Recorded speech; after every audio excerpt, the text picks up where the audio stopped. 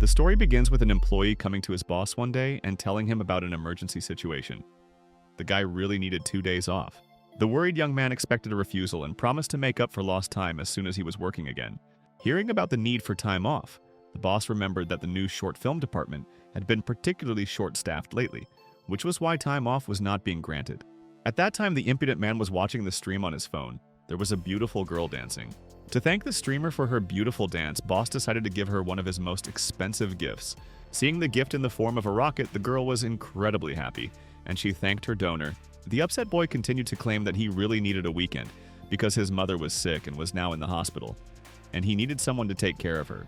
The adamant boss decided to clarify whether the employee had a father, and if he was also busy, then perhaps there were other relatives who could help, since it was just an illness for which reasons days off are not provided. While chatting with his employee, the scoundrel continued watching the stream, and the streamer said that thanks to this gift, she would continue broadcasting. Meanwhile, the worker was shaking with anger. He didn't even know how to get a day off. The arrogant man explained that it was impossible to climb the career ladder without sacrificing oneself, since he worked overtime even on the day of his father's funeral. And that is how he became who he is today. That's why the boss ordered the employee not to ruin the efforts of their entire department because of one person. But the guy kept begging for a day off, saying that he could even work from home. Laughing, the impudent man ordered him to forget about remote work, because if he wanted an easy life, then he should just quit. According to the insolent man, the employee should also understand that he is a graduate of a third-tier university and took a job at the city's largest media company because the organization urgently needed new personnel. The boss sincerely believed that the boy should be grateful and asked him to think carefully before asking for a day off again. Sometime later, the blond man was resting in his room when suddenly someone called his phone. As it turned out, the boy's name was Xinwang, and it was his father who called him, asking him to come. The man called him from the hospital because the nurse asked Mr. Zhou to pay the bills for Mrs. Zhou's treatment, as enough time had passed and further delays in payment would make the treatment more difficult. But Mr. Han promised to sort everything out in a couple of days, which the girl didn't like at all, because he had said the same thing a few days ago, and if the situation wasn't resolved this time, the patient would have to be kicked out. Hearing this, the worried man just started nodding his head, showing that he understood everything. During the phone conversation, Xinwang also heard everything, but his father did not show that they had big problems. Concerned, the young man promised that he would return in a few days and would be able to help pay for the treatment. With a heavy sigh, the father asked his son not to worry about it, as he had already borrowed some money from relatives and friends, and his mother had health insurance that would cover a significant portion of the expenses. Continuing the telephone conversation, the young man promised that he would definitely pay the rest of the debt and asked not to borrow money from relatives because he would sort it out completely. According to father, his son had just recently graduated from university, and the cost of living in Sun City was high, making it impossible for him to have any savings. That was why Han assumed that Xinwang wanted to take out a loan. As it turns out, the hero has been working for a year and a half, and although his monthly salary is only 5,000 yuan, he saves a lot by sharing a bunk bed with other people. He also spends only 10 yuan on takeout food, and sometimes earns extra money by editing videos, which is how he managed to save 50,000 yuan. Xinwang was sincerely convinced that 50,000 should be enough to cover the cost of his mother's treatment. As he walked out into the corridor, the boy thought that he was over 20 years old, but he had still not achieved anything. And today he was going to make a decision that would go against the values of his ancestors. So he came to the department to find employees to make his dream come true. Bowing his head, Xinwang realized with bitterness that he was now officially unemployed, and it was precisely under the current conditions in the labor market and the economic situation that he decided to quit without first finding another job. His action was truly reckless. At that very second, the young man felt changes in his body. He heard a strange voice that told him that the system of absolute and freedom was activated. Looking around, he did not understand what was happening, but a certain voice claimed that the activation occurred because the owner made a decision that contradicted the wishes of his ancestors. A certain interface appeared before the young man's eyes where it was written that he should check his prize money and also indulge himself and not be shy, because the more he spends, the more money he will have in the future. To check his money balance, Xinwang took out his phone. The SMS message did indeed indicate that more than 80,000 yuan had been sent to his account. The stunned guy couldn't believe that this had actually happened and suggested that it could have been done by scammers. But then a second message arrived indicating that funds had indeed been deposited into his bank account. The amount of the transfer pleasantly shocked Xinwang, since he had previously received 5,000 a month, and now he was almost rich. If he hadn't been able to see it with his own eyes, the boy would never have believed in his life that such a thing was even possible, and that it was actually happening. Through his actions, the protagonist was able to awaken the system, which now sent him money.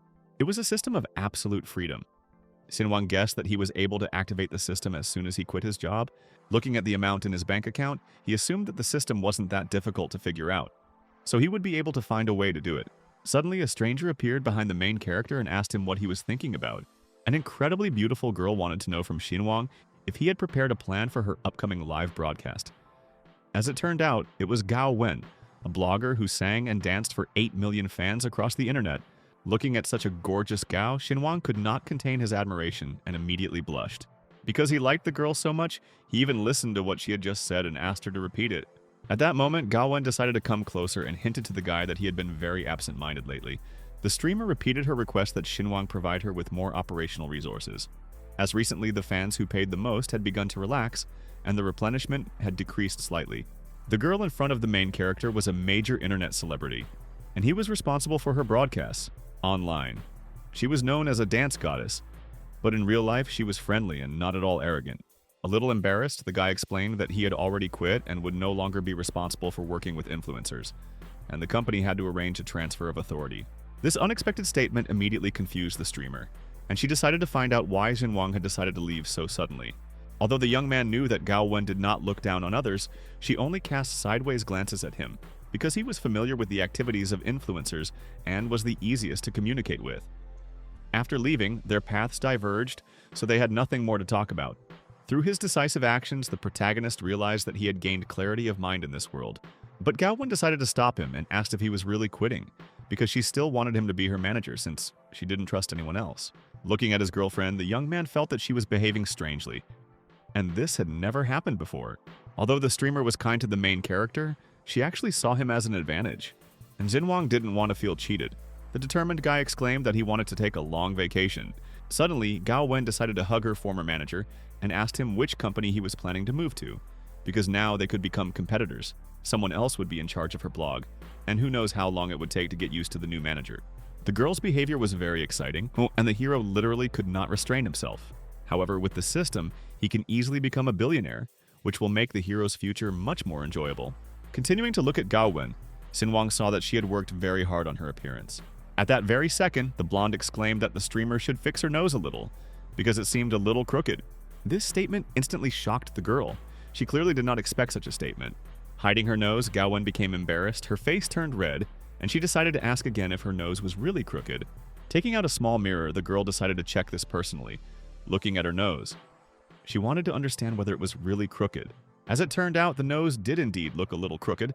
The live broadcast was about to start, and it was necessary to correct the defect as soon as possible. Unexpectedly, the system praised the protagonist, telling him that the master actually refused to serve the beauty, for which he received a reward of 23,000 yuan. Without stopping looking at his phone, the protagonist was shocked by what was happening, and his bank account now had 162,000 won. Smiling, the boy finally understood what absolute freedom was. Starting to laugh loudly, the young man thought that it was necessary to be himself and refused to be simple, because these were the rules of the system. Winking at her friend, the girl thanked him for his cooperation, and since he had already decided to quit, she was not going to dissuade him, because perhaps they would still have opportunities to collaborate in the future. This statement shocked the boy because he expected that Gao Wen would be simply furious when the shortcoming was pointed out to her. But she was calm. Continuing to watch the streamer, Sinwang even thought that she might just be pretending. The delighted girl exclaimed that after all, they were colleagues, and he had been her manager for so long that today she would treat him to a farewell dinner. And if he had problems finding a job, they could write. Meanwhile, the boy continued to ponder what was happening, because Gao Wen probably knew about his level of education, and was worried that he simply wouldn't find another job. The slightly embarrassed hero exclaimed that he should treat his girlfriend to dinner. However, she decided to remind him that his salary was not that big, so it was better to save. Since Sinwang was leaving, he decided not to think about money, because as the girl said, they could cooperate in the future, and it should be considered that this was his pre-expressed gratitude for the support from his sister. Feeling awkward, the lady only now realized that she didn't know her colleague at all. Turning around, the boy explained that he had already packed his things, so he would go now and contact her after work. The happy young man was pleased with his decision, because he understood that now he was free and could do what he wanted. Previously, the hero walked when possible and used public transport when it was impossible to get there on foot.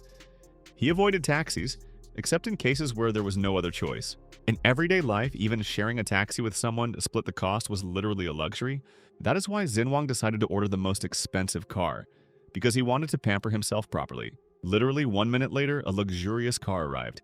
I think it was a Porsche Cayenne.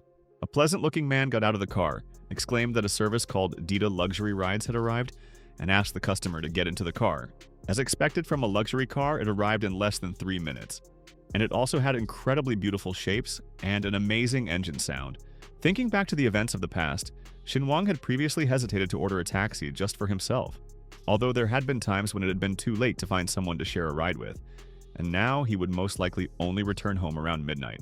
Only now his life had changed dramatically, which made him very happy, since the current him was completely different. The friendly driver again invited his client to get into the car, opening the door for him. The system noticed that the owner felt so wasteful, taking a taxi without looking at the price, and recklessly indulging his own desires. For this, he was rewarded, and 50,000 yuan was credited to his account. The satisfied hero shouted to the driver to stop the car nearby at a pancake house called Laosi. The feeling of driving such a car was really very pleasant, because it felt like that very expensive luxury. In just a few minutes, a very fast car reached its destination and stopped in an instant. The newly minted rich man began to get out of the car, and he did so slowly. The protagonist's worldview changed dramatically, as he was no longer afraid to spend his money. The grandmother at the counter noticed that her regular customer had come for food, and decided to check whether he would order a pancake without eggs and sausages as usual. However, now things had really changed, and Xinhuang said that he would make a different order today and asked for 2 eggs to be added to the serving. He also asked to put 2 sausages made of pure meat, not starch, into the pancake, which immediately amazed everyone nearby. Bowing his head, the boy realized that when his monthly salary was 5,000 yuan, he spent 800 of it on rent, and could not spend more than 20 yuan a day on food. A regular pancake cost 8 yuan for the 5th, and he never dared to add an egg. But now he had done it and had risen to a new level. Having paid 15 yuan for the meal, all the people envied him, because he was able to add not only 2 eggs but also 2 sausages made of pure meat. People started justifying this guy's actions, saying that sausages with starch actually taste better, and there's no need to show off. The contented youth continued to eat his pancake with 2 sausages and eggs, and the system gave him 20,000 yuan for the huge leap in his standard of living. The day was truly wonderful, because the hero received incredible pleasure from this hearty snack. Next time, he was determined and was going to add as many as 5 eggs to the serving. Looking back, Xinhuang realized that when he was a student, there was no money at all for entertainment. When he started working, he not only lacked money, but also time. It was completely unclear how ordinary people had any fun at all. Walking past a familiar building, the young man noticed one very important detail. He immediately fell into a stupor, because he had forgotten something incredibly important. Hit yourself on the head, the hero realized that now he has a lot of money and he can go to the mall and shop. He also needed to take Gao Wen out to dinner today, as he had heard that expensive restaurants had a strict dress code. The main character's current appearance was completely unsuitable, as he looked like a homeless person. That's why Daredevil went to the mall to shop and update his wardrobe. Walking past the shops in the shopping center, he noticed one very remarkable store called Louis Vuitton. He had never seen such stores before, and the shopping center was filled with the smell of oranges, and all the brand names were in English, making him unable to understand anything. Looking around, Xinhuang tried to read the names of the stores, but he couldn't do anything at all. The shopping mall was indeed incredibly huge, but it didn't even have the Adidas he had been looking for so diligently. At that very second, he stopped abruptly because he realized something. Laughing, the main character realized that he was no longer a villager and could stock up on supplies at the shopping center. His choice eventually fell on the Louis Vuitton store, near which he stopped. 2 very beautiful store employees immediately noticed the customer and realized that he needed to be served. However, the experienced manager immediately looked at the potential client and began to analyze his appearance. It was clear that the main character hadn't combed his hair, his bag was filled with junk, and his phone was an old model, costing around 500 yuan. The pants were bought at a discount from the market, and the shoes were also from the market, and they were very worn out. Looking at the consultants, the young man saw that no one dared to approach him, as if everyone considered him poor. Indignant, the hero decided to find out if anyone would serve him in this store. Although he looked poor, the saleswoman also reeked of snobbery because they were quite ignorant with their client. The unperturbed young man exclaimed that he was tired after work and did not want to go and choose himself, which is why he wanted to pick out clothes for about 150,000 yuan. But since the saleswoman behaved this way and did not approach him, he was going to go to the neighboring Hermes store to buy clothes there. The boy's statement was a truly shocking revelation for the girls, as they truly did not expect anything like this. The joyful girls instantly arrived at their customer's place and began asking him if he was interested in clothes or bags, and asked him to sit down and drink some tea while they picked out clothes for him.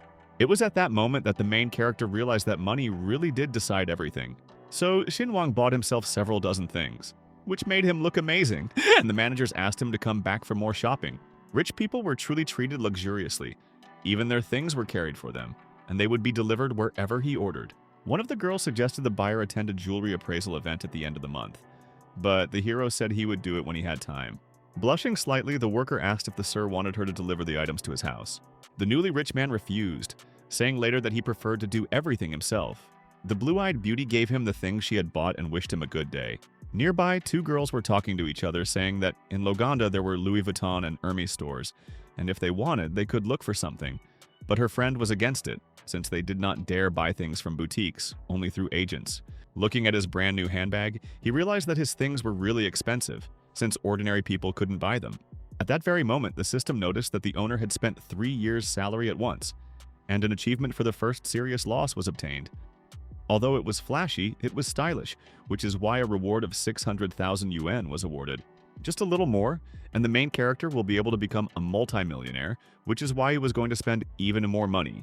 Sometime later, the events continued to take place in the evening, namely in an exquisite Western restaurant. The glamorous and stunning protagonist headed straight to an expensive restaurant.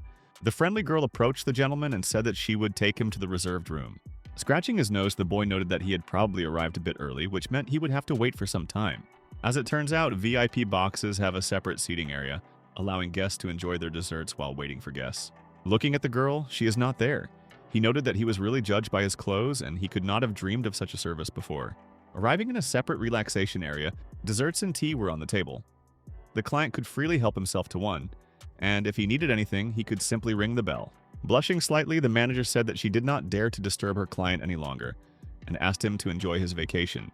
Looking at the indescribable view from the window, the hero could not even imagine that he would see what Sun City looks like from the 40th floor. At that moment, Xinwang began to think that as long as you have money, you can get better service. And as long as you have money, you stand at a height that others can only dream of. The dreams that I had languished in his head for so long finally came true. Distracted from his thoughts, the boy remembered that he would first send money to his father, so as not to scare him off, and transferred 100,000 yuan to his account. He was going to say that it was from his part-time job, and his relatives shouldn't ask unnecessary questions or be scared by such large sums. Meanwhile, Gawen was running her stream and asking her viewers for gifts. I was watching the broadcast. The young man was thinking about the fact that he had sent Gao Wen's geolocation and the name of the restaurant. However, she didn't respond, but simply streamed as usual. This behavior on the part of the girl was indeed quite strange, because she did not pay any attention to Xinwang. Sometime later, the streamer finally ended the broadcast and told viewers that they would see each other again tomorrow. After a tough broadcast, the girl was incredibly tired and wanted to rest a little.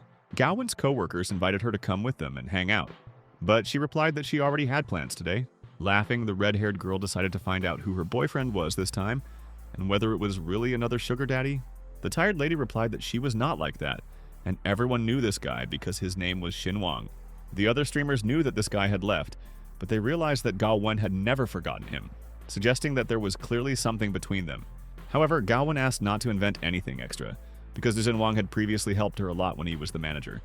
But now he quit, and this is just dinner, and what's more, he is treating her. After listening to her friend, the other girl exclaimed that she too, in that case, wanted to go with Gao Wen. In fact, it was really just a dinner, and since the guy was treating everyone, this place probably wasn't very expensive. However, if it turns out to be an expensive restaurant, then everyone will pay for themselves.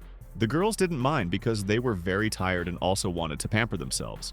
However, the other friend was against this turn of events and didn't want to take advantage of someone else's kindness.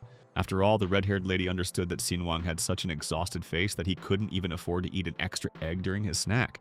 After listening to her friends, Gao Wen said that she needed to wash off her makeup and that they would meet in the parking lot sometime later. 10 minutes later, the girlfriends actually met in the parking lot. In one of the parking spaces, there was an incredibly expensive car. It's been really tough to get advertising on streams lately, and the girls couldn't understand how Gao Wen could afford such an expensive car. However, she simply replied that she needed to do proper dance streams. But my friend didn't want to do these streams because they were so tiring, and she wouldn't be able to dance from morning until night like her sister. and would have to wait until some kind-hearted fan found her, a skeptical friend exclaimed that Zhang was simply asking too much, since in their industry they were already lucky that their sponsors didn't date every girl. So she was also relying on fans. The girl's dreams were instantly destroyed since her friend really did think more rationally. Meanwhile, Gao took out her phone to see where exactly they needed to go. When the streamer saw the meeting place, she was simply shocked, because she never expected that Xin Wang would invite her there. Gloating over her friend's reaction, the streamer suggested that the place really was very cheap. At that very second, the girl said that it was a restaurant called Ling Gui, which immediately caused her friend to fall into a stupor. This restaurant was located in the Qinshan building, which made the girl even more nervous. The price per person in this restaurant was at least 3,000 yuan, and it was almost impossible to get a reservation. Listening to everything that was happening, the friend suggested that Gao Wen was probably simply mistaken, since it was impossible for Xin Wang to suddenly become rich. However, another friend thought that perhaps the guy had chosen a different place in this restaurant, and some people do this on purpose to show off. The smart girl realized that her friend was not at all a vain person, and she should not judge him before they found themselves in the restaurant. So they decided to go to the site and find out what was going on. The expensive car started to drive at an incredible speed. The Audi really had a good suspension and high comfort in the cabin. The girlfriends looked at the car and admired it. They understood that Gao Wen had many rich viewers, which is why she could afford such luxury. The red-haired girl wanted exactly the same car for herself, and was ready to do anything for it. She even started telling her friend what she needed to do in order to earn enough money for such a car. But the girl didn't really like it, because she didn't want to do this even for big money. Because if some fat cat wants to marry a streamer, then she should become a housewife. Looking closely at her friend, she decided to find out why Gao Wen had been silent all this time, as if he was looking down on her. However, the lady believed that marrying on a whim, without financial independence, meant putting oneself into voluntary slavery to one's husband. The red-haired girl was completely unsatisfied with this approach, and she didn't believe that Gao Wen would always act tough, since her dancing on streams was very provocative. In fact, Gao Wen just wanted to provide for herself, because while she can still work and wants to earn as much as possible, men can give, but never money. A few seconds later, the expensive Audi appeared in the parking lot of an expensive restaurant. A girl in a chic outfit began to get out of her car, slowly walking towards me. The friend decided to add fuel to the fire and exclaimed that they should still clarify the location, since Xin Wang probably didn't invite them here. They were ashamed to go in and immediately leave such a place because they don't have a reservation. If someone recognizes them and launches them online, they will lose subscribers due to such an incident. During the call to the main character, unfortunately he did not answer, and only beeps were heard. The so-called friend only gloated, thinking that Gao Wen had paid for her showing off. Looking at the phone, the streamer suggested that perhaps Khan was simply busy. Without showing her displeasure, her friend suggested going upstairs to look for the boy, but in reality she just wanted to see Gao Wen's grand disgrace. Still, Gao decided to go upstairs to find out what was going on. She understood that Lingwei was an expensive place. Although she could afford it herself, she also remembered how much Xin Wang earned, plus he really loved to save. Her thoughts did not stop, because she understood that such a luxurious restaurant was very expensive for a young guy, and perhaps he was even playing a joke on her, which would then force her to treat absolutely everyone. Sometime later, they finally entered the restaurant, and Gao Wen was looking out for Xin Wang. Fearing failure, the girl looked out the doorway, hoping that the boy would still be there. Looking at her smartphone, she still realized that her friend had not answered his calls. Luckily, Xin Wang finally called her, which made her very happy. At that very moment, a restaurant worker arrived and decided to check with the guests whether they had a table reserved. Gao Wen was frightened and didn't know what to answer. However, her friend exclaimed that the table was indeed reserved. Expecting failure, the girl nevertheless said that the table was booked in the name of Han Xin Wang. But the friend realized that the manager's salary was 5,000 yuan, and that a menu item in such a restaurant was equal to at least 3 months' salary. And she wondered how Gao Wen could get out of this. However, there was no setup. A friendly restaurant worker said that Mr. Han had been waiting for his companions for a long time. This turn of events really surprised my friend. She clearly didn't expect to hear something like that. A group of 3 friends headed straight to the VIP room, clearly not expecting such luxurious service from the restaurant. Looking at Gao Wen, the red-haired girl only thought that she was very lucky, since her friend's company allocated resources and she firmly secured first place. And this Xin Wang is really ready to spend big, but in the end he could end up without money and without a girlfriend. As a girl, I didn't believe that Gao Wen really liked someone pretending to be rich. Pointing with her hand where exactly they should go, the manager asked the girls to go inside the elevator. To get to the VIP room, it was necessary to travel by elevator. After some thought, one of the friends remembered that this elevator was intended exclusively for VIP clients, who could go up to the viewing rooms on the upper floor, and it turned out that Xin Wang was one of these people. 1 in 10,000 people, to be exact. Even the skeptical friend didn't believe this, assuming that Xinwang was simply a namesake of someone richer. Meanwhile, they had climbed to the 40th floor, which was quite high. Opening the door, the friendly girl said that they could now sit down at the table. Looking around, the girls saw that Xinwang was not in this room. Well, since the famous streamers came to such an expensive restaurant, they decided to take some photos to show off to their subscribers. To my friend's surprise, no one else took photos, because they say you can't take photos in the hallway, only in separate rooms. One of the streamers decided to secretly post a photo on social media because no one would know that she secretly snuck in there to eat. The upset trader told her friends to take photos with him because Xinwang invited guests, but he himself did not show up. For her, this was not a surprise. Meanwhile, the blonde looked at the photograph she had taken and reflected on the fact that she had never been to dinner in such an expensive restaurant. No one knew if she would ever have a chance to come back here for dinner again, which is why she continued to admire the photograph. The disgruntled girlfriend turned to Gaowen, asking if Xinwang had answered. They didn't want to make a fool of themselves because it was probably a misunderstanding. Meanwhile, a restaurant worker knocked on the door, asking if Mr. Han was awake, as he had guessed. Gaowen even suggested that perhaps they really were mistaken, since Xinwang was just an ordinary office worker and would hardly be able to afford dinner here. However, at that very second, the main character began to leave the room, exclaiming that he had simply fallen asleep. He woke up because of 4 or 5 missed calls, which made him hope that Gaowen hadn't been waiting for him here for long. Looking at the waitress, the young man asked her to start bringing the food, and she only nodded approvingly. Looking at her comrade, Gaowen noticed how much he had changed in these few days. Such drastic changes really shocked the girl, because she had never seen Xinwang in such an outfit before. The girlfriends were also shocked by what was happening, because this Han was dressed from head to toe in branded clothes, and his jacket cost about 40,000 yuan. As it turned out, an envious friend found out that it was the latest Louis Vuitton collection, and Xinwang looked like he was a second-generation rich man and was hiding it. The disgruntled girl couldn't understand how Gaowen could have gotten so lucky, since she had quietly picked up a rich guy, and it seemed like she was pretending very well. Coming closer to one of his friends, the young man noticed the commas that probably indicated her name was Zhang Qingqing, and said that it was nice to meet him. Looking at the girl with red hair, he decided to clarify her name since he didn't know it. Straightening her red curls, the lady said that her name was Chu Xinwo. Looking down, the boy apologized as he had just woken up. Therefore, he was a little confused, as without the filters, Xinwo looked a little different. Without showing it, Chu said that everything was fine, because today she just did light makeup. During the conversation, she inadvertently bit her lip. It seemed as if she was thinking about something. Gaowen explained that she had just finished work and 2 colleagues wanted to join her, and she thought that if Xinwang didn't mind, they could stay and eat together. At the same moment, many waiters began to bring in a large number of different dishes. These astronomical delicacies shocked the girls, as they understood that such luxurious dishes cost a fortune. Even Gaowen doubted the protagonist's wealth, since she couldn't even split the bill, and assumed that Xinwang was pretending to be someone unknown. Zhang Qingqing noticed that there was a second-generation rich man next to them, and he probably quit his job to return and inherit the family business. The alarmed girl didn't even know what to answer to this. She blushed and was very embarrassed. Looking at the marbled beefsteak and half a glass of wine, the protagonist couldn't understand how he could possibly eat all of this, since it was just a small piece of meat, even though it looked delicious. Nearby, there was also a lobster and some beef cuts that looked very appetizing. While waiting for the meal, Zhang Qingqing couldn't help but ask her friends if they would mind if she took a photo. The guy didn't mind at all and said that they could take as many photos as they wanted.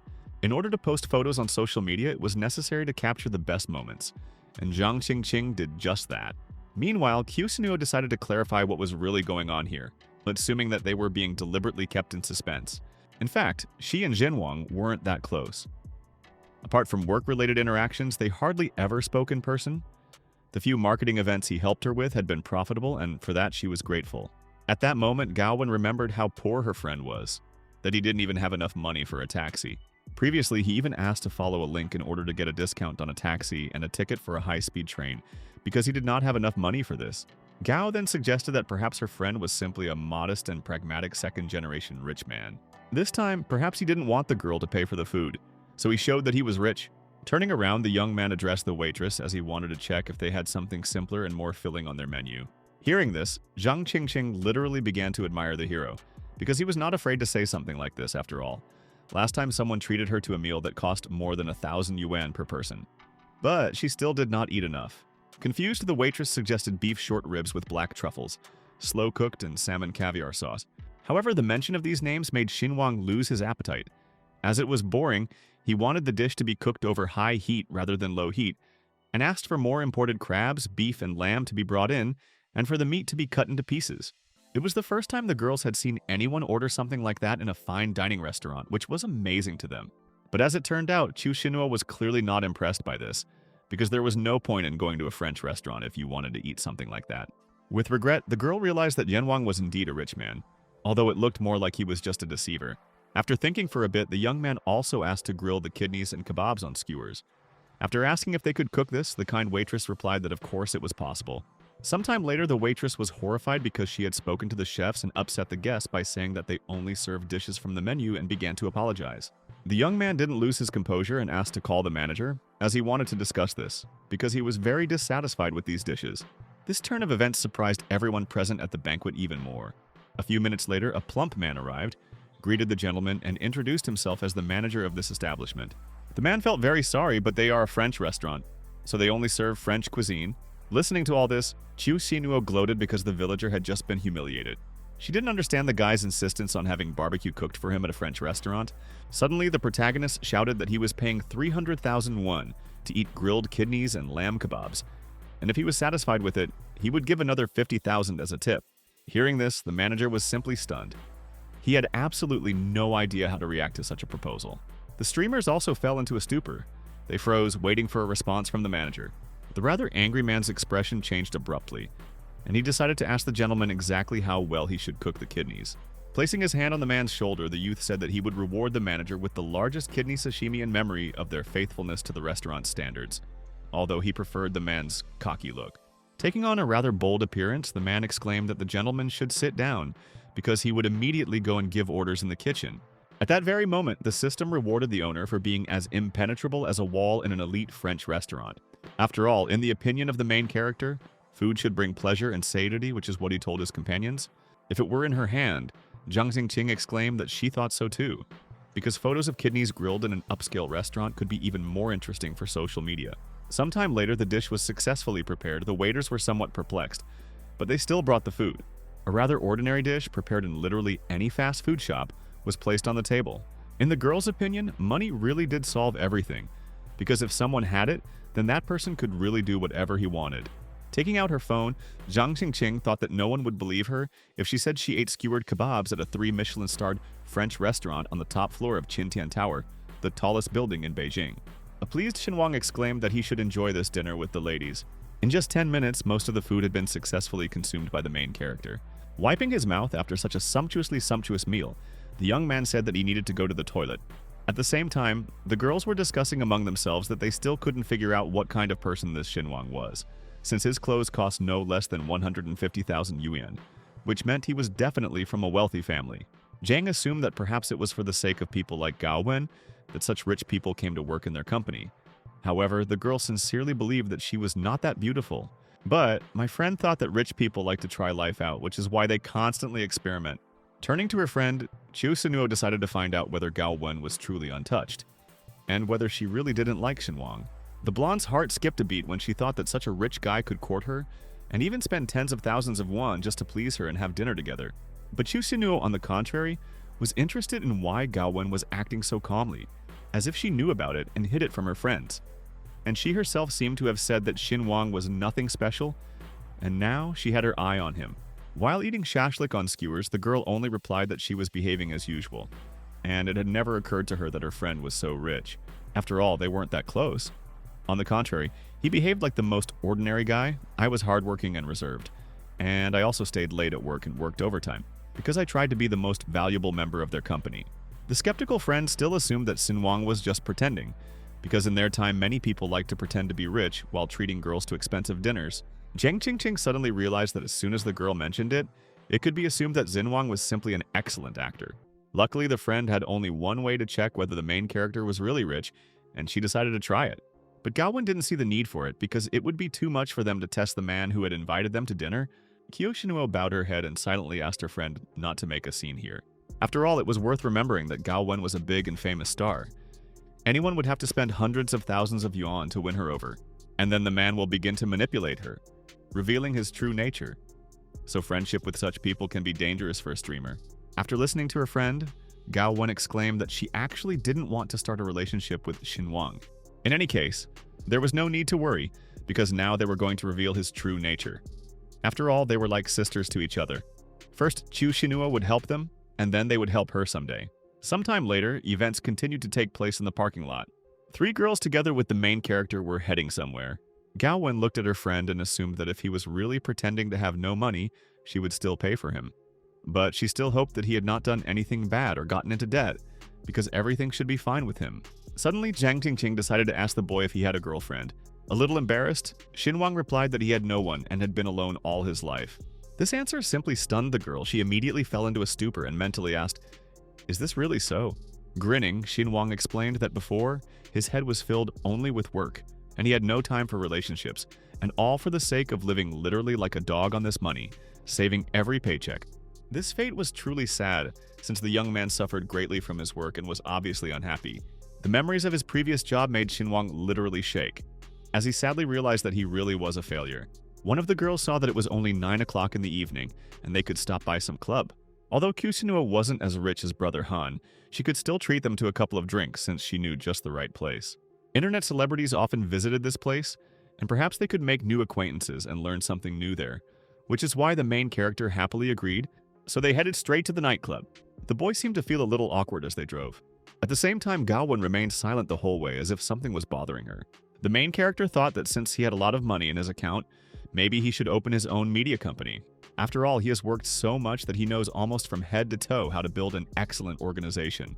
With knowledge, there will truly be an opportunity to achieve unimaginable success and work with a large number of stars. Arriving at the club, Zinuo immediately said that it was a very expensive establishment.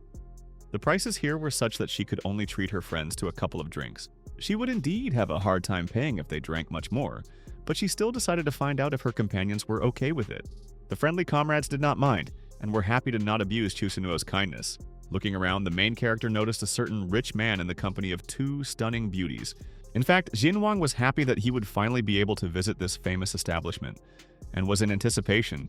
The friends headed straight to the nightclub where the party was in full swing. Watching everything that was happening, it was clear that Xinwang and Gao Wen were feeling a little awkward, while the other two girls were satisfied with everything. Taking the menu, the girl said that she would have a margarita, and decided to clarify that her friends would be there. Gao Wen immediately explained that she needed a non-alcoholic mojito, since she would be driving. But Jiang Qingqing decided to order a pink lady. Turning to the guy, the girlfriend decided to find out from him what he would order. In her opinion, he was just pretending to be from a rich family because it looked like he had never been to bars and didn't know what to order. After he had looked around the nightclub, Xinwang became distracted and asked again what exactly he had been asked.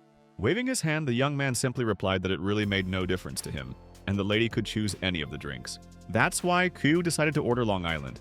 Zhang immediately noticed this because her friend ordered a very strong drink, and probably Xinwang after drinking it can tell the whole truth about herself. However, my friend didn't care at all since such establishments were intended for having a good drink. Sometime later, when they started drinking cocktails, Chu remembered that there was a bartender here, Dennis. He made great drinks, but they were quite expensive, and she wanted to try one of the cocktails. Dissatisfied, Gawain immediately asked her friend to stop behaving like this, but the girl did not respond to this request at all. After all, Chu sincerely believed that if Xinwang wanted to continue acting like this and pretending to be a rich boy, then he needed to be taught a lesson. Meanwhile, the main character noticed that there were a couple of famous streamers in this club, and in order to start collaborating with them, it was necessary to save up a little more money. When Chu Shinua approached her, she was successfully ignored, which made her very angry. However, the boy was distracted from his thoughts and decided to clarify what exactly the girl wanted. As it turned out, she decided to offer to play dice. Fortunately, my friend didn't mind, but he still decided to find out what the rules of the game were. A friend decided to make the game more interesting, and she had a rather unusual proposal. If Xinwang loses, he will either give up some of the clothes or pay 10,000 yen. This proposal really made the main character laugh, and he even felt a little embarrassed. Walking closer to Chio Shinuo, Xinwang exclaimed that it should not be forgotten that he had worked in the company before, and had seen all the employees' affairs, including hers, and he was well aware of what kind of skills she possessed. The hero also knew that she was good at playing dice, and no one present here could beat her, which is why she wanted to trick him into giving her money. Xinwang understood that Chu thought that he was just a small fry in the company and earned 5,000 won a month, and that he could not have a bright future in life. A poor man, destined for only a miserable fate. But suddenly today, Ku saw that he was wearing Louis Vuitton clothes. He was inviting them to luxurious restaurants, And after that, they were also going to an expensive club, which is probably why he was just pretending to be rich. Still, the guy decided to confess, saying that the lady was right and he really was not from a rich family. The pleased girl exclaimed to her friends that she was right, and Shinwang really was nothing special. Laughing at this statement, the young man interrupted the girl and asked her to wait, because he had not finished speaking yet. Although he was not from a rich family, he had a lot of money, so he offered another game in return, and for 300,000, she would leave this club completely naked. Embarrassed, Kyu Sinuo immediately began to refuse, blushed, and then said that this proposal was incorrect for her. Trying to defuse the situation, Gao Wen calmed the boy down and said that these were just jokes, and there was no need to get angry. It would be better for them to sit down and have a good rest. Suddenly, Kyu decided to doubt that the protagonist even had 300,000 yuan since no one believed it. At that very moment, without thinking, Shinwang shouted to everyone that today he was paying 300,000 yuan and would pay for drinks for everyone who wanted them. Holding his bank card up, the boy exclaimed that today the fun would be at his expense. One of the nightclub workers said that the payment had been successfully made, and 300,000 won had been deposited into the club's account. The club's visitors were simply delighted with this young man, and were very glad that he was so good-natured. In fact, no one present could have imagined that such a generous person had sneaked into their midst. Thanks to its generosity, the system gave Shinwang another 666 win, because he invited everyone present to drink at his own expense. And it was delightful. Kyu Sinuo watched everything that was happening and stood rooted to the spot, because the hero knew that she usually looked down on poor people like him, but he didn't need her respect. After all, to him personally, people like Chu were just pathetic little bugs. People who only cared about money could also be humiliated by that same money. After this turn of events, Kyu Sinuo didn't even know what to say. She simply continued to stand rooted to the spot. Soon she sat down at the table, bowed her head, and continued to remain silent. The two friends also felt quite awkward because this act made them think. Unexpectedly, Kyu stood up from her seat, having just remembered that she had plans for the evening, so perhaps she would go. In tears, the streamer literally began to run away, upset and devastated. Seeing his opponent's reaction, the young man did not react at all. Jiang Qingqing meanwhile noted that since all the drinks had been paid for, they could sit here for a while longer. Suddenly, a girl with disposable hair approached, and seeing that it was Gao Wen, she decided to clarify whether she had had an unsuccessful stream, and had come to drink away her sorrows. The cheeky girl came even closer and noticed that Gao Wen, her main fan, was somewhat weak in his support today. He might probably leave soon, but the lady wanted to talk about work during work hours, since she was currently resting. The stranger asked him not to play hard to get. It was no longer popular since she had always shown off her charms, and there was no point in pretending. Waving the girl off, Gao merely replied that it was none of her business. It was clear that the young man was unhappy with this behavior on the part of the scoundrel, and clearly wanted to do something. Suddenly, the scoundrel sat down at their table, because for her this was a great opportunity to conduct a live broadcast. Such a chance could not be missed. That's why she immediately started broadcasting live and greeted her viewers, saying that she met Gao Wen. This was a good opportunity for her to conduct a joint stream. But the streamer noticed that Gao was clearly not eager to host a joint stream, and asked the viewers to help persuade her. As it turns out, one of the subscribers said today that he's ready to send the scoundrel so many rockets that she can overtake Gao Wen and take first place among streamers. With such an advantage, he'll definitely be able to overtake her. At that very moment, someone called Gao on her mobile phone and she said that she needed to answer urgently. It was her manager. He said that she needed to hurry up and start a live broadcast right away, because she had gathered too many subscribers and she shouldn't miss this chance. Even though the girl was just relaxing, the manager ordered her to start immediately. After all, they had already paid for the space on the main page, and it didn't matter how she felt. Sometime later, Gao finally came to the streamer, and she noted that the popular girl is very active and incredibly loves her fans. Having decided to check with her opponent whether she was afraid, the girl answered that she was not, and said that she was ready to begin. Having placed the camera on a tripod, two streamers prepared to dance in order to show the audience. The dance began, and despite her fatigue, Gao Wen was irresistible.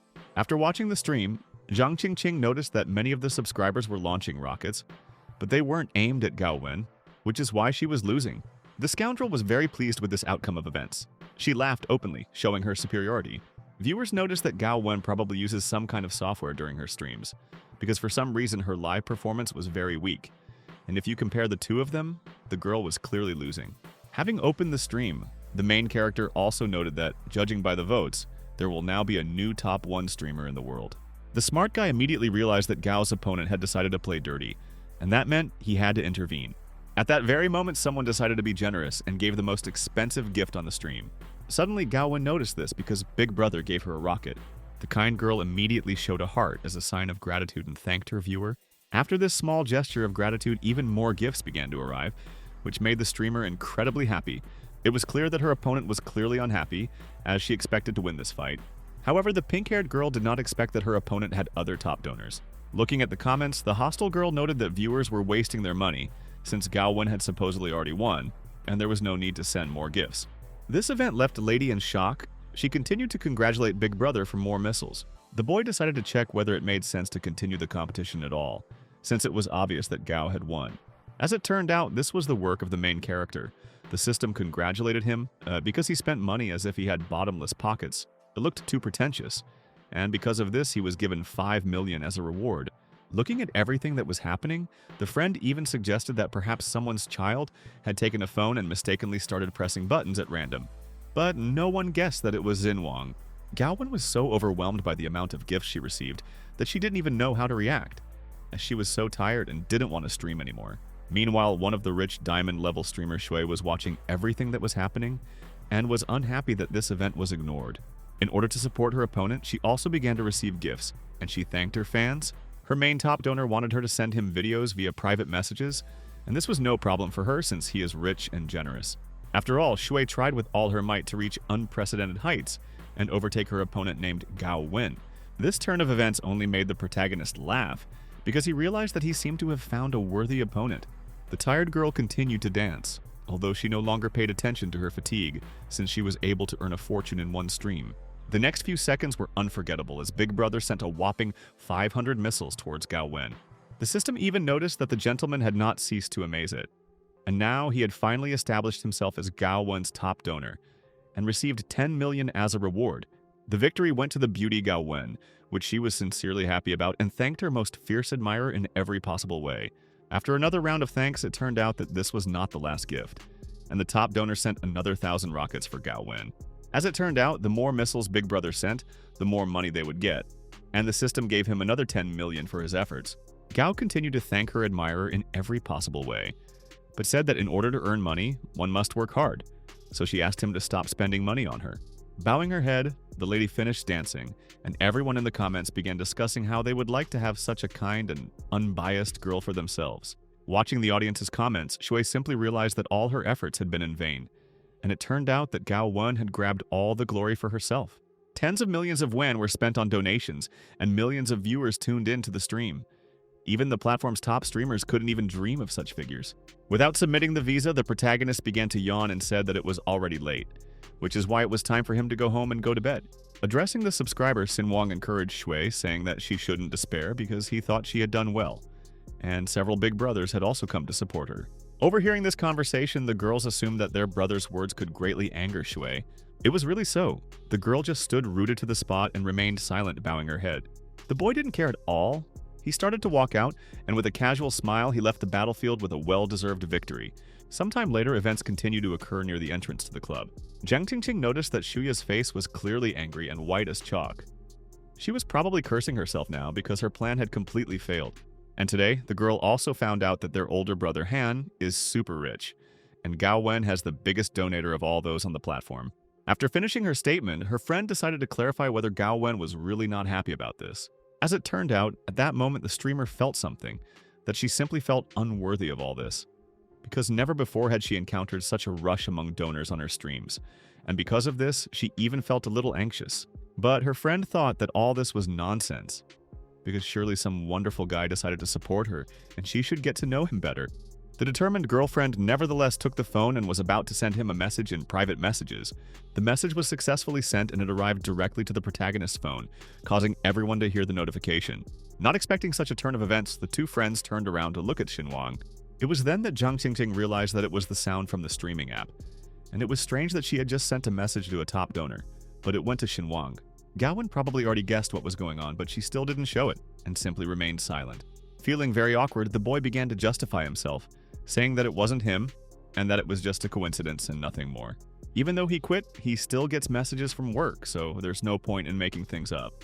Gao Wen glanced at Xinwang and decided to ask him what he would do next, since he had spent 1 million and was probably planning to spend 1 billion more. The boy sincerely believed that he didn't need to spend so much money because he had a lot of it, but he didn't earn 1 million a second. Looking at her friend with displeasure, Zhang Qingqing remembered that Big Brother had Wang in his nickname, and it really could be Xin Wang. Suddenly, Gao Wen decided to end this conversation and asked his boyfriend how he lives. Since I wanted to let him down, Xin Wang said that he lives near the Longhuang district, but it would be better if he took a taxi. Suddenly, someone shouted Gao Wen's name, drawing everyone's attention. It turned out that it was a drunk guy who said that he saw her stream and just thought that the background of the broadcast was very similar to this club, which is why he decided to take a breath and apparently met her just in time. The drunk admirer did not particularly please the girl, and she turned away from him so that they could continue the dialogue. This man had previously worked in the company and noticed that he was also a former employee named Xin Wang, which made him wonder what the unemployed man was doing in this place, since spineless people like him can only rely on women. Only Gao Wen decided to end this conversation by saying that she was relying on Xin Wang, since he invited her to dinner, and then they went here. And the comrade treated everyone to drinks. These words immediately made the scoundrel think he was stunned into a stupor, and did not know what to answer. Not believing these words, the scoundrel began to laugh, and asked not to tell him fairy tales because this poor fellow was not capable of something like that. Continuing to talk about Xinwang being an unemployed loser, the drunk man also noted that some mysterious stranger was paying for the drinks, and he did not believe that the young man could be him. Suddenly, the man realized that such a worthless person would never achieve anything in life, because all he could do was lie to everyone and deceive young girls. The green-eyed beauty decided to intervene in the conversation and said that Xinwang had actually paid for everyone in this club today. The disgruntled manager shouted that Zhang Qingqing was not allowed to open his mouth at all. In the opinion of the scoundrel, the girl does not dare to talk to him because she only has a few fans, and even these fans were not real. These words immediately made Zhang feel genuinely displeased, and she decided to find out what exactly the scoundrel was talking about. In fact, the company poured a lot of effort into her and spent a lot of money on promotion to get her subscribers. And all she does all day is sit and stream about her cosmetics instead of starring in some popular show or commercial. For the company, the girl was an asset that was operating at a loss, and she should have learned from Gao Wen, because just one dance that evening and the company would have earned millions. The manager also said that since Zhang Qingqing was streaming, she could have dressed differently when she put on makeup, since there was no point in acting unapproachable. Approaching the top streamer, the scoundrel decided to clarify whether Gao Wen was really sure that she no longer wanted to be a dancing streamer. After all, she did a colossal amount of work today and brought in a lot of money. If she agrees to some application, then tomorrow the manager will tell the boss to promote her. Then Gao Wen would be able to act on television. Holding out his hand, the nasty man began to hint that a lot could be achieved if you spent just one night with him. Watching everything that was happening, the main character could not stand it and grabbed the villain by the hand. The unperturbed young man asked the man to show at least a drop of respect to the girl. Removing his hand, the manager called Xinwang a loser and said that he clearly shouldn't be playing the hero now. The disgruntled scoundrel began to argue that the guy couldn't give anything to such a girl because he himself was wearing shabby clothes, so he should just get out of there. The impudent man continued to claim that Xinwang was not worthy of Gao Wen because he was worse than a homeless person. Looking at the boy's back, the streamer suddenly noticed that he began to glow strangely but did not show it. As she started to leave, Gao Wen said at the last moment that if the manager harassed her again, she would terminate her contract with the company. After such a statement, the guy simply started laughing, because he thought that such an outcome of events was impossible. After all, the contract was signed for 5 years, and they still had at least another year of work ahead of them. And if Gao Wen wanted to leave, she would have to pay a fine of 10 million yuan.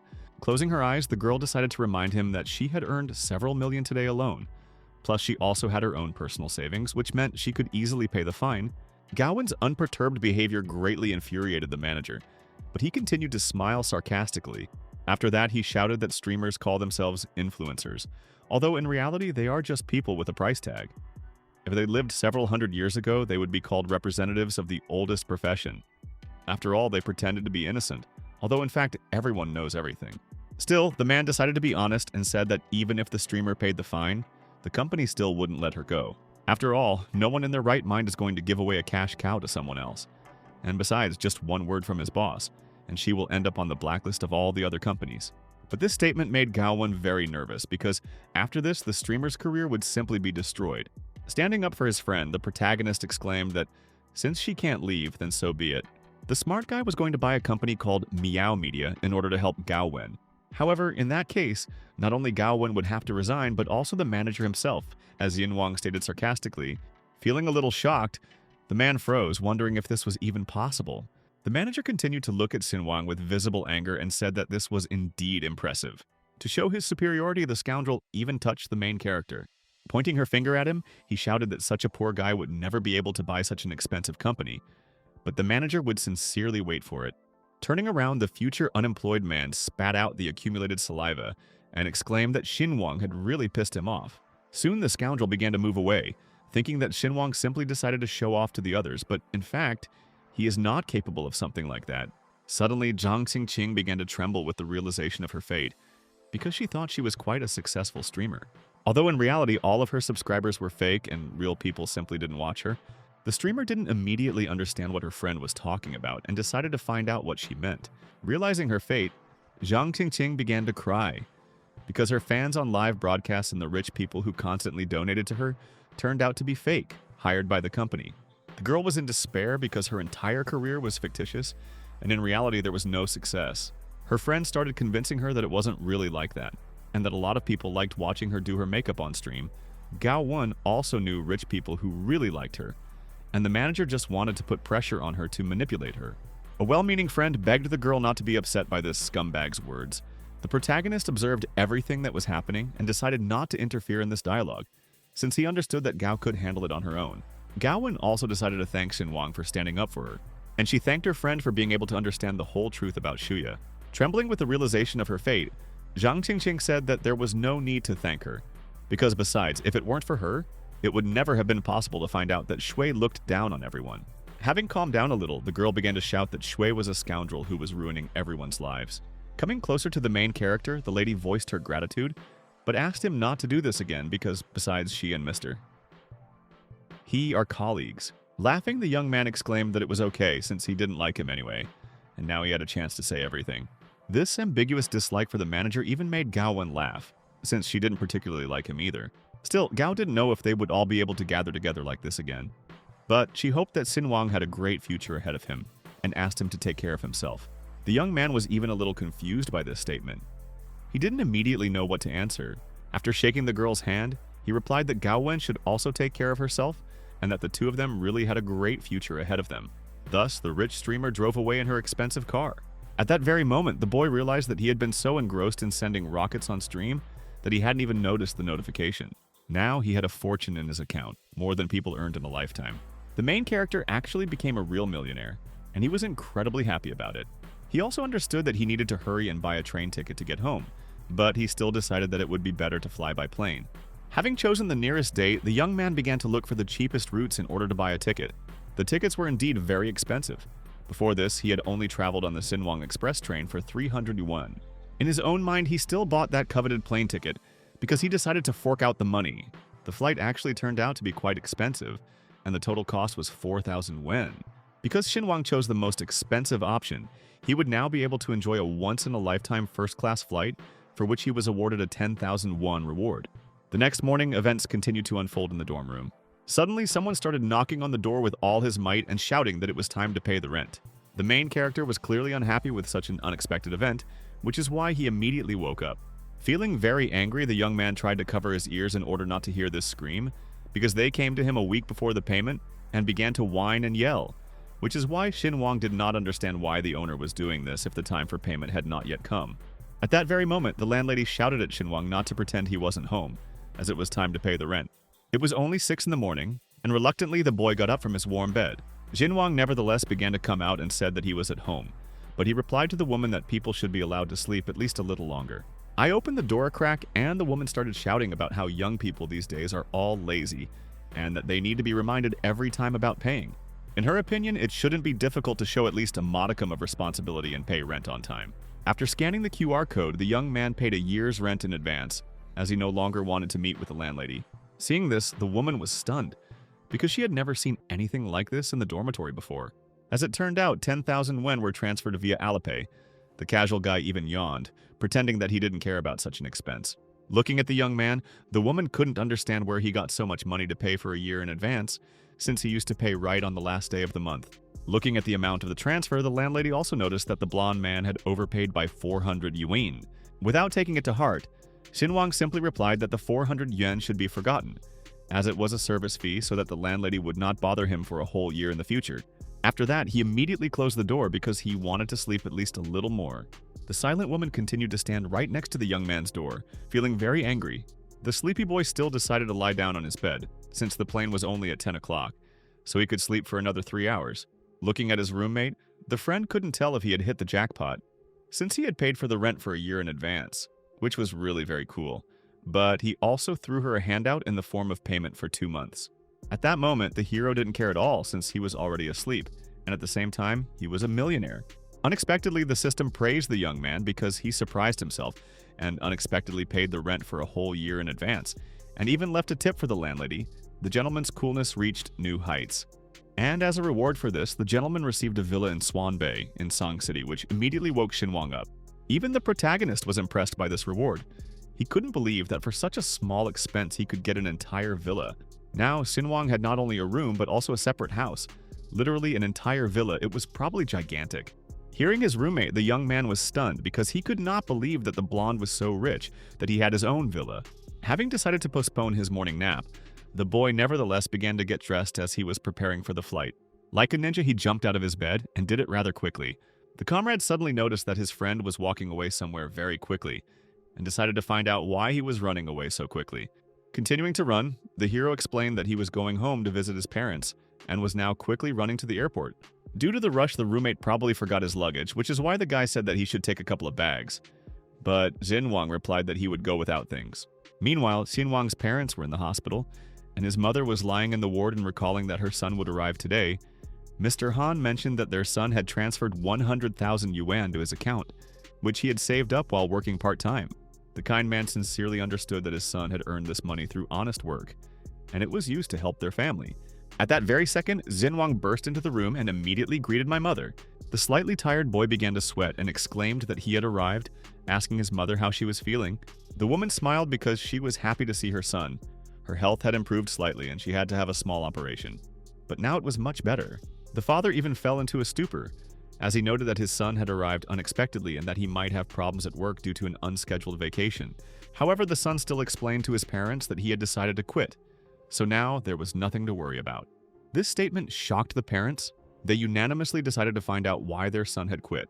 However, in any case, they supported their child, saying that there was no need to worry about this because they were sure that Xinwang would be able to find a better job. The hero was truly pleased to realize that his mom and dad, no matter what, supported him and his decision. Turning to his father, the young man decided to find out whether he had managed to pay his medical bills.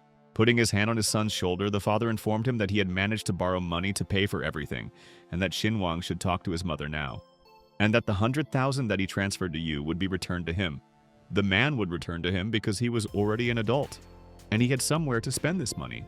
Having thanked his father for his concern, the boy asked to keep the money for himself and asked who exactly the money was borrowed from, since they could now go straight there and repay all the debts. Feeling a little awkward, the father explained that he had borrowed the money from relatives. Feeling dissatisfied, Xinwang suddenly realized that the money was probably borrowed from his uncle and aunt.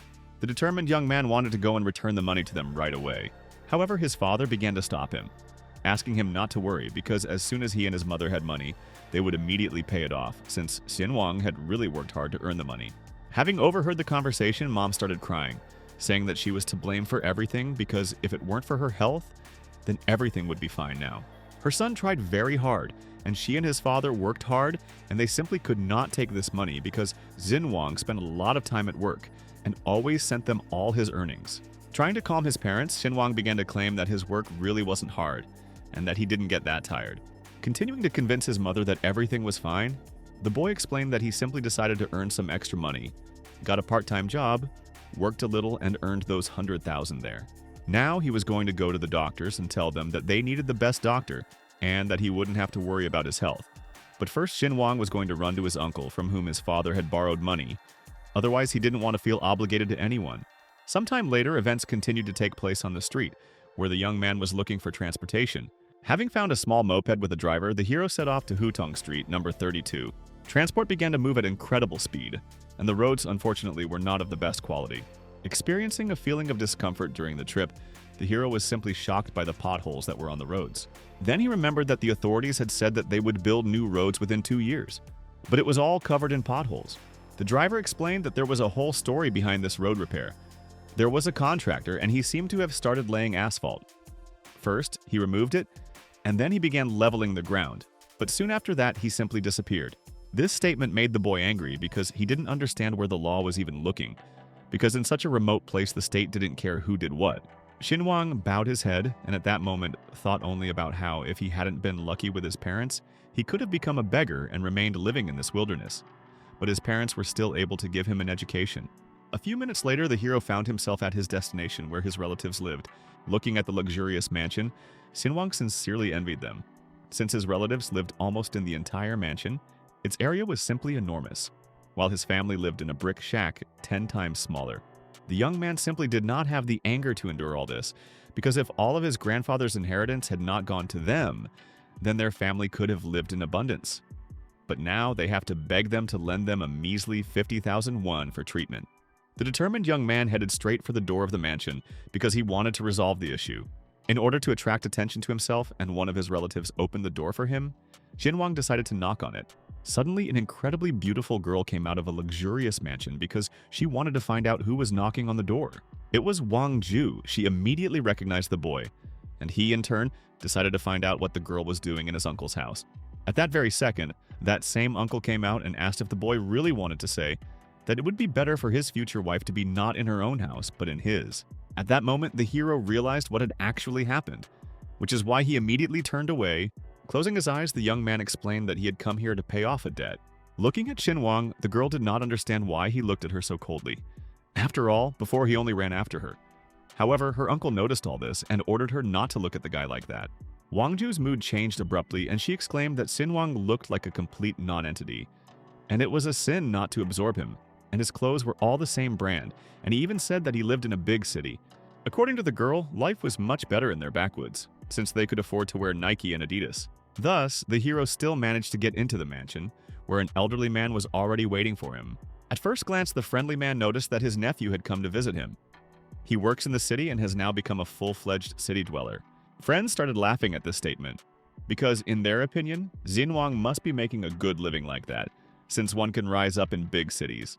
But the uncle reminded the elderly man that Xinhuang's father had borrowed 50,000 wen for his mother's treatment, but the guy himself only earned 5,000 wen a month while working like a horse. Coming closer to his enemy, Mirzavets also noted that it was impossible to save anything from these 5,000 yuan salary. The unperturbed boy exclaimed that he had come to his uncle to pay off a debt and not to chatter. The man asked not to rush, as his family was in a difficult situation, so there was no point in rushing to repay, and he would be charging interest anyway. Xinhuang asked not to worry about him, as everything was fine, and he didn't dare borrow money anymore. Suddenly, the uncle said that he would like to put politeness aside because they both understand that Xinhuang is now living in a big city and is trying his best to save money and help his family. This was indeed true, but the blonde was going to repay the debt in any case. Well, since the guy insisted so much, the uncle was not going to dissuade him, because returning in parts is normal, which is why he asked his son to bring the red book that was lying in his office. The impudent son uncle pointed out that they were family and he couldn't watch Xinhuang bend over backwards to pay off his debts because blood ties should be more important than money. Laughing, the uncle also noted that Khan was a university graduate, and his pride did not allow him to use other people's money. But the main thing was that everything was crystal clear between them. A few minutes later, the protagonist transferred 51,000 yuan to his uncle's account, since this was exactly the amount with interest, and he asked to check that the money had arrived. The shocked man immediately took out his phone to see if the money had actually been credited. When Uncle saw the amount in the bank account, he was simply shocked, as he noticed that the debt had been fully repaid. Although shocked, the man nevertheless decided to ask his nephew where exactly he got so much money. As he started to leave, Xinhuang just smiled and said that he works in a big city, and for him this money is not that big. But the boy exclaimed that his nephew's family wanted to save face in this way, and asked their son to humiliate himself in work so that he would earn a lot of money and pay them. Wang Zhou even decided to see him off, because he probably still can't believe that she will become the brunette's wife, because soon they will all become relatives here, and will see each other much more often. The red-haired girl ran out into the street and exclaimed that she and Xinhuang would soon become relatives, so there was no need to hold on to old feelings and act as if they were seeing each other for the first time. After all, they had been friends since childhood and grew up together, and the girl understood that her former friend liked her, but he was like a little brother to her. And considering that they would soon become relatives, it would be better for him to throw all the strange thoughts out of his head. After this statement, Xinhuang felt rather strange. Continuing the dialogue, Wang Zhou explained that if people found out about all this, Xinhuang's reputation would suffer greatly, and in general, such speech was contrary to the norms of decency. The boy turned around, smiled, and asked if Wang Ju really thought he liked her. As a consolation to the girl, the young man told her to go and look at herself in the mirror, as her appearance had clearly deteriorated over the years. The dissatisfied girl asked to repeat this statement, since she had heard it poorly. Laughing, Xinwang asked her to think about who she would date. After all, when they were little, their pastime was poking cow shit with sticks, and her friend was simple. But now she wore revealing clothes and picked up a rich guy. With a heavy sigh, the young man remembered that Wang Ju had previously not cared who was rich and who was poor, because she was friendly with everyone and communicated very kindly with everyone. The girl understood why her friend was saying such things, because he was angry that he couldn't get her, and that she didn't agree to become his girlfriend. But she suggested leaving the grievances in the past, because soon they would become relatives, because of which there shouldn't be any quarrels between them. This statement shocked the protagonist, as he had never heard anything like it before. Turning around, Xinwang only exclaimed that his girl had clearly gone crazy and did not understand what she was saying. But the girl wasn't going to stop there. She ordered the boy to look at his uncle because he had achieved a lot in life, while Xinwang had achieved absolutely nothing. In the lady's opinion, the guy's life was like a joke, because he was working like crazy for mere pennies and there was no point in it, because he had once studied somewhere but was not even working in his specialty. The arrogant girl also began to mock the guy because his mother was in the hospital, and the treatment cost a lot of money, which could reach up to 50,000 yuan. The disgruntled youth stopped her and decided to find out if she had told him everything, and ordered her not to pretend to be a princess when she was actually a real toad. It was not worth thinking that the new hubby had any business with her, and the hero asked her to restrain her pride for more suitable people. This answer angered the red-haired girl even more, and she didn't even know what to answer. However, Xinwang was ready to listen to her forever, and added that he was indeed not as rich as his uncle, but he was very hardworking and ready to put in a lot of effort to achieve his goals. Suddenly, the system praised the boy, saying that he was truly incredible, and without the slightest hesitation, he decided to take and give up his love, with whom he had known since childhood. As a reward for this, he received houses slated for demolition in his city. Unfortunately, Xinwang did not immediately understand what this was and why the houses had to be demolished. Because of such bad behavior on the part of his girlfriend, the young man decided to act and grabbed the girl by the hand. Soon after, the boy exclaimed that people like her and her husband should be either locked up or even in prison. After which he said goodbye. The unperturbed hero walked along the streets of his old city, but a car started driving behind him at great speed. Some cheeky guy drove incredibly close to the guy in his car, causing him to get splashed with mud. Because of this, the car stopped to look at the poor guy, who was all dirty. As it turned out, Uncle Xinwang's son was driving the car. He stopped to apologize because he was in a hurry to get to work and didn't even notice the pedestrian. The arrogant man explained that he works as a contractor for the city's renewal department and is busy with important matters, such as road construction, so unfortunately he won't be able to help with cleaning the clothes. Laughing, the uncle's son also reminded that if the guy needed some extra work, he could come to him and help carry bricks. The main character at that moment was only thinking that it was really no wonder that the road looked like this, and that his uncle's son was growing up to be a very talented entrepreneur. The determined young man realized that in this case, he would be doing all the local residents one tiny favor. Sometime later, events continued to take place in the building of the branch of the city renewal department. The friendly builder greeted Mr. Han and was glad that he decided to stop by. As he began to leave the building, the young man merely exclaimed that he was glad to see his old acquaintances. Suddenly, the system praised its master again because, thanks to the fact that he decided to spend his money on the development of his city, he received 100 books as a reward. Such a number of books, of course, shocked the protagonist, because the system made this decision automatically based on his behavior. Still, the boy didn't blame the system because he understood that books really wouldn't hurt him. With a heavy sigh, the young man looked up at the sky. Lately, the system had been throwing him rewards all over the country, and he even had the feeling that all the riches of the world could soon be in his hands. A few days later, events continued to unfold in the hospital ward. Xinwang came to visit his mother and helped her, doing everything he could. A few minutes later, a doctor came into the room and explained that, judging by the test results, the operation was successful, so the patient should not delay, and the doctor ordered that her things should already be collected. The young man was outraged, however, because his mother had just had surgery yesterday. She was still recovering, and the discharge was happening too early. Moreover, their family had paid for all the medical services in full. The imperturbable doctor did not react to this statement at all and said that it seemed he was mistaken and wanted to say that the patient had already been discharged. And looking at the nurses, the head doctor ordered them to help collect the patient's things. Taking out a knife, Xinwang looked angrily at the two girls and decided to ask the doctor what he was saying. The worried mother continued to observe the whole situation and did not understand at all how she should act in this case. The angry man exclaimed that he would not change his decision. Shinwang's mother was completely healthy, and if anything happened, they had other patients who also needed vital medical care, even urgent care. And because of the waste of time, other people could die. The main character clearly didn't like all of this, but he still decided to put down the knife that was in his hand. As soon as the young man put down the knife, the doctor noticed that he was holding a bladed weapon and threatened to call security. Mom began to convince her son that she really was feeling better, and that there was no need to spend more money on treatment, and the doctor said that she was already healthy. With a forced smile, the evil doctor explained that the boy's mother did indeed agree, and that a good son should always obey his parents. Looking at the nurses, the doctor also ordered them to be sure to collect all the things so that other patients who came to this ward would not suspect that some poor people were being treated there. Soon, as if nothing had happened, the impudent man began to leave. However, the hero clenched his fist and was not going to just tolerate it. Baring his teeth, the young man asked his mother to peel the apples herself. In the meantime, he would call his father to come and pick her up, but Shinwang needed to take care of some things at that moment. The boy turned around, smiled, and assured his mother that everything would be fine. A few minutes later, events continued to unfold in the doctor's office, where the doctor was talking to someone on the phone and saying that other people could now come in since the ward was free. However, the doctor still asked to be more careful, because even if it is a common foot sprain, it will take at least 3 months to ensure that the treatment was successful. As it turned out, it was the uncle's son who called, and he had deliberately kicked out Xinwang's mother so that she would no longer be treated in the hospital. The doctor was willing to say for money that the guy was simply incomparable, because his generosity knew no bounds, and this poor man Shinwang was simply a pathetic nobody. He was only able to pay for the operation and treatment thanks to their family. Laughing, the guy explained that he, of course, would not want to bother the doctor with such trifles, but he was still glad that they had managed to find a common language. The malicious enemy was thinking at that moment only about how Shinwang would cope with the difficulties on his territory. As soon as the corrupt doctor received a bribe for his actions, he was immediately happy, as his business was on the rise.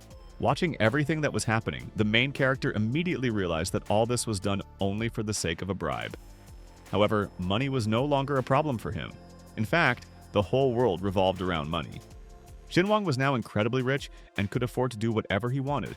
After several hours, events continued to unfold in the hospital director's office. Someone knocked on his door. As it turned out, it was the main character who decided to go straight to the director. The young man explained that he was just an ordinary patient at their hospital and had come to visit the influential man. The director approached the young man, saying that if he was sick, it would be better to go to the doctor since he did not accept patients here. However, the boy wanted to speak directly with the director because Xinwang wanted to donate an additional building to the hospital. But the man didn't believe these words and exclaimed that if the young man had nothing better to do, he should go to the consultation window, where they would explain everything to him. The director already had enough to do, and the hero was ordered to leave the office. After thinking for a bit, the man came to his senses and realized that he was now being offered an entire building as a gift. The shocked director decided to ask the boy if he even knew how much this building cost. Looking at this guy, the old man realized that he was pathetic. He looked like a poor man. The clothes were probably not worth even 200 yuan. However, he wanted to donate an entire building to the hospital. It was more like a joke. The joyful hero exclaimed that of course he knew how much the building cost, but asked not to worry about it, because it cost about 1,000,000 yuan to renovate the building that was to be demolished, and today, with current savings, it's mere trifles. The young man explained that the hospital's wards are often overcrowded, as they receive a variety of patients with illnesses, sometimes even in critical condition, so he would like to donate an additional building. However, the man still did not believe that this would really be possible because Xinwang looked very poor. The hero was well aware that there was not enough space in the wards, and because of this problem, some doctors began to take advantage of their positions and take bribes, asking for already occupied beds to be vacated, supposedly in order to find space for other patients.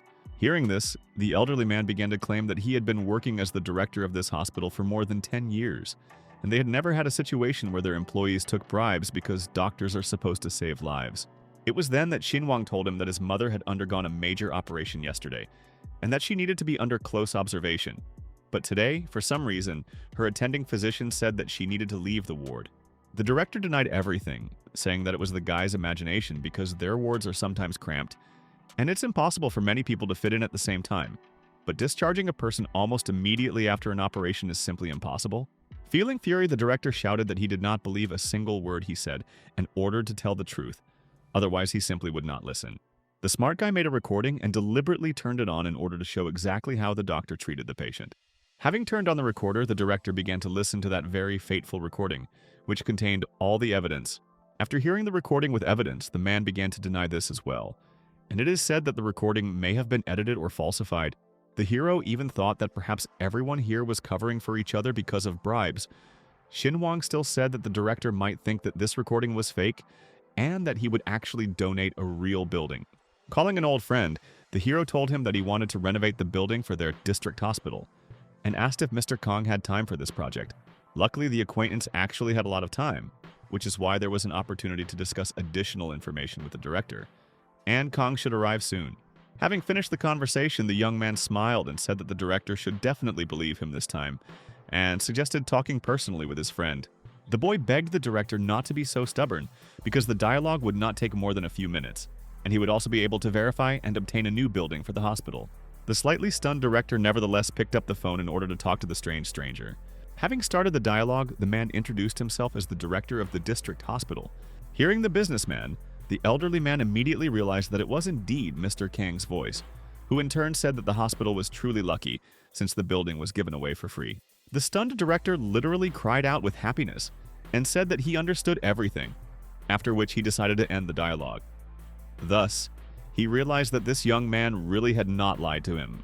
Sometime later, they talked about that strange situation again, and Jin Wong made it clear that his intentions were indeed very serious.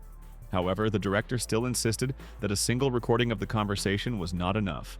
After thinking for a bit, the young man suggested that perhaps one building would not be enough for a hospital, and perhaps it would be worth adding a few more. Nevertheless, the young man decided to leave, but in the end he said that he no longer had any wishes, but only asked that the unscrupulous doctors be dealt with, because people like them should be severely punished. Having stopped the guy, the man still decided to ask his name, since he didn't even know his name. Turning his head, Xin Wang explained that he was just an ordinary child from a simple and poor family who was trying to protect the interests of patients, and his name did not matter in this situation. But if the director really needs to call the guy something, he asked to call him the messenger of justice. The door closed and the stunned director continued to stand rooted to the spot, not understanding how to react to the situation. A few minutes later, the man finally decided to take action and picked up the phone to do something. The serious-minded director ordered that the latest lists of patients discharged after the operation be urgently provided to him. Meanwhile, at the day hospital, the nurse approached the doctor, saying that the director was already waiting for him at the entrance to the ward. Literally a few minutes later, the doctor himself was already on his knees, begging the gentleman not to fire him, because he had a large family to feed and he couldn't lose his job. The director was adamant, because the doctor thought about his own family but not about the patient's family. A doctor like him was a disgrace to their profession, and the man no longer wanted to risk the hospital's reputation. Thus, events continued to unfold the next day, at Uncle Sin Wong's house, where that same guy was being massaged by his future wife. However, a young man burst into the room, clearly dissatisfied. The boy was very angry, saying that his friend had to bribe the doctor at the hospital. But his wife was thrown out of the room, she was literally pushed out of the hospital. Now she was so angry with him that she didn't even want to let him into the house. This turn of events came as a shock to the boy, as he thought he had discussed everything with the doctor, and there shouldn't have been any problems. Having asked to wait, the man began to make excuses because he thought that perhaps something had been mixed up, and now he would call and find out everything. When he called the doctor's number, it turned out that the number he dialed was unavailable, which caused the guy severe stress. At the same time, events took place in the main character's house, where workers began to unload a large number of boxes. The mother was shocked by this behavior on the part of her son, since he hired a nurse for her and bought all the necessary equipment. Xin Wang, in turn, reassured her, saying that the hospital organized all this completely free of charge. Fortunately, Mom believed her son. But at that moment, the young man wanted to be like a philanthropist and was going to do good deeds selflessly without receiving gratitude for them. At that very moment, not far from the hero's house, someone shouted, accusing him of being a bad person. As it turned out, the uncle's son had arranged to buy a hospital room for his friend for almost 10,000 yuan. But now everything was lost because of him. The dissatisfied woman did not understand what Khan Dakai was talking about because she was not aware of his affairs. However, at that moment, the young man realized that the disgruntled man had said this in vain. Feeling very angry, Xin Wang started yelling at Han Dakai, saying that it was because of him that they decided to literally kick his mother out of the hospital. And now he had spent over 10,000 on it. He was clearly not much of a relative. Feeling awkward, the guy began to justify himself, saying that he had nothing to do with it, and the woman should not have been thrown out of the hospital, especially if she had just undergone surgery. And in general, Han Dakai did not ask not to change the subject. because he knew that Shin Wang was behind all this. The hospital would not have just hired a nurse for his mother. However, the hero explained that the director had ordered this to be done. The uncle's son didn't believe all the guy's stories because he was doing all this for his dear friend. And thanks to him, he became the head of road repairs, and thanks to him, he was able to get a job in the organization. Laughing, the hero remembered that Khan Dakai actually makes a lot of money, and in a year it can even amount to several million. And yet he dares to come here and accuse him of some nonsense, and even demand money from a poor family. The blonde man decided to say that he earned 5,000 yuan a month, and that he should subtract from this the amount he pays for renting a small room and the money he spends on food, and then compare it with the income of Han Dakai, who lives in a huge house. Turning around, Shin Wang even began to leave as he no longer wanted to communicate with his disgruntled relative, telling his mother that it was not worth continuing this. In his opinion, some people are so mired in their greedy vices that they have forgotten that money does not decide everything in the world, and that justice still exists. Disappointed by the defeat, Han Dakai began to leave, saying in his last words that Shin Wang and his family were insignificant poor people. The smart guy at that moment was only thinking that his relative was a stupid fool. The slightly offended mother still decided to ask her son if Han Dakai was planning to take revenge on them because of some far-fetched nonsense, but Shin Wang didn't care at all. In fact, he was even interested to see how his relative was going to take revenge. Meanwhile, somewhere nearby, the uncle's son's car was driving at high speed. Looking at the car that was driving in the oncoming lane, Han Dakai noticed that the car looked like Kang's car. However, he was probably mistaken because there was no need to go to this backwater. The SUV actually arrived at the protagonist's house and stopped right at the entrance. A friendly man greeted Mr. Shin Wang and thanked him for his help with the road because the buildings were restored for free. Feeling awkward, the young man began to improvise and exclaimed that Mr. Kang had arrived so unexpectedly and decided to thank them, but said that there was no need to do this since he had only helped fix the car when it broke down. Having started to play along with the guy, Kang agreed because he really came to discuss repairs to the road in front of the house. The man realized that Shin Wang hid his affairs even from his parents. The mother still didn't understand what was happening, but her son smiled politely and said that he and the gentleman would need to discuss something. After moving away a little, the boy explained that the next time he came to the city, he would keep a low profile because he didn't want any of his relatives to find out what he was really doing. Kang also said that what Shin Wang had asked him to prepare was already ready for today. The man's efficiency truly knew no bounds. Meanwhile, someone called Khan Dakai and announced that he would no longer be involved in road repairs. This statement shocked the boy because this was his only income, and he did not receive any other money from anything. Because of the information he heard, the dissatisfied guy immediately began to brake frantically, pressing the brake pedal with all his might. The car suddenly began to slow down, causing tire drag marks to appear on the asphalt. Trying to find out what was going on, the boy was as polite as possible. After all, he had already hired workers and paid them money in advance. They were about to go on shift. But the boss stunned him like this. The boss explained that construction companies now have new rules. Every team must comply with regulations and standards. They would be, to put it mildly, uncomfortable if their employees didn't comply with all of this. Soon after, the man simply hung up, thereby declaring Khan Dakai an unemployed loser. Experiencing severe stress, the guy even dropped his phone and said the word no several dozen times. As it turned out, the boss really couldn't do anything in this situation since he couldn't disobey Mr. Kang. A few days later, events continued to unfold at the club, where Han Dakai wanted to give a gift to his boss. The man pretended that he didn't know anything, while being in the company of two beauties and hugging them. The boy put the package on the table and said that the boss's profit could increase from 30 to 40% with cooperation. It seemed that these words really touched the man, and he probably even thought about it. The arrogant guy thought that the boss was not satisfied with the small percentages. The man was indeed very greedy, and this was probably a trick from the very beginning to take more money from him.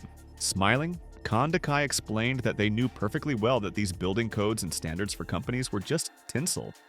And even if he didn't pass the first time, he could create another company and try again. At that very second, the boss got angry and shouted that no one dared cheat their system and forge documents. He was not going to turn over illegal carts for mere pennies, and ordered to find a poor man who would agree to this amount. The frightened guy explained that this was not what he really meant, but the boss decided to clarify what exactly they wanted to tell him, because it was clear that the guy was backing out.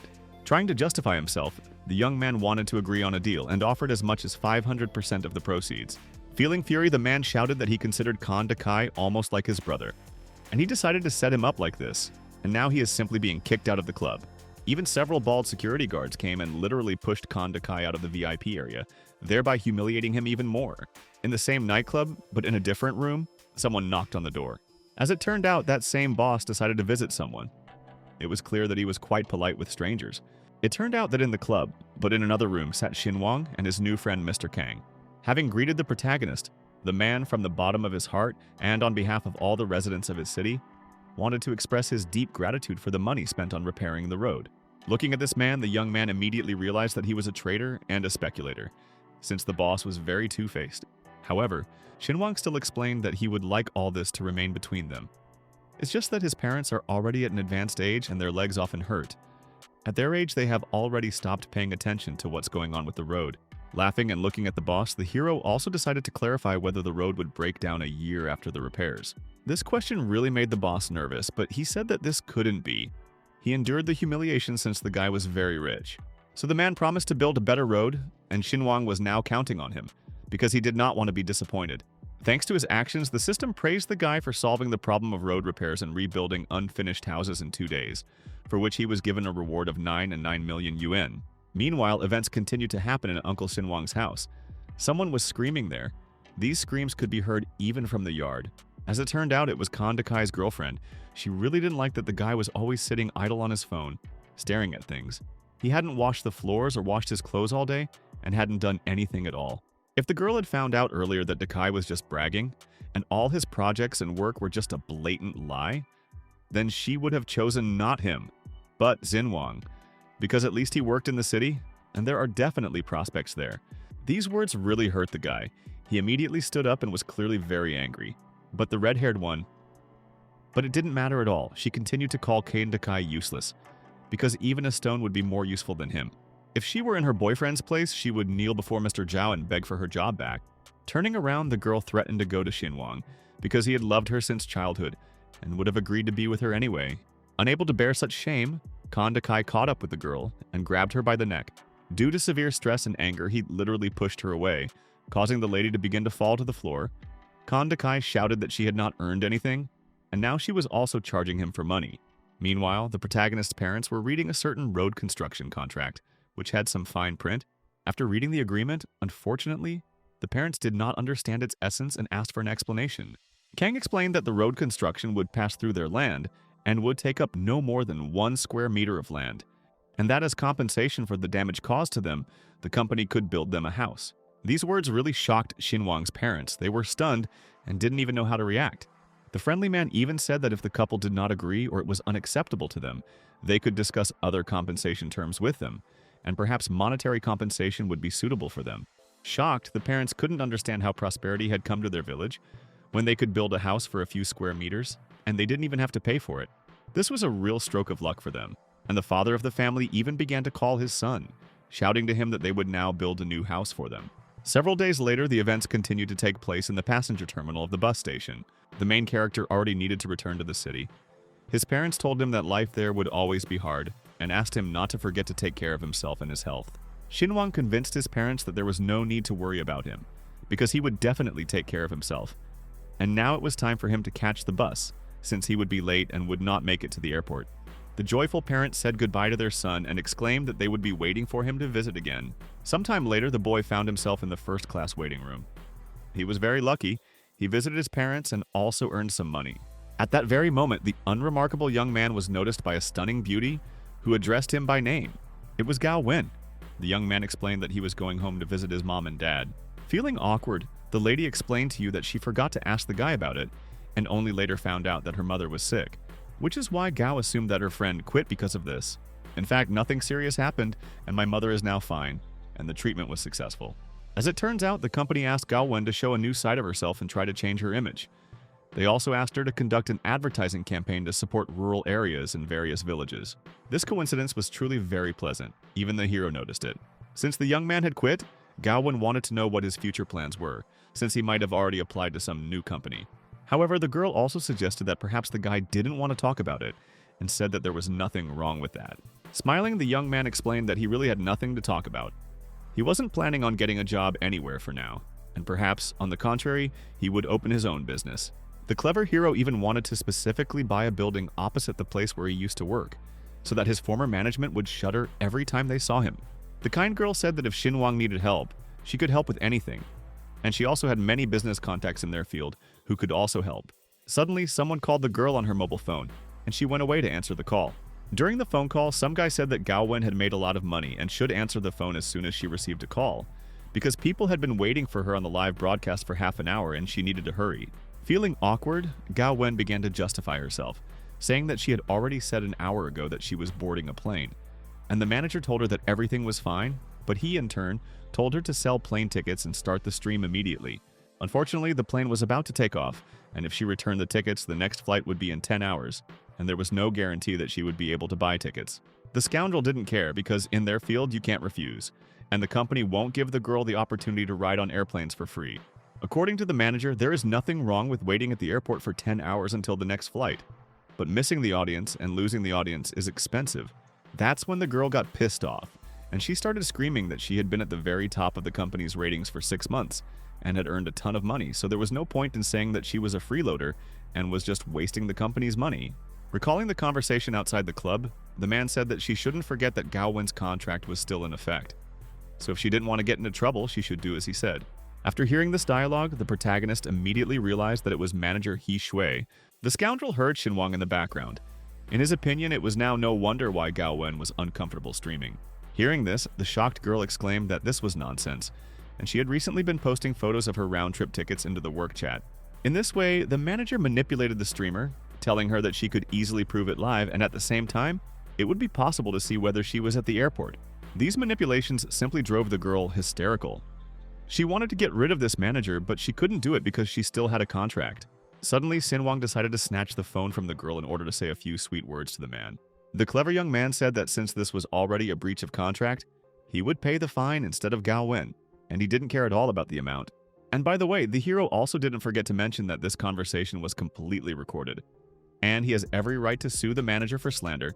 These words only made the manager laugh, as he could not believe that the poor guy would be able to afford to pay for breach of contract. Xinhuang was also a difficult guy, and he hung up because he clearly didn't like talking to such a scoundrel. Not understanding how this was possible, the friend thought that Xinhuang was just joking, that he would pay the fine because the amount was simply unaffordable. However, at that moment, the girl was only thinking about whether she really deserved to be given such support. In fact, Gao Wen held a good position in the company, and the manager only occasionally caused her trouble, so there was no point in getting involved in all this, and the amount of money for the violation would not be huge. The boy began to convince his friend that there was no need to worry or fret about it, and besides, he was doing it mostly for himself. The young man was planning to open his own media company, and he would buy an office right across the street to clearly show who was the best here, and for this very reason he was looking for acquaintances who could help him with this business. And what could be better for a startup business than stealing a competitor's main star? Gao Wen didn't immediately believe that her friend could create a company to compete with media giants. The shocked lady couldn't even imagine who this Xinhuang really was. The future entrepreneur decided to offer Gao Wen a job if she didn't want to stay with her company. There was an option. Half of her income would go toward paying off the contractual penalty, and she would keep the other half. After the debt was paid, they would split the profit 70 to 30, 70% for the streamer and 30% for him. The offer was indeed quite generous. Gao Wen even blushed a little at it. Smiling slyly, the young man even offered to increase the share for the model, so that she would definitely agree. But Gao was happy with everything as is. The streamer thought the interest rates were already too high, and she said it wasn't worth doing that for her. The interest rate was good, and Xinhuang also offered to pay a penalty for breach of contract. In fact, for such conditions, she should have been offered a maximum of 20 or 30%. In fact, the protagonist understood that Gao Wen was the only person in the company who did not look down on him, and he wanted to repay her kindness. After all, few people can look at other people as equals. Not to mention that during his time working there, he had become a good judge of character. And looking at Gao, he was sure that she had a great future ahead of her. The young man guaranteed that his friend would earn so much money that the contractual penalty would seem like a mere trifle to her. And if it was more convenient, she could consider that Xinhuang had paid her salary for several months in advance. This proposal touched her friend even more. She didn't even know what to say and simply blushed and decided to remain silent. Her thoughts were gnawing at her because it was obvious that Xinhuang was offering her a helping hand, but he made it sound as if she was helping him, and not he her. Still, the offer was truly excellent, which is why the young streamer happily agreed. Sometime later, events continued to occur in the office area. Namely, inside the office of the Meow Media Group company. As it turned out, the main character and his girlfriend decided to go straight to the manager, who was clearly not happy about it. The manager started shouting, saying that Sin Wong had lied to Gao Wen while they were talking at the airport. If the girl really fell for his tricks and decided to bring him into the company, thinking that he could pay, then she clearly has no brains. Looking down on the manager, the young man began to repeat commas so that he would stop his nonsense and call lawyers because Xin Wang didn't have time to listen to his nonsense, since he only came here to free Gao Wen from the slave contract they had foisted on her. Having risen from his desk, the world calls confirmed that the penalty will cost a pretty penny, and the guy clearly doesn't have enough money for it. Although rumors had reached the influential man that Xin Wang had allegedly become rich, he still certainly didn't have enough money for that. The sarcastic man explained that when a huge sum of money falls on the poor, they do not suddenly lose their heads. And like his former boss, he wanted to give one piece of advice that luck is like a cardboard house. If you blow on it, it will immediately fall apart. So if Xin Wang borrowed money from someone to show off, then before he knew it, he would be mired in a pile of debt. The young man was clearly disgusted to be in the same room with this scoundrel, but he still said that money is a renewable resource, and the more you spend it, the more it will return to a person. And judging from the manager's expression, it seems like he is really afraid that he will be able to take Gao Wen away from the company. Upon hearing this statement, the scoundrel immediately began to tremble with fear, as if it had just dawned on him that this was not a joke. However, the scoundrel explained that he didn't own the company, and he had nothing to fear, and he didn't care whether they took the streamer or not. But Xin Wang realized that because Shuya wielded so much power, he was always trying to force people to do strange and sometimes terrible things. And the guys were very worried about what kind of future the enemy had in store. Having started to get aggressive, the manager could not stand it and shouted that no one dared to look down on him, because Xin Wang had previously obeyed Shui like a dog. The young man decided to remind that he had a contract through an employment agreement. So if the manager called him a dog, it was an insult, for which he could sue him. Also, the fifth clause of the contract stated that the dissemination of false or defamatory information about a company employee should not occur even after the termination of this very contract. A few hours later, events continued to unfold in the conference room, where contracts were issued between the streamer and the company, and they only needed to be signed. It was clear that Gao Wen was very afraid, but she still agreed to sign the contract. The manager sincerely didn't believe that Gao Wen would just up and leave the company, because she literally signed up for some kid who suddenly got lucky and a ton of money. Becoming even more angry, the lady said that there was no need to worry about her, since she was now making decisions for herself. Thus, the contract was successfully signed, and now Gao Wen is officially no longer an employee of the company. The arrogant man nevertheless decided to find out when exactly the penalty for the terminated contract would be paid, because Xin Wang would not have forced Gao Wen to sign this contract for fun, only to leave her with a pile of debts. As soon as the contract was terminated, the hero noticed that the manager was already in a hurry, and there was no need to worry because he had already transferred the money to the account. Tens of millions of yuan were instantly transferred to the company's account, and Xin Wang ordered the scoundrel to check the accounting. At that very second, the hero decided to look out the window and noticed that there was a really good view from there. It was high, and the style of the building was not bad. The young man turned around and addressed Mr. Ho, saying that he would like to discuss some details. The dream of taking revenge on the former company was successfully realized, for this system rewarded the young man and gave him as much as 99 million yuan. When the two friends went outside, someone started shouting, thereby stopping them. It turned out that it was Zhang Qingqing, and she was very happy about this unusual coincidence. A little upset, her friend mentioned that she had heard that Gao Wen had quit her job, and Zhang suggested that because of this, they might never see each other again. Feeling awkward, her friend naturally wanted to answer this question, but Xin Wang did not quite understand its meaning. Pointing his finger at the neighboring publication, the young man exclaimed that their office was in this building, so that at any moment now they could come and have lunch together. This event became a turning point.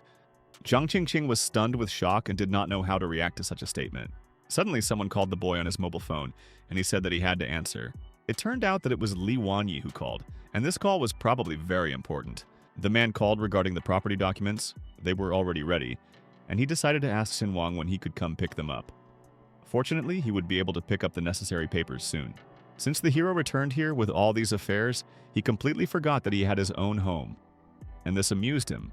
Having explained to her friend that they had already sorted out their affairs, Gao Wen could now rest peacefully, while Xin Wang would go somewhere in the meantime to resolve the remaining issues. Overall, the new company employee was not against it and happily agreed. While talking to her friend, Gao Wen said that Xin Wang offered to compensate for the contractual penalty, so now she really does not work for her previous company. It was really unusual. The redhead didn't expect that the guy who used to work in an office and run errands would suddenly become rich. It seems you really shouldn't judge a book by its cover. In one of the companies in the city, they were discussing that a very important client was supposed to arrive today, so it was necessary to behave in a manner befitting his status. The manager explained that it was necessary to make every effort not to disappoint that very client. The fair-haired man agreed with the lady and was going to do everything in the best possible way. Calling all his subordinates, the man explained that Mr. Han, who had bought the mansion from them, would be here soon, so they needed to go to the front entrance and greet him properly. But before that, they needed to tidy themselves up and make sure their uniforms looked neat and dignified. He was an honored client of the company, so he could not be neglected. The slightly worried girl asked the manager for a photo of the client, so that they would be sure not to make a mistake and confuse him with someone else. However, the man only smiled, since that same rich man was a mysterious financial magnate, and they did not have his photo. But usually such people like to brag about their money, so they would not confuse such a bright personality with anything. Sometime later, the manager ordered the office to be cleaned to the last speck of dust, as he wanted his dear customers not to feel inconvenienced. Meanwhile, an economy-class taxi pulled up to the building. It was unremarkable in any way, but in this taxi was that same rich man who got out in order to conclude another deal.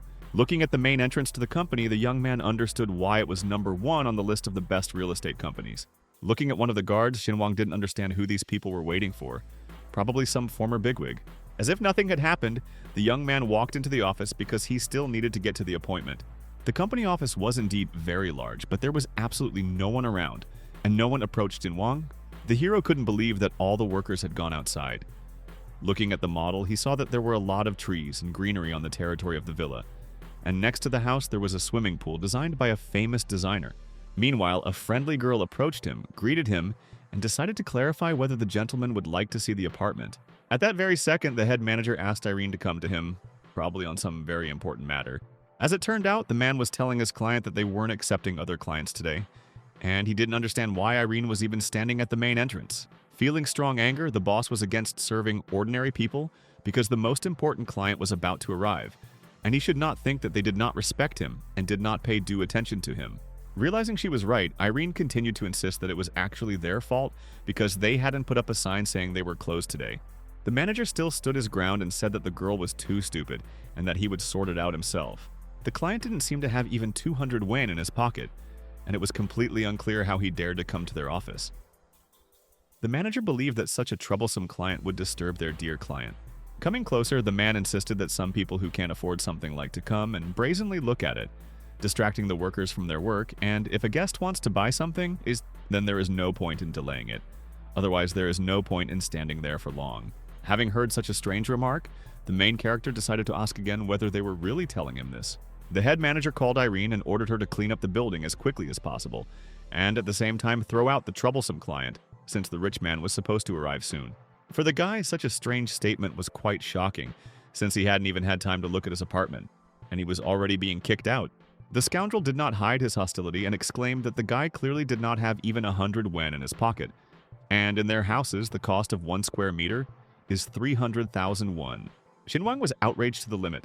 He shouted that the level of customer service in this organization left much to be desired, and that managers looked down on the most ordinary customers. As it turned out, the man didn't care at all, because in his opinion, the boy couldn't afford to buy a home here. The determined young man heard a call, probably about the purchase of property. This was indeed the case. A company representative asked him whether he had come to their office, and asked him to address any questions to their manager. At that very second, the same troubled manager heard a familiar voice on the phone. It was his director. Smiling, the boy exclaimed to the director that the manager of this company told him that he was a nobody and unworthy of buying a house from them. After this, Xinwang thinks that he will cancel the deal and buy a mansion from some other company. This unfortunate event caused an immediate reaction from the director. The girl literally begged him to wait, as she was planning to come to the office immediately. In her opinion, it was some kind of misunderstanding, which is why she immediately rushed straight to the epicenter of events in order to understand what was going on. After leaving the building, the director ordered the driver to take her to the sales department, but to do it as quickly as possible. The car started to drive at an incredible speed. It was a business-class taxi with a personal driver. The disgruntled girl didn't understand what was going on, because the manager had been warned that a very important guest would be arriving today. And God forbid this rich man should harbor a grudge against their company. Literally a few minutes later, the director had already arrived directly at the building and was planning to sort things out as quickly as possible. However, at the moment, the only person in the building was a dysfunctional manager who was smiling like a fool and didn't know what to do. Turning around, the man continued to insist that Xinhuang should get out of here as quickly as possible, because that same rich man must have found out that they were entertaining all sorts of rabble here. At that moment, Hirov realized that, judging by the man's face, he had probably been mistaken when he thought that he had heard his boss's voice from his phone call. Taking Irene by the ear, the manager began to shout at her that her cute appearance meant nothing, and that it was not enough to just look cute for work. It was because of her that they had problems with clients. And it was because of her that that mysterious rich man was offended, and now it was the manager who had to clean up the mess. Trying to justify herself, the girl began to cry. She told Van that she was just doing her job and had done nothing wrong. Coming even closer to Xinhuang, the manager pushed him, called him poverty, and then ordered him to get out of here as quickly as possible before he got a kick in the back. Meanwhile, the company director finally arrived at the office and immediately contacted manager Wang. The angry scoundrel continued to insist to the guy that he should leave as quickly as possible, since the director had already arrived. Smiling artificially, the blonde explained to the lady that a small misunderstanding had occurred. However, the woman didn't care at all. She walked past the unfortunate manager and headed towards that same poor man. At that moment, the man thought that the director was furious that this poor kid was still here. Suddenly, the lady bowed to the guest and introduced herself as Wan Ying.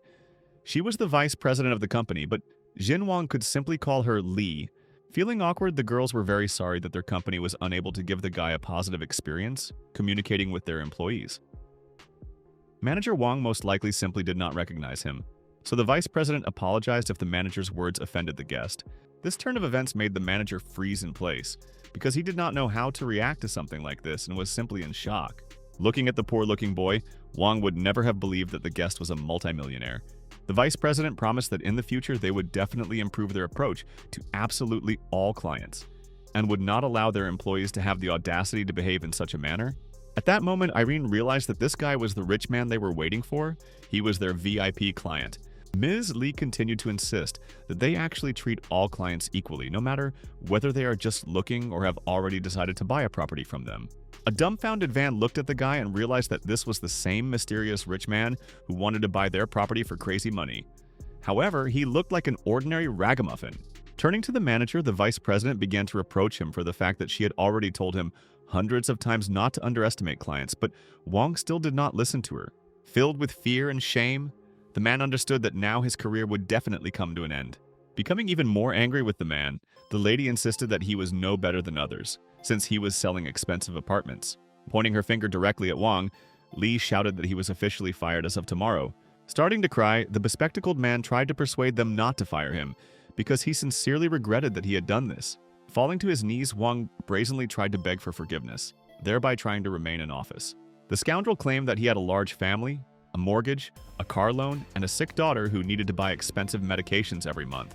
The vice president actually knew about all of this, and Wang kept begging her not to take his job away from him. However, the man was aware of the company's rules, but he still acted in his own way, because they were doing business here, and they had their own standards, which would make Vanu think about her behavior.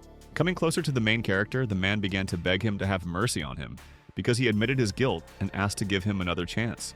The frightened girl trembled with fear and thought that perhaps she would be next, which is why she did not understand what to do.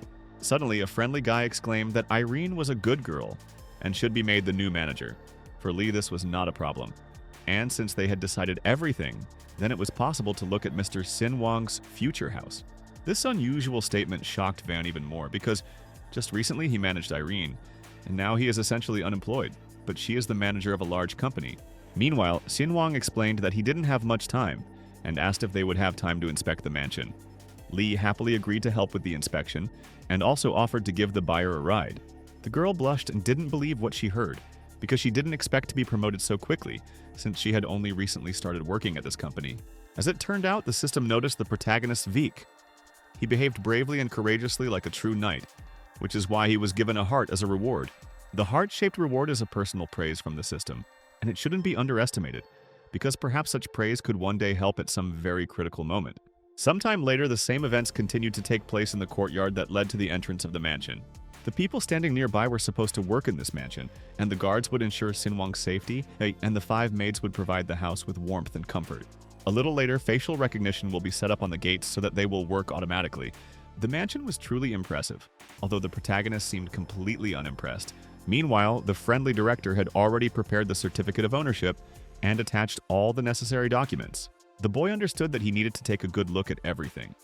A mansion worth 300 million yuan was an impressive purchase, and in the hero's opinion, he might look like a complete fool who walked around with his mouth open and was surprised by everything. The expensive case contained real estate documents, and it was clear that the director had done her homework. Taking the documents, Xinhuang immediately felt that their cover, in terms of the quality of the material, was truly what he needed. The boy smiled, put the documents back in the case, and said that they should go. The woman breathed a sigh of relief and realized that this guy was probably some kind of billionaire to be buying such an expensive house. He wouldn't even check the documents. The building was truly magnificent. It looked like a 19th century castle. The landscaping around the mansion was done by a professional. He was a world-famous and talented landscape designer. Everything was specially designed for Xinhuang. Looking at the boy, Li realized that he dressed very modestly for enrichment, and apparently he was rather indifferent to money. Perhaps he was a member of some very, very rich family that did not want to advertise its financial status. After inspecting the area, the young man noted that the landscape designer had really done a great job, but considering what kind of parents he had, he needed to redo a few things and add a small field. He was planning to plant cabbage and eggplants here so that when they arrived, they could enjoy it. Although the area was prime, it would have been better to plant bitter gourd and green beans. The friendly young lady also noted that if the gentleman is not satisfied with something, then one should not be shy about speaking up, because they will immediately call the designer and make changes to the landscape for free. Lost in thought, the boy did not immediately begin to talk about his plans. Suddenly, the system praised the hero, saying that he had done simply amazingly, and in just a few minutes of being in his mansion, worth 300 million, he had already managed to find several compelling reasons to reveal his dislike for this very mansion. Also, thanks to this action, the system acquired a skin, and the owner was now entering a new stage in his life. So the system did not stand still. Observing the rich man's behavior, Li felt that even the best landscape designer could not please this guy, which is why this guy really had an interesting temperament. Laughing, the vice president noted that the gentleman had already purchased the pearl of their area at such a young age, and now she was sure that a brilliant future awaited him. He mentioned that as soon as their leader learned that Xinhuang was ready to spend so much money on real estate, he immediately ordered them to serve the guy in the best possible way. However, the hero was against this, and noted that there was no point in bothering him anymore. Still, Li sincerely hoped that the gentleman would want to contact their company again in the future. However, she was still bothered by the fact that the guy was not at all happy with the purchase, having spent 300 million yuan, and he was unperturbed. Thus, the main character became the owner of a luxurious mansion worth a fortune.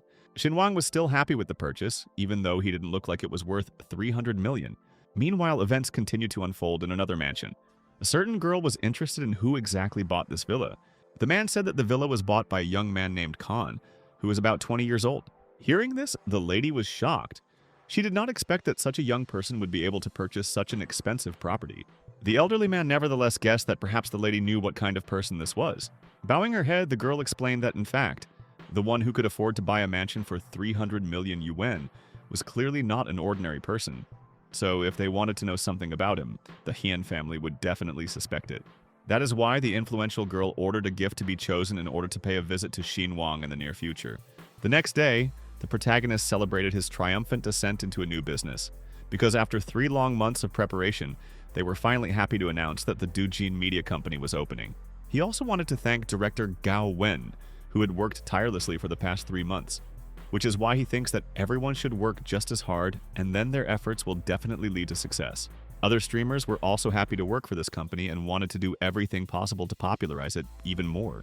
The boy was really very grateful to his girlfriend, as she supported him at every stage. However, 3 months ago, Xinhuang told Gao Wen that she did not need to broadcast live at all. Experienced employees had to help beginners because there aren't many skilled streamers in the company right now. Therefore, the first priority was to focus on training newcomers. Besides, half of the donations from the streams of the newbies that Gao Wen taught would have gone straight into her pocket. But the girl thought that was too much. The guy explained that Gao is literally one of the founders of the company. And besides all this, she understands better than anyone how to make an account trendy, attract a diverse audience, and how to properly set up a stream. Naturally, once they had fully set up the company's processes, trained the newcomers, and everything settled down, no one would stop the girl from broadcasting live. The determined lady said that she was now determined to help the company. On the same day, events continued to occur in the morning in a neighboring company. The main character's former manager and administrator noticed that some new streamer accounts had appeared. The competitor's company had a lot of people, and the streamers were actively trying to build their audience, even though they were beginners. But the impudent fellow believed that his competitors wouldn't be able to create a new company and break through to the top of the media giant so easily. Laughing, the sarcastic man believed that no one dared to fight with his company. Suddenly, another man walked by. He had a gold tooth and a huge gold ornament hung around his neck. He mentioned that competitors were located across the street in the neighboring building. As it turned out, it was the brother of the hapless manager, who had already returned from his trip, having vacated his workplace. He said that he had been waiting for him for a long time and missed him very much. Smiling, the real manager noted that his brother could definitely use some help, because now they would show their competitors who was the king of live broadcast here. Rubbing his hands, the manager sincerely hoped that they would succeed and was determined. At the same time, the main character was sitting in his office and watching streams. As a true leader, he also didn't forget to look at the designs of other houses. Different people sent him as many as 4 house layouts, and they were all terrible. Bowing his head, the young man understood that his mansion for that kind of money should look luxurious and creative. And not all this. Meanwhile, someone knocked on the guy's door, and he immediately asked the guest to come in. It was Gao Wen, who reported that their employees were receiving offers from competitors, each of whom was offering to broadcast with a 1 million-follower streamer. The enraged girl even showed one example of such streams, which clearly made her unhappy. And after looking at the correspondence, the young man noticed that this was an old company tactic. Major streamers challenge newcomers. The scheme was as old as the world, to hold a joint live broadcast between a popular streamer with millions of subscribers and a small one, and during the broadcast to humiliate him. This is their tactic to show who is the boss. The main character had a plan for this, though, and he decided to find out if the competition was about how many donations the streamer would receive. Frightened by some strange plan, Gao found out whether her friend was planning to donate rockets to newcomers in order to win.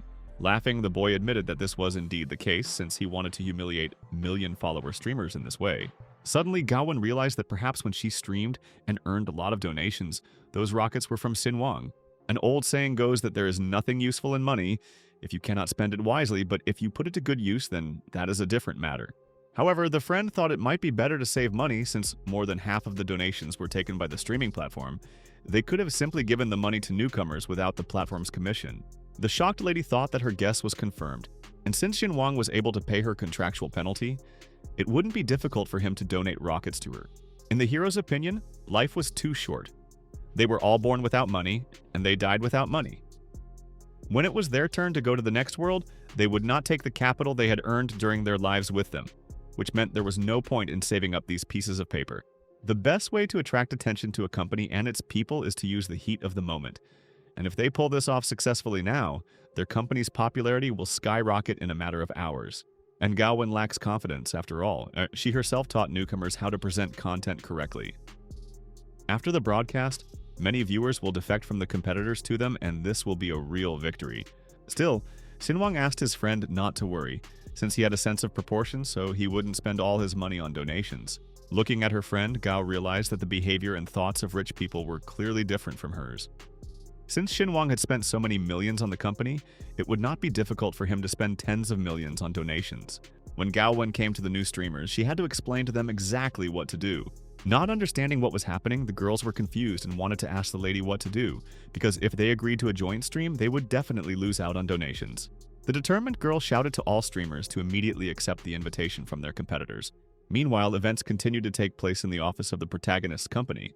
The company fought against its opponents, and thanks to a series of donations, Xin Wang was still able to maintain her streamer's dominance. However, the boy spared no expense and was only thinking about whether to choose a rosewood furniture set for the mansion or stick to the discreet French vintage. At that very moment, Gao Wen came with some not very good news that she wanted to tell.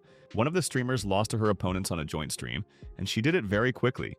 Apparently, one of the main ones was sitting and specifically monitoring the situation on the stream. Everything was already prepared for an unexpected answer, and the colleague just wanted to know when they would start. The smart guy realized that he needed to wait a little and give them time, let them rejoice and be upset by their victory, but when it was time to relax, Xin Wang would come with his donations. Feeling a little awkward, Gao nevertheless moderated her ardor, saying later that she was indeed in a bit of a hurry. It was worth remembering, however, that fighting spirit was important to their guys, and seeing their inevitable defeat, they would begin to lose heart, which is why they needed to be taught that even under the best of circumstances, they must not give in to weakness and must fight to the end. In a neighboring company, the manager had already begun to celebrate his victory, taking out champagne. He didn't care that Gao Wen had left the company because their new rising star, Nong Ran, could already give her a run for her money and earn hundreds of thousands of yuan in a matter of minutes. However, the brother understood that they had defeated some unknown and small company, which was nothing to be happy about. Even though their company had received tens of millions in penalties from Gao Wen, the man still couldn't shake the feeling that they had lost a valuable asset in her. Suddenly, the man received a message from one of the clients who said that Gao Wen was now working for another company. Enraged, the brother immediately shouted at the manager about his dissatisfaction, saying that he should have said that Gao Wen was working for a competitor. Still, the manager didn't want to lose face in front of his brother, which is why he immediately began to get nervous. From this, the scoundrel said that Gao Wen found herself some rich brat, and he helped her pay the penalty under the contract. Perhaps the money went to her head, and now she thinks that she is capable of founding her own company and reaching the top in the media sphere.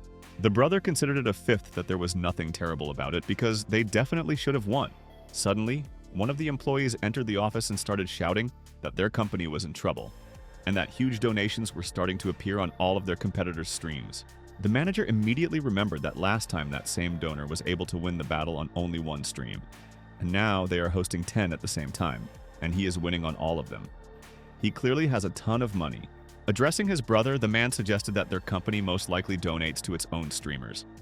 They have a minimum donation difference of several million yuan on each broadcast, which is why it's simply impossible to overtake them.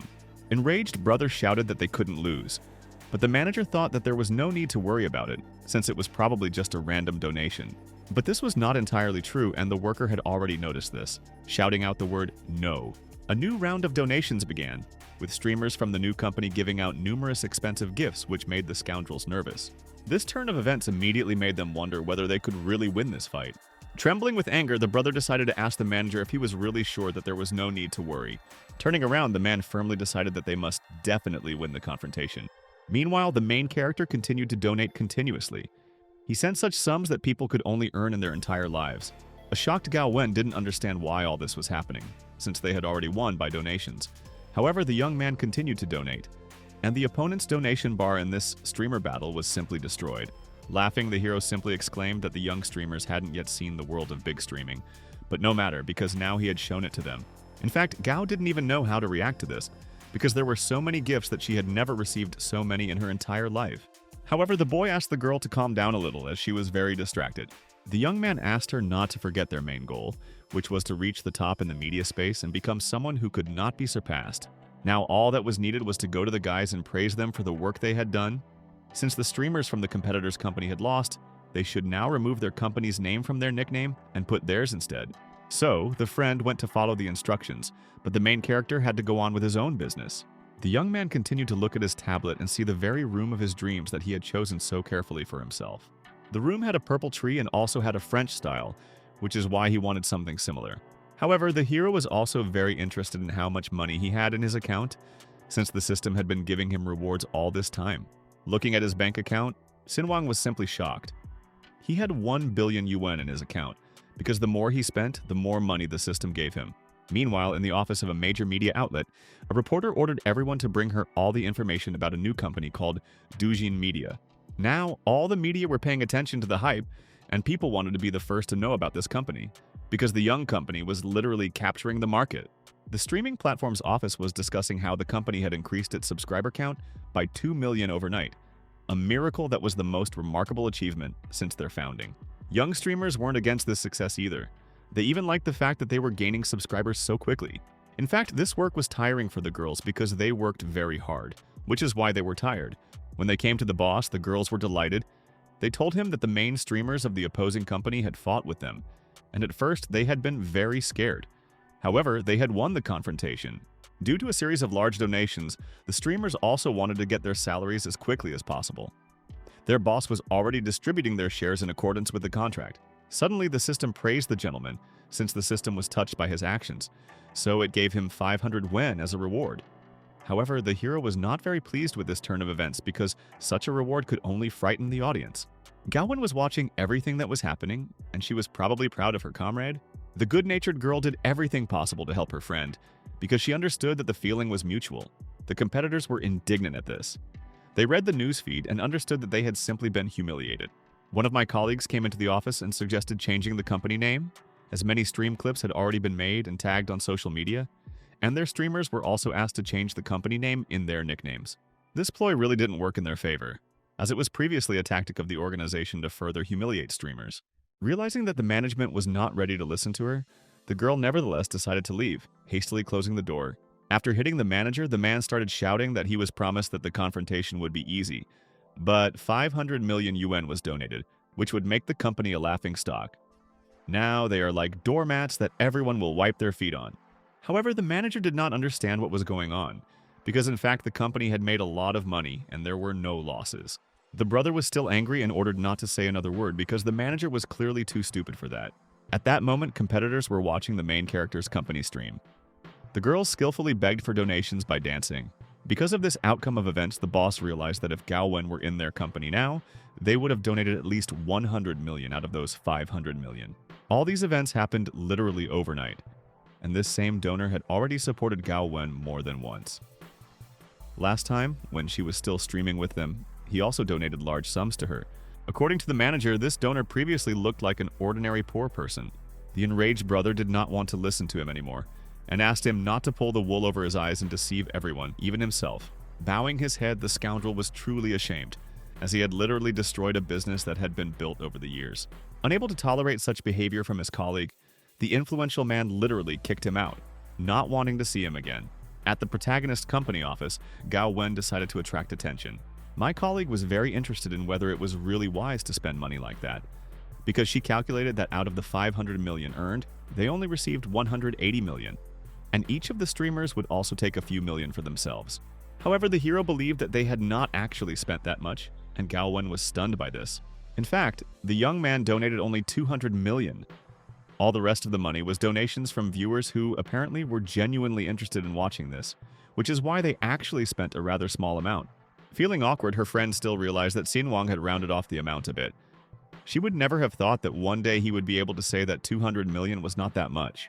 The guy also didn't forget to mention that they are already being written about in the media, and they say that in order to achieve results like theirs, you need to spend countless hours and a lot of money.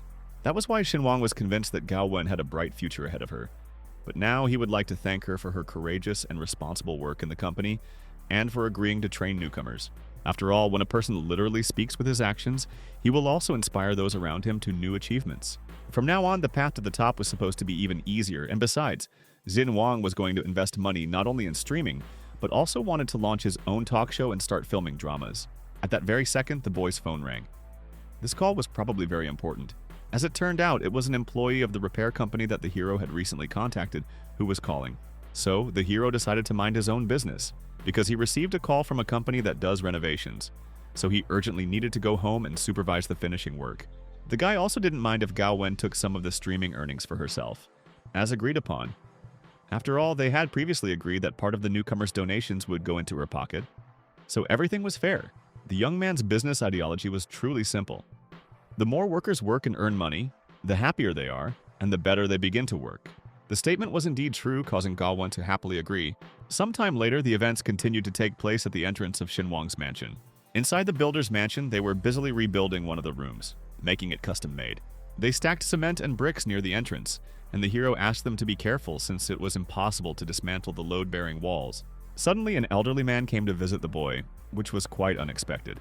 The man explained that he had heard that they had a new neighbor, so he came to visit him, but he didn't have anything at hand, so he decided to bring the products that they produce. Looking at the stranger, Xinwang realized that he looked like a butler from a wealthy family, and he had good manners, as if he were some kind of hero from a TV series. He thought for a bit, and when she wasn't there, he realized that he too would like to have a butler. In order to accept the gift, the hero decided to take off his gloves. Laughing, the homeowner explained that he was in the middle of renovations and it was a complete mess. He himself was covered in dirt, which is why he asked them not to be angry with him. However, the butler also apologized, as he had come unexpectedly, and thought in advance that since they were not neighbors, they would probably see each other often. So he decided not to postpone the meeting, so that if anything was needed or difficulties arose, Xinwang could not hesitate to contact him. The hero immediately understood what kind of area this was, because it seemed that all the residents here were rich and famous, since even the butlers behaved in such a manner. The gift box also looked impressive.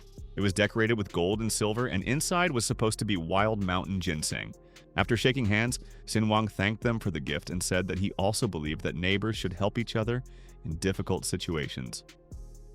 As soon as he sorted out his own affairs, he would definitely visit his new comrades.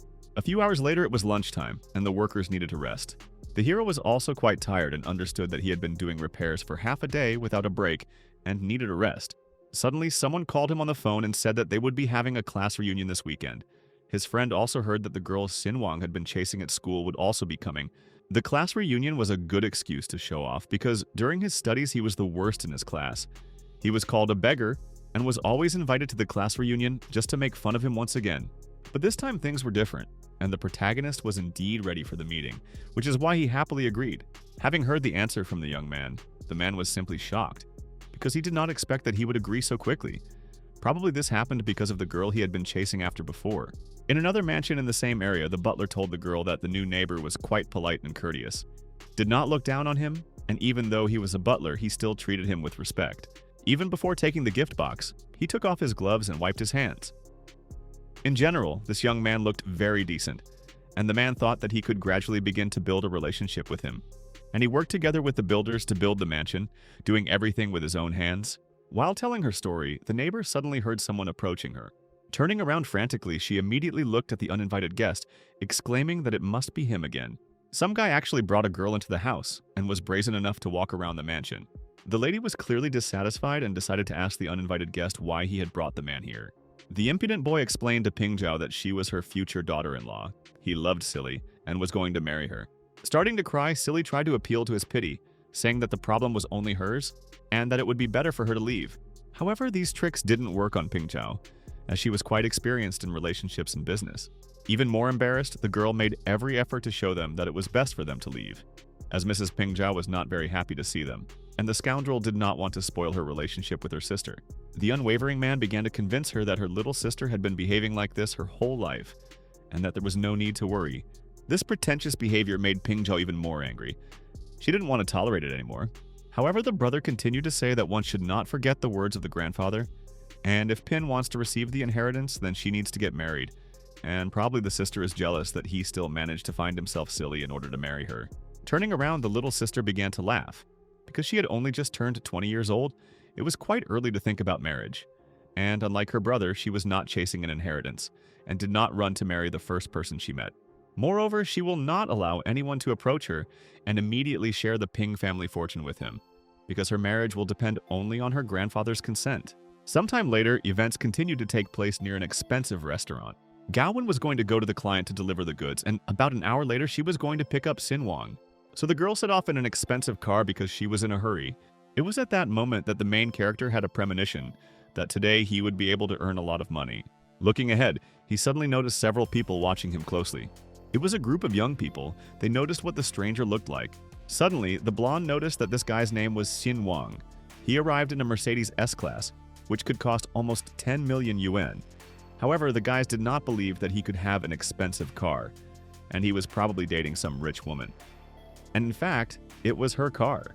It turned out, however, that the hero had arrived at a reunion of Odnoklassniki, and his former Odnoklassniki did not believe that he had become rich. The not very friendly young people thought that the young man was dating an old woman, because the young girl could not be so rich. Laughing, Xinwang asked the gang if they were jealous that he was dating a rich woman, since none of them had been able to pick up anyone rich. The girl didn't like this statement at all, and she exclaimed that she didn't envy anyone at all and she didn't need money. However, Xinwang knew very well that Wang Duo had married the director of a large factory and had deliberately forced him to separate from his wife in order to take her place, a fact that angered the lady even more. A few seconds later, another car pulled up, and more people were gathering for the Odnoklassniki meeting. The same couple got out of the car. They were the young people who had previously communicated with the protagonist's neighbor. Classmates immediately noticed that their goddess had arrived. Over time, she became even more beautiful, and even acquired a gentleman who was a member of the Ping family. Pushing the boy towards him, the former classmate kept telling him that he was told that Xin Wang came here only for Silly, and asked him to approach her to say hello. Bowing his head, the boy greeted the goddess a little shyly. Feeling rather awkward, the girl returned the greeting, but she was clearly uneasy. After explaining everything to his classmate, the young man mentioned that one girl is not strict, so she allows him to greet others.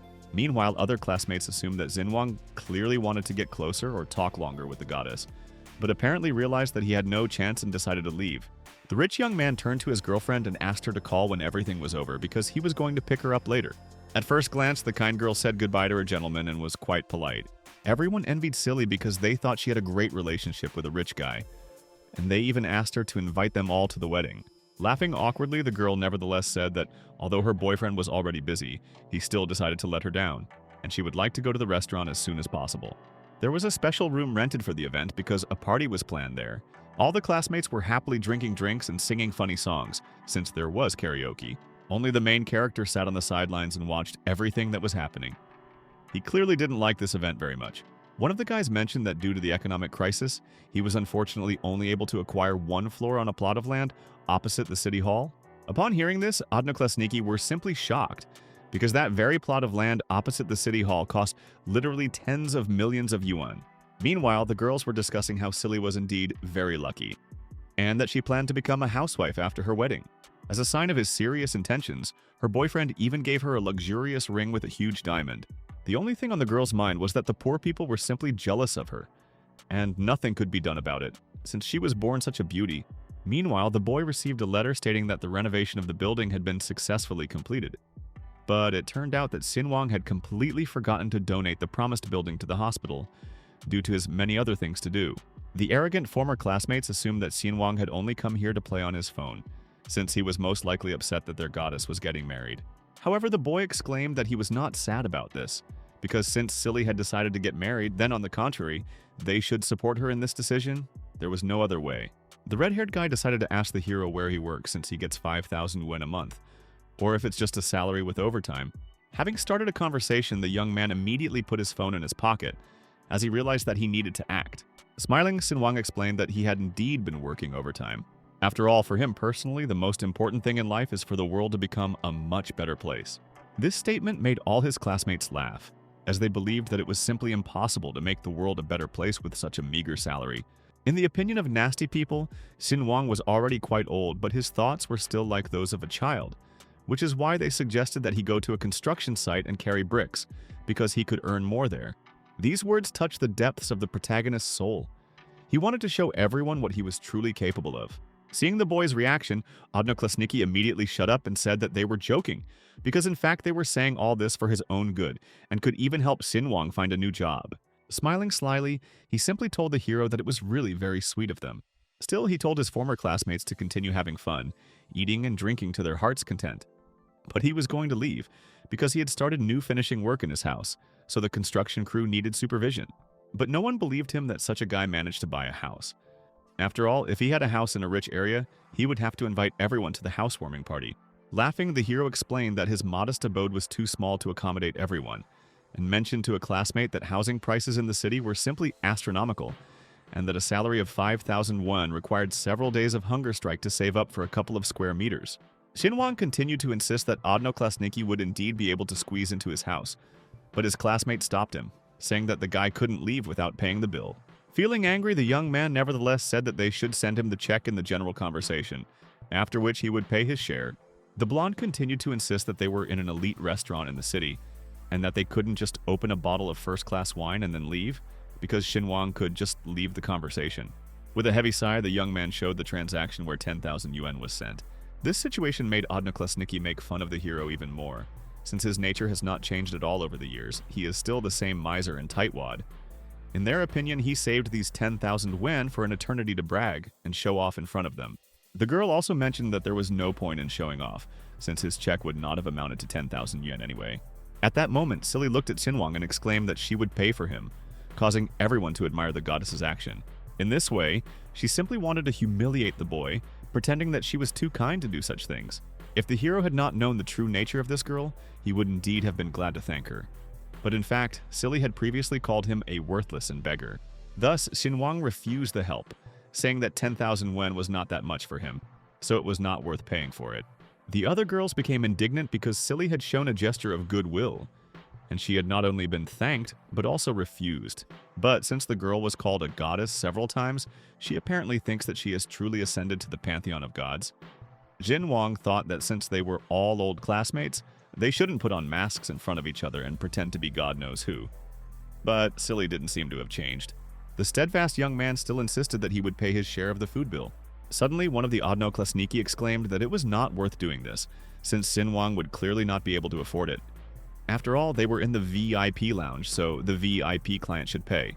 The dissatisfied young man ordered the head manager to be called here, since he wanted to pay the bill in full himself. The waiter explained that the manager was busy at the moment, and that it was really the VIP clients who should pay. However, after the classmate, as a VIP client, asked to call the administrator, the waiter immediately agreed. All this was done so that Sinwang would make a laughing stock of himself, which was what his classmate was really hoping for. A few minutes later, the manager arrived and was clearly unhappy that he had been called for such a trifle. The young man decided to find out if he needed a VIP visitor card to pay the bill at the VIP lounge. The administrator replied that a card was indeed necessary, which is why Shinwang wanted to get one. This only caused laughter among odnoklassniki, because in order to get a web card, it was necessary to spend at least 500,000 won. So now Shinwang will not be able to pretend to be rich. And looking at the scoundrels, the guy decided to clarify how much it would cost to kick everyone out of this VIP lounge. The manager explained that it wasn't about money because their establishment cared about its customers first and foremost. Looking at the man with determination, the young man offered him 10 million yuan for such a service. The offer was too good to be true, and the manager was stunned. As if nothing had happened, the hero began to walk to the table to sit down. He sat down and began to eat his food, explaining that he didn't need a VIP card. He just wanted to eat alone, in silence. The administrator continued to look at the stranger and saw that, judging by his clothes, he had no money at all. And besides, who in their right mind would spend 10 million on food? Of course, the head manager understood everything, but such jokes were too wrong for him. At that very second, the main character took out his gold bank card. Its color was a symbol of the fact that it was the most expensive and unique credit card. The black one was the best, while the gold one was lower class. After seeing the boy's card, odnoklassniki began to mock him even more, since the rank of his card was quite low. All the rich people had black cards. The whole situation really made everyone laugh. No one would have thought that Sinwang would pay so much just to kick everyone out of the VIP room. When paying with a bank card through a terminal, everyone assumed that there couldn't be that much money in his account. The waitress, shaking convulsively, suddenly exclaimed that the gentleman's payment had been successfully completed. Upon hearing that the payment had been made, the administrator shouted nervously.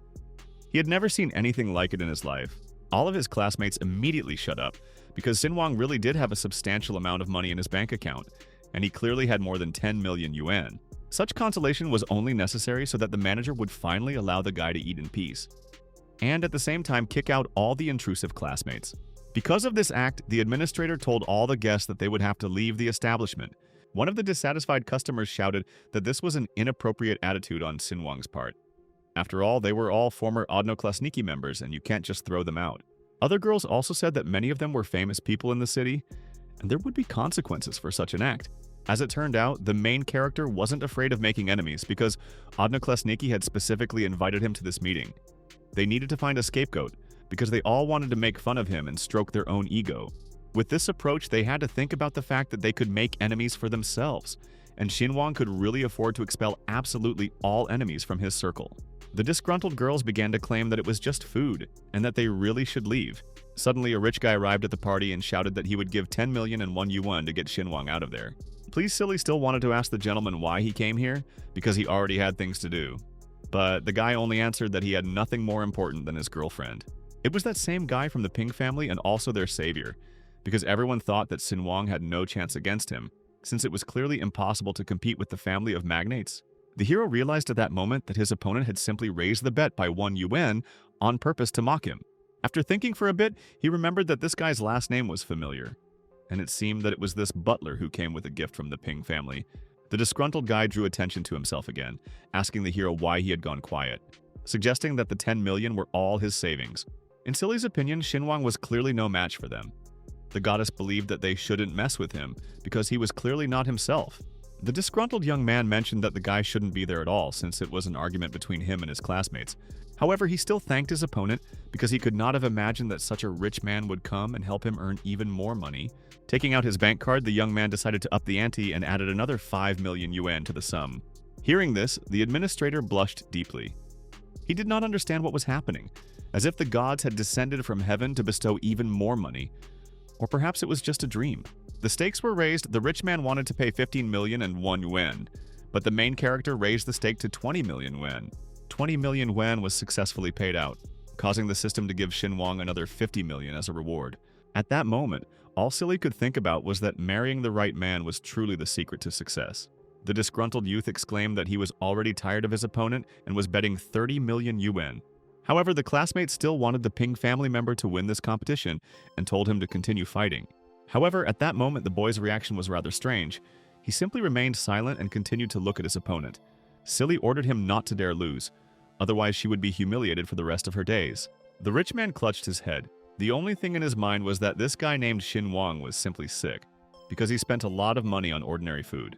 As it turned out, the Ping family's youngest son was planning to buy a stake in this restaurant and talk to the board of directors about the company's shares once he had dealt with this beggar. But 30 million was too much. The opponent clearly didn't print money, making it too much of a waste. Meanwhile, the waitress brought the protagonist's bank card, for which he thanked her. The administrator has even started the auction, saying that the last bid is 30 million yuan, and if there are no more offers met, then they have a new winner. Feeling furious, Ping knew that the poor classmates should pay for all this, and Silly is not even a member of Ping's family, and he should not get involved in this at all. Of course, he decided to show off. But now they all have to deal with this themselves. Smiling, the hero decided to ask his opponent why he didn't want to bet 30 million and 1 yuan. At that very moment, the guy's phone rang, which allowed him to distract himself from the argument. Feeling awkward, the young man said that he was receiving a call and needed to answer urgently. But Xin Wang was just about to eat at that moment. After answering the call, Pin immediately heard a familiar voice. It was his sister. The little sister asked whether her brother had really spent 20 million and 1 yuan, and hoped that he had used this money to buy a share in the restaurant. Trembling with fear, the brother began to explain, saying that it was not his sister's doing, because it was up to him to decide where exactly to spend the money. The girl didn't care at all, but the grandfather was worried, so he asked her to call the younger one back. Experiencing a strong shock, the boy clearly did not expect that the old man was keeping track of where they spent his money. At the moment, the blonde was heading to the restaurant and entering the elevator, so the connection would be lost. But it's okay, because they would be able to see each other soon anyway. Grinding his teeth angrily, the family's youngest son realized that his sister had been watching him all this time and would now arrive at the scene. If Zhao can find out where exactly his brother spent the money, it will be the end for him. Seeing that the conversation was over, Xin Wang exclaimed that it seemed like it was time for his opponent to make a bet. Turning to the other classmates, Ping exclaimed that they were all crazy here, because the maximum they should pay for this food was 20,000 yuan, and they weren't on some kind of stock exchange here to guess the food price. Scratching his head, the red-haired boy exclaimed, "Such an act will really bring shame to the Ping family." Aggressively towards one of Silly's comrades, the guy shouted at him to shut his mouth, because he was nobody to talk to him like that. The administrator at that moment began to calm the young man down. However, the kind man offered to return all the money since Mr. Ping no longer intended to participate in the auction, and the young man asked to write to his secretary about this matter. For the main character, this competition was already quite boring, since he thought that he would get more money. But it turned out that in the end, he received less as a reward than he would have liked. One of her classmates approached Silly and said that if she didn't do anything now, it would be a real shame, because she probably felt bad about some Xin Wang dictating his terms. The girl was confused then. She didn't understand what was happening, and she thought that she shouldn't have even come to this alumni meeting. Turning to her gentleman, the young lady asked him to pay more money, since many people were looking at them, and this would spoil the impression. But Pin Jr. didn't care at all about this. He hit the girl with all his might and shouted that he had now been humiliated, which is why there would be no wedding. An arrogant man ordered his ex-girlfriend to get out of there because he didn't want to be with her anymore. Silly remembered that her boyfriend himself said that they would live together forever and die on the same day. And now, for the sake of a measly 30 million, he decided to break up with her, literally because of ordinary pieces of paper. It wasn't about the measly 30 million, but about the fact that because of her, the honor of the Ping family was disgraced. Of course, the younger one saw that Silly was beautiful. She had good genes, and they would have had wonderful children. But it was absolutely not love. Turning to the manager, Xin Wang decided to clarify whether he could now go and eat alone in peace. The man happily agreed to escort everyone out of the building. The youngest son of the Ping family began to leave, and exclaimed that this was not the end, because one day Xin Wang would definitely encounter him and learn the true power of the family. At that very moment, the door to the VIP room began to open, and the eldest daughter of the Ping family decided to clarify what the conversation was about. The young man was clearly unhappy and shocked that his sister was already in this room. This was clearly not in his plans. Coming even closer to her brother, the blonde decided to clarify what exactly he was doing here. Pushing the younger one aside, the lady suddenly turned to the administrator and said that their family was contributing 200 million yuan to the development of this restaurant. No one could believe that the family had so much money, and apparently the brother couldn't say a word without his older sister's permission. Zhang also asked the manager to give them the opportunity to discuss a lot with Xin Wang, and asked for help in vacating the premises. The man clearly didn't mind. Hearing this statement, Odnoklesniki could not imagine why Ms. Ping came here in person to discuss something with Xinhuang. Everyone was unhappy that the former Odnoklesniki was hiding something from them. It couldn't be that the poor bastard suddenly became rich. The smart boy, meanwhile, looked at the lady and realized that he would like to get to know her better. The adamant manager turned to all the guests and asked them to go out. Laughing Zhang also did not forget to mention that her brother was already waiting at home. It was her grandfather. Feeling awkward and disgusted, the former classmates nevertheless began to leave, showing everyone their displeasure. Mr. Ping also started to leave, and Silly tried to catch up with him because she didn't want to lose her chance to marry the rich guy. The young girl screamed that it was her fault and did not expect that everything could turn out like this, which is why she begged not to leave her. Zhang immediately exclaimed that if Mrs. Silly still wanted to live in this city without unnecessary problems, then she was asked not to come near anymore and not to have any dealings with the Ping family at all. The frightened girl immediately started running away because she understood that if she continued to try to get her ex back, she would have big problems. The dissatisfied younger brother began to leave, sighing heavily. He understood that he had suffered a defeat today. Meanwhile, the administrator immediately wanted to order fresh food to be brought and asked to wait a few minutes. The friendly girl came closer to the main character and decided to clarify if he would mind talking. The protagonist and Pin headed to the VIP room, where they began to discuss all the issues. The girl immediately reminded her of the gift, and Khan stated that he was going to visit her after the renovation of the villa. After which, Zhao began to apologize for her brother's behavior, which was extremely terrible, adding that in reality her family doesn't like to show off and boast about their money.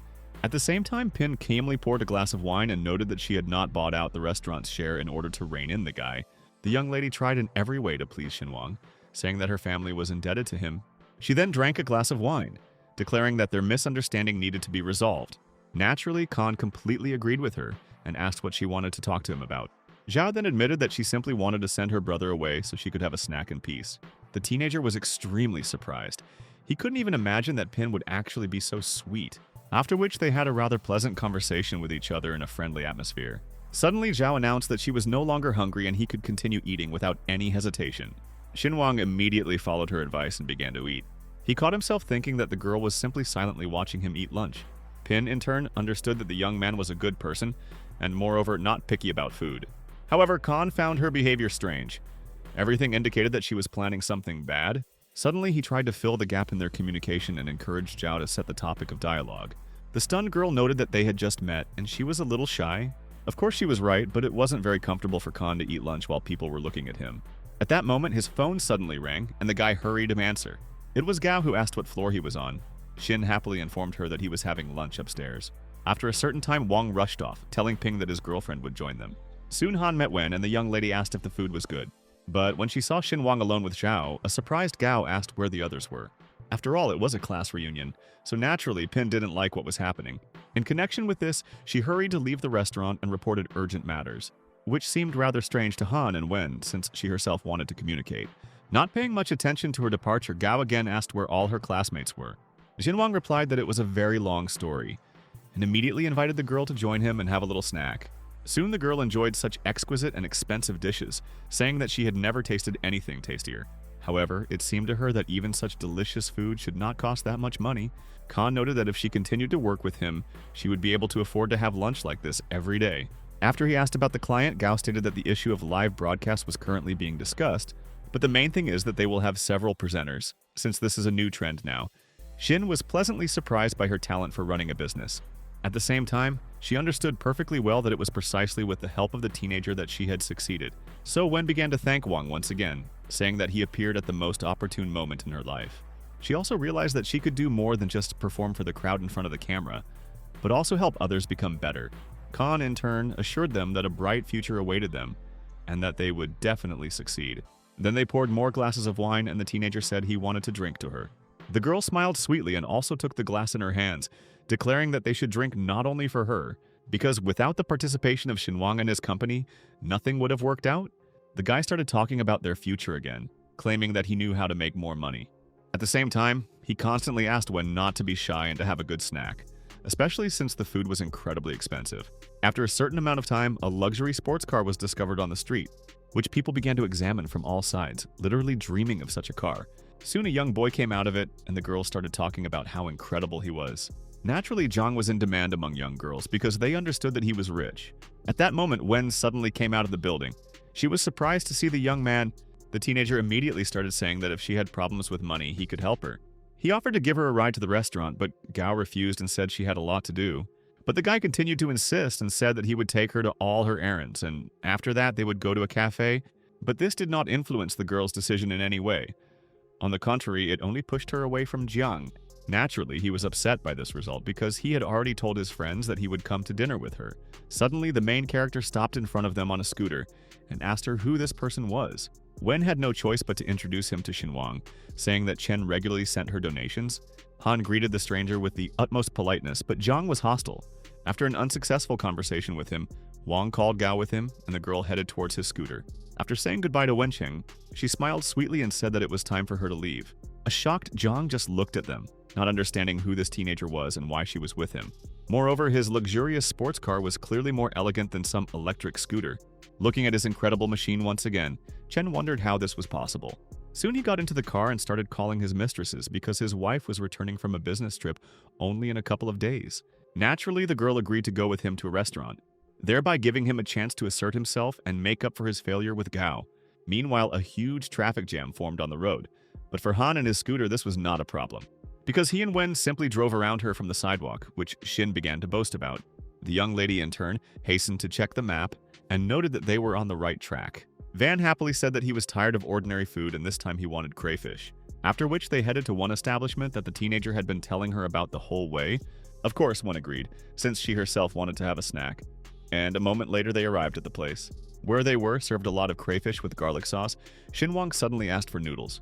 Without waiting for the crayfish gloves to be brought to them, Gao immediately began eating them. Khan also followed her example, and they decided to celebrate the occasion by ordering a bottle of wine. Suddenly, Shino came into the same restaurant with Jiang, and she was stunned by what she saw. Where, right in front of her, Wang and Wen were having a completely calm lunch and chatting pleasantly. The girl immediately ran out of the establishment and asked Wencheng to go to another cafe. But the guy said that this was one of the most prestigious and expensive restaurants in the city. As soon as he entered, his smile instantly turned to anger, as he clearly didn't expect to see Wen and Han. In this regard, Chen immediately hugged Zhenuo and pulled her along with him. The girl did not understand what was happening. Naturally, Xinhuang and Gao noticed them, but pretended not to notice them. Jiang suddenly had an idea. Send money to her friends for streaming to show Wen what she had lost. Seated a few meters away at the next table, Chu kept her eyes on Wang and his much-celebrated companion. Zhino herself understood perfectly well that this was the best opportunity to steal Wen's best donor. Gao herself called on Han to warn No that Jiang simply wanted to use her.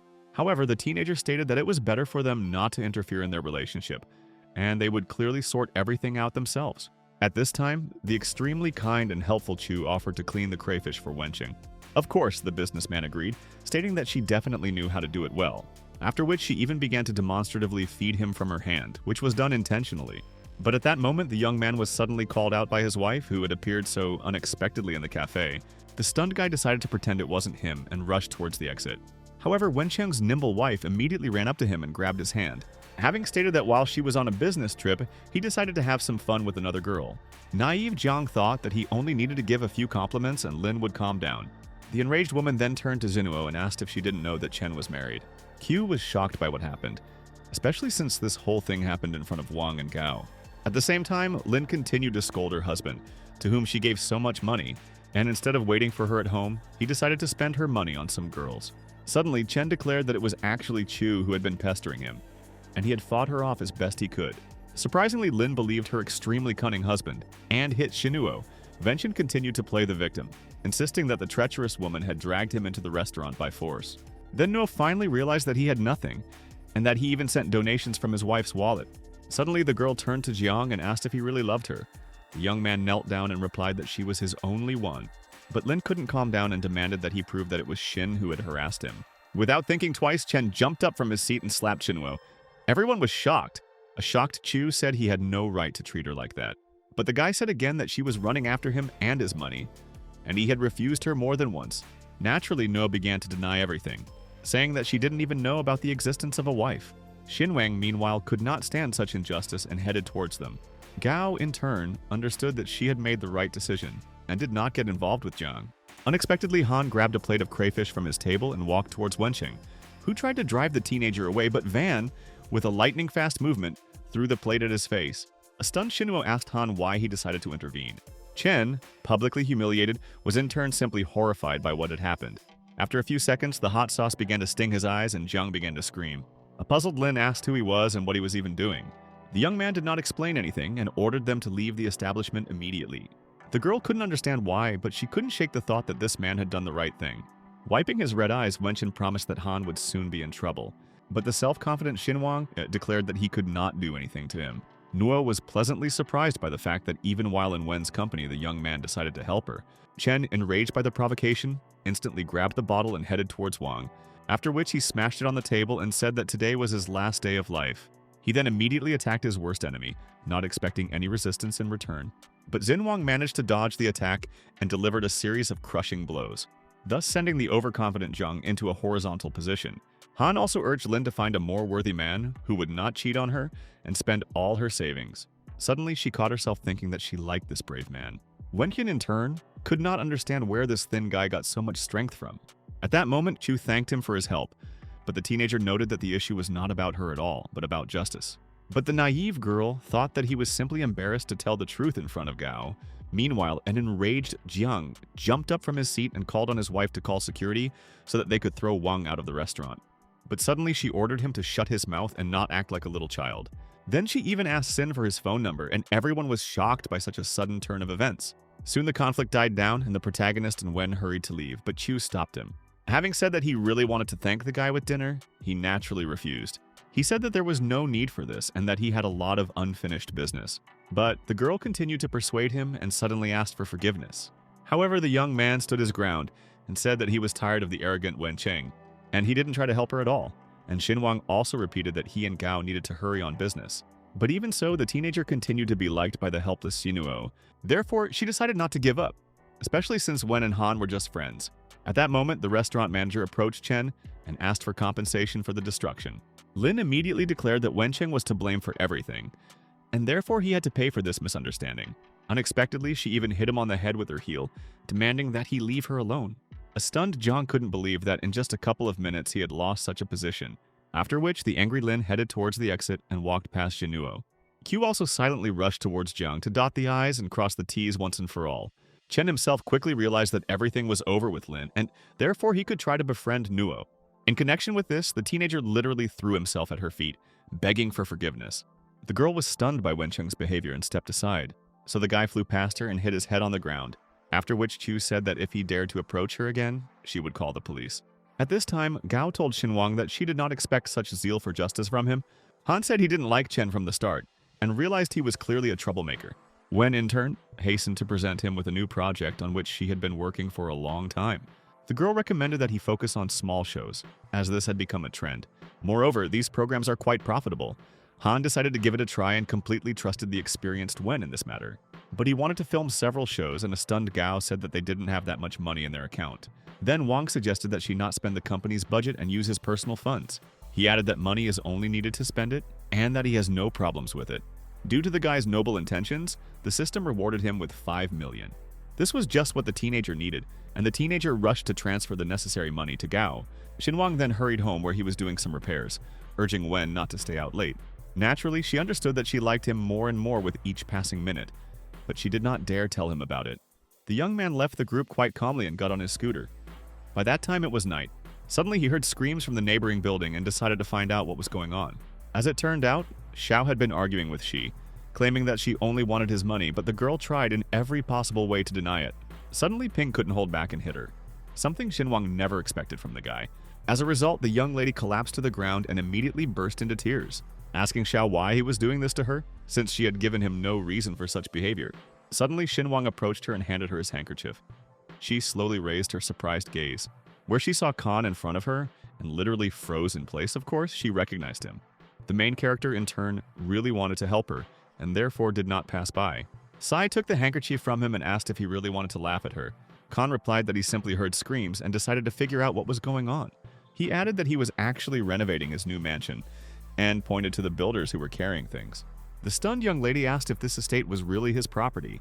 The smiling teenager answered positively, noting that it was actually not that expensive. The former classmate couldn't believe how much Xinhuang had changed over the years. After all, at school he looked like a beggar. but now it's as if he's been replaced and he's become a rich man. Wiping away her tears, she again asked if he was angry with her for what had happened. A puzzled Khan asked her in return what she was talking about and why he should be angry with her. At the same time, the guy, of course, became wary, realizing that she could be starting some kind of game. Sai suddenly stated that she didn't pay attention to him at school, but now he has changed a lot. After all, he could have gotten angry at her because of this. But Van said that she had misunderstood everything. The girl suddenly interrupted his story and said that she was just trying to explain to him. The guy stated that there was really no need for this and they had nothing to find out. The system instantly rewarded the owner with another portion of money for his behavior. Sai immediately hugged him and said that they had a lot of important things to discuss. But Xinwang pushed her away and said that he did not have any feelings for her, as he had in childhood, adding that he used to love her, but now it's all over and he's actually aware of her nasty nature. Therefore, at the moment she is nobody to him. The girl was stunned by his words, simply not knowing how to respond to such an angry statement, after which Khan calmly headed home, realizing that she should have changed during this time. The saddened young lady only looked at Xinwang, realizing that he was partly right. The teenager turned sharply and looked at her, then walked through the main gate of his estate. The gate made a distinctive click, indicating that it had closed, and Wang felt as if he had turned the next chapter of his life. Where completely different people and concerns awaited him, she, in turn, returned home. Where it was quiet and lonely, the upset girl slowly moved towards the sofa, after which she lay down on the bed and tried to fall asleep. But thoughts of Sina did not leave her head. Suddenly, she received a call from an excited Lily and heard Xi's upset voice. A friend reported that she managed to find out who the donor was, who sends huge amounts of money to all the streamers and various bloggers. The girl asked her to get to the point, and then Lily said that it was Xinwang. A shocked Xi asked how she found out about this, and her friend said that when she registered on the platform, she listed her friends from her phone book. The stunned girl immediately threw away the phone. The perplexed Lily could not understand what was going on. It was terrible for her to realize that Khan had been courting her for 4 years, and she hadn't paid any attention to him, which turned out to be her fatal mistake, and now she could only bite her elbows. Watching the guy arrange his life without her participation was impossible to come to terms with. Besides, she was pretty and everyone always liked her. So Sai set out to awaken feelings in Han, no matter what it cost her. Moreover, crowds of guys were running after her, and she would definitely succeed in getting Xinwang back. The next day, the teenager looked in the mirror, believing that he needed to change something about himself. Staring at his muscles, he also realized that he was still far from having the perfect body. In connection with this, the young man decided to find himself the best trainer to get himself in order. Suddenly, he had the idea to equip a gym in his house and hire a personal trainer.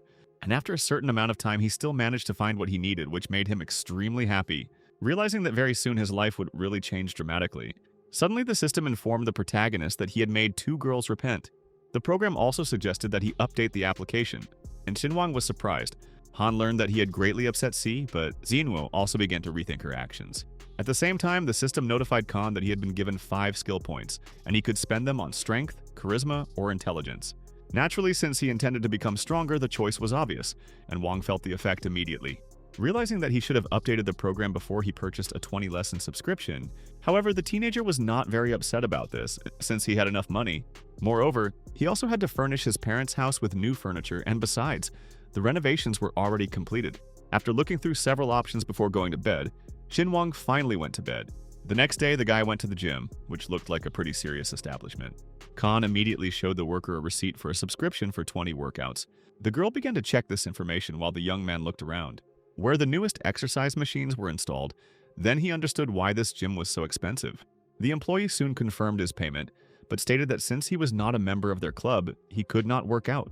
It was necessary to purchase a monthly gym membership card to be able to train with a personal trainer, which was quite strange since Xinwang had bought the most expensive training course. Now he needs to pay extra to finally start his classes. Since it all looked rather suspicious, the guy decided to refuse this service. The sports club employee immediately reported this. The girl was stunned by the young man's decision. Khan also said that he had paid $80,000 and would make every effort to ensure that they returned the money to him. The employee replied that in that case she needed to talk to her superiors about getting her money back. The extremely dissatisfied girl rushed to her management to report the problem that had arisen. In fact, Xinwang decided to simply stick to his principles, as the gym's attitude left much to be desired.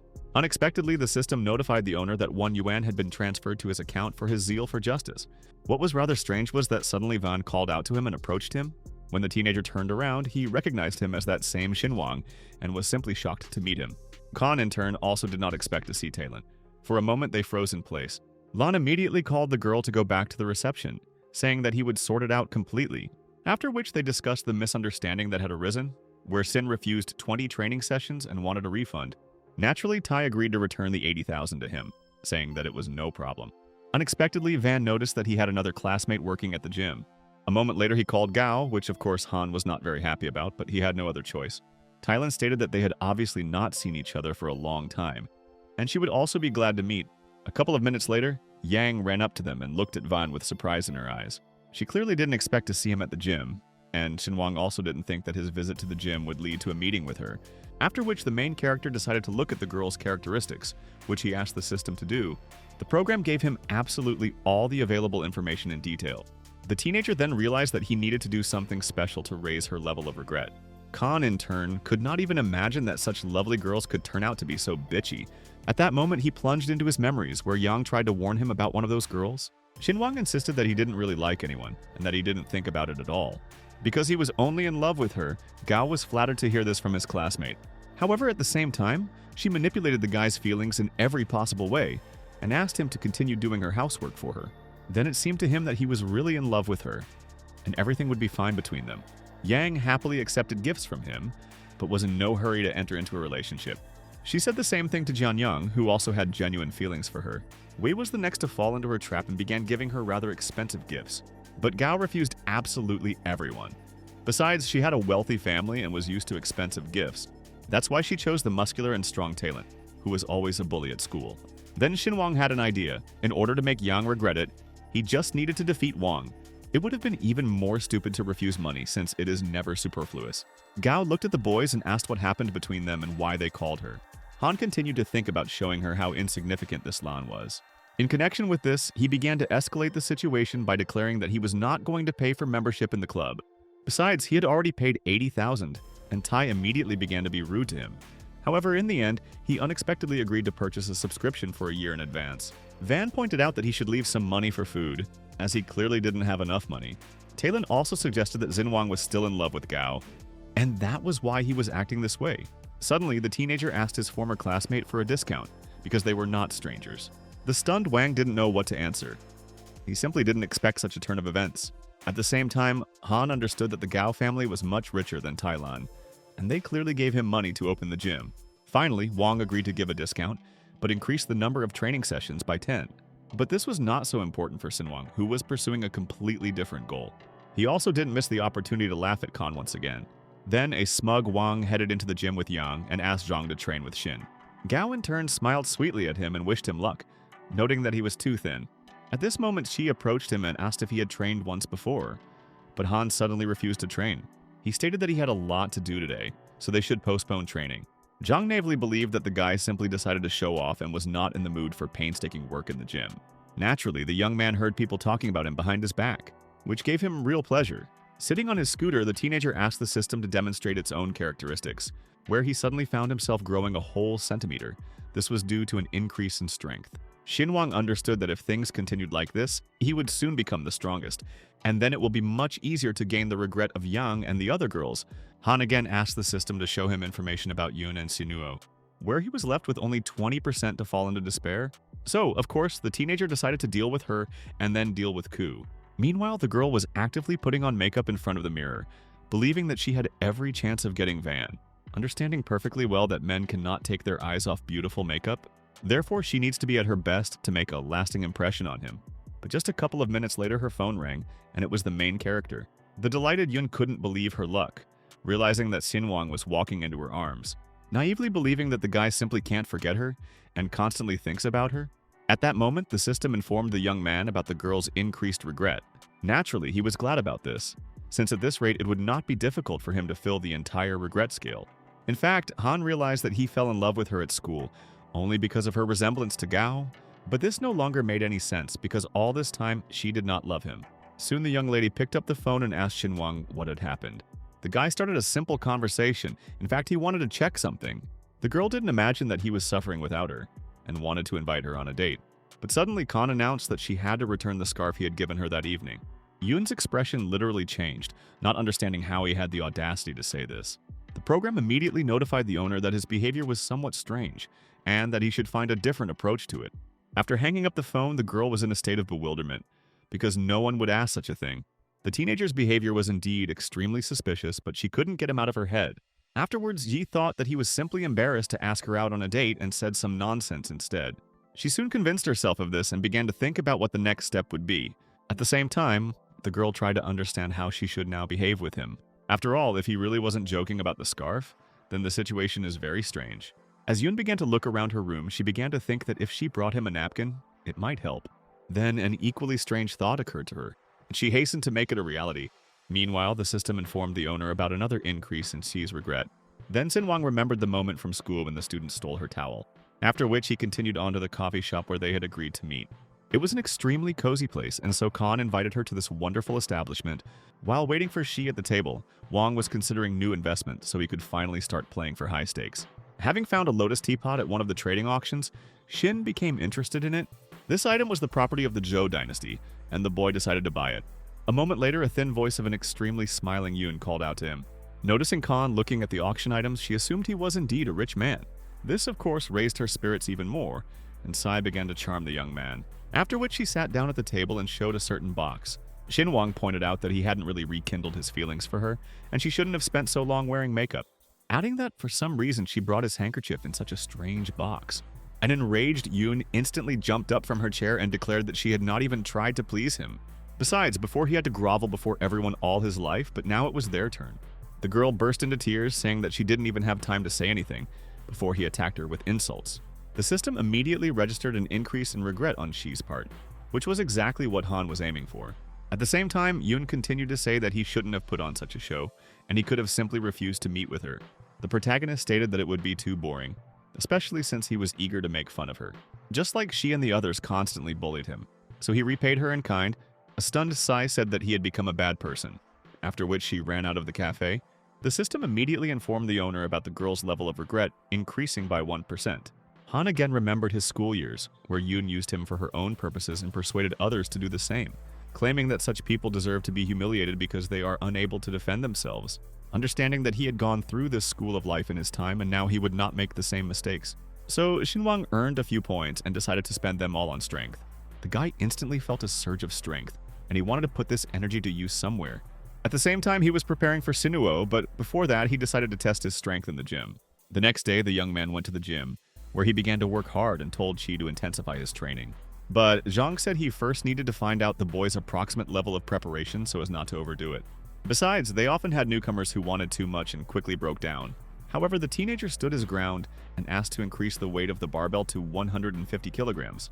Extremely surprised, Qi said that even he could not carry such heavy weights, and that one would have to be a professional to do this. But Sin Wang said that he could handle 200 kilograms, and Zhang was shocked. Khan really believed that such weight would not play a role, because he put all his points into strength. Moreover, Qi could back him up at any moment. As the self-confident young man stated, Zhang then suggested that he write an agreement that the gym would not be held liable in the event of his injury. Xinwang just smiled in response and said that he shouldn't take it so seriously. But the coach insisted that the boy come to his senses and concentrate on their training plan. He had indeed seen many upstarts who wanted to prove their readiness to everyone, but they all met the same fate. At that moment, Tailan and Gao approached them and asked what was going on. Zhang explained the situation to him, saying that the boy was taking on too much and wanted to increase the difficulty of the lessons. Yang also sided with the coach, but Han unexpectedly suggested that they make a bet. She was shocked by the teenager's self-confidence and didn't know how to dissuade him. Shin said that if he succeeded, they would pay for his membership in the club and further training. Otherwise, he would pay for 100 practical lessons. Naturally, everyone was skeptical about his statement, but the guy showed his card and said that he would immediately pay for 100 training sessions, and if he won, they would return the money to him. A puzzled Gao couldn't understand what the teenager was even counting on. In this regard, she suggested that he try at least 100 kilograms in order to make the exercise more difficult later. In the end, the coach nevertheless agreed to the terms of the contract, believing that yet another upstart would now disgrace himself. The young man immediately began to lift a barbell weighing 200 kilograms. Qi urged him not to rush. He added that if he still didn't succeed, then he should forget about this idea. All this time, Zhang thought that Xinwang was just a fool who didn't know how to impress others. Khan, in turn, grabbed the barbell with his hands and slowly began to try to lift it. However, she didn't even budge, as stated by the coach, who continued to dissuade him from this argument. But after a couple of seconds, the guy lifted the barbell absolutely calmly and naturally.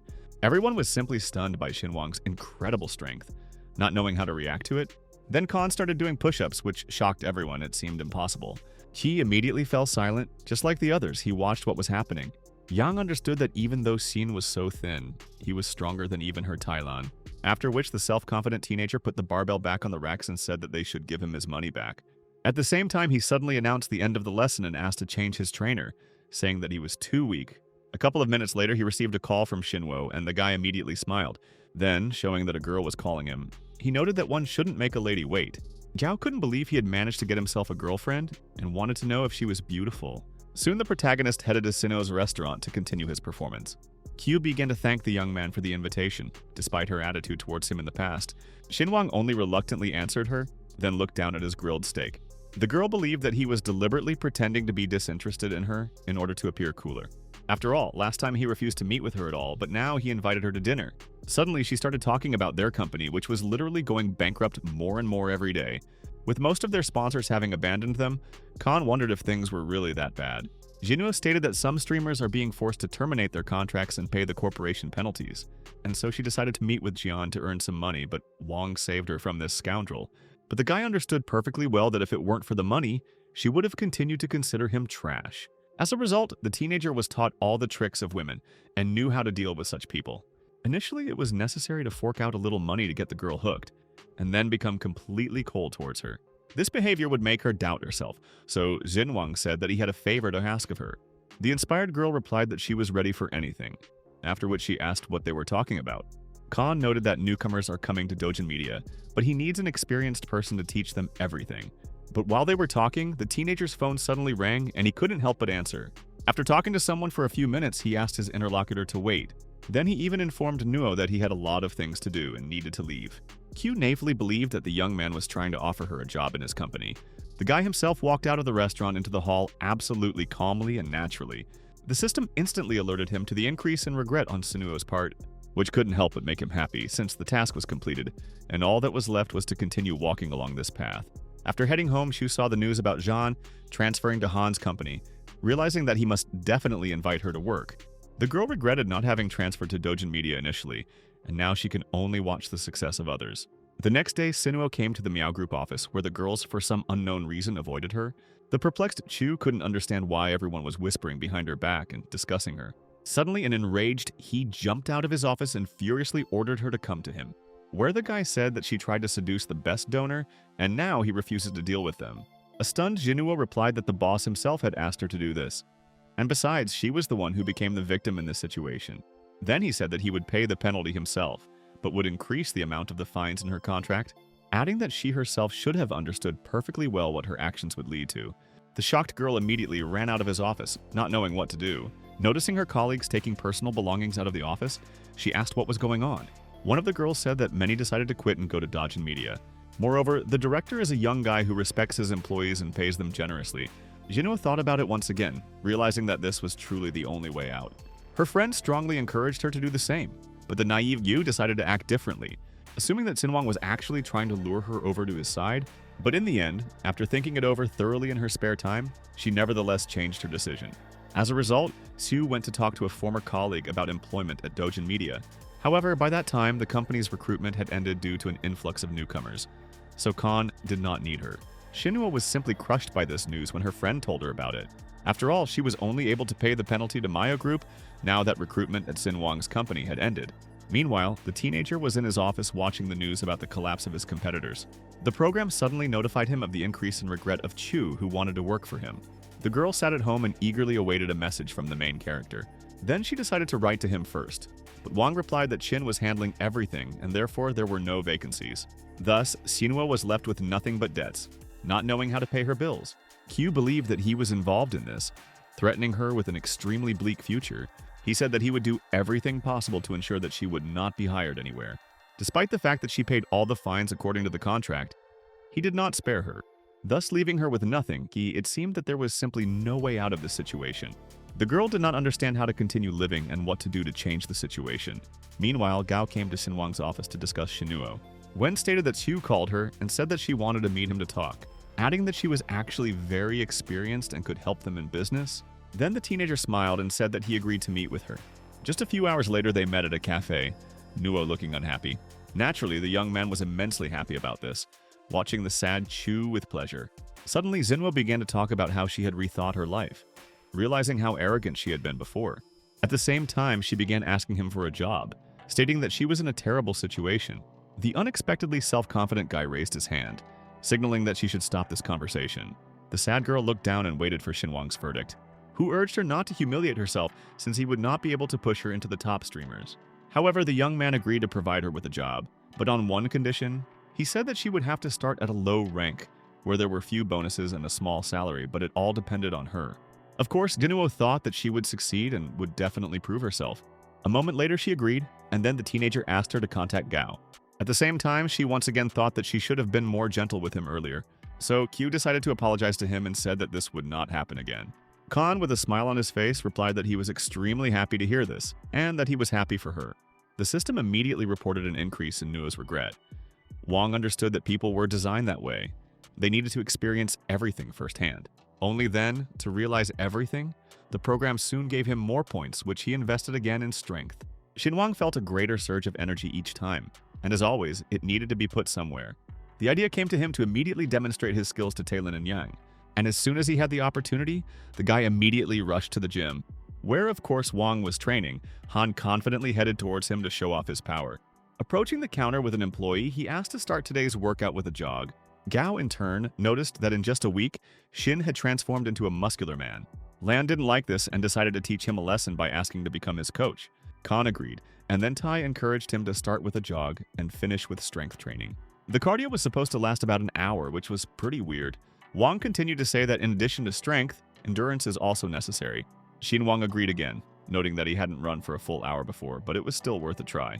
Lan naively believed that if the young man was strong, then he clearly had problems with endurance. Realizing that Han had come here to show off in front of Gao, he decided to put him in his place. Soon Talon went to Yang to help her with her exercises and kept an eye on his worst enemy. As he continued to run tirelessly, the girls in the audience began to pay attention to him. Gao, in turn, also stared at the protagonist, realizing that he was simply incredible. Xinwang noticed that he was the center of attention and took full advantage of it. Lan was enraged by this result, realizing that the teenager was not as simple as he seemed at first glance. Meanwhile, the girls never ceased to be amazed by the guy's abilities and literally devoured him with their eyes. Khan had been running tirelessly for an entire hour, which the girls, fascinated by his body, began to notice. Looking at his muscles, which were dripping with sweat, naturally drove them crazy. At that moment, Talon looked at his beloved, but Gao seemed not to notice him at all. Looking at the luxurious body of the tireless teenager, which he took advantage of, Van was simply furious about what was happening and did not know how to fix the situation. The system instantly reported a 10% increase in Yang's regret, which was exactly what Han had been aiming for. After running for an hour, Xinwang said it wasn't that hard. Unexpectedly, Talon called him to take a 10-minute break and then continue training.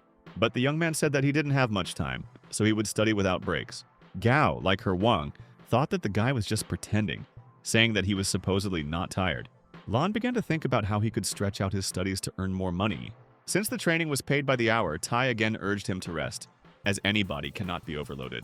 However, Xinwang refused to do so, repeating that he was full of strength and would continue training.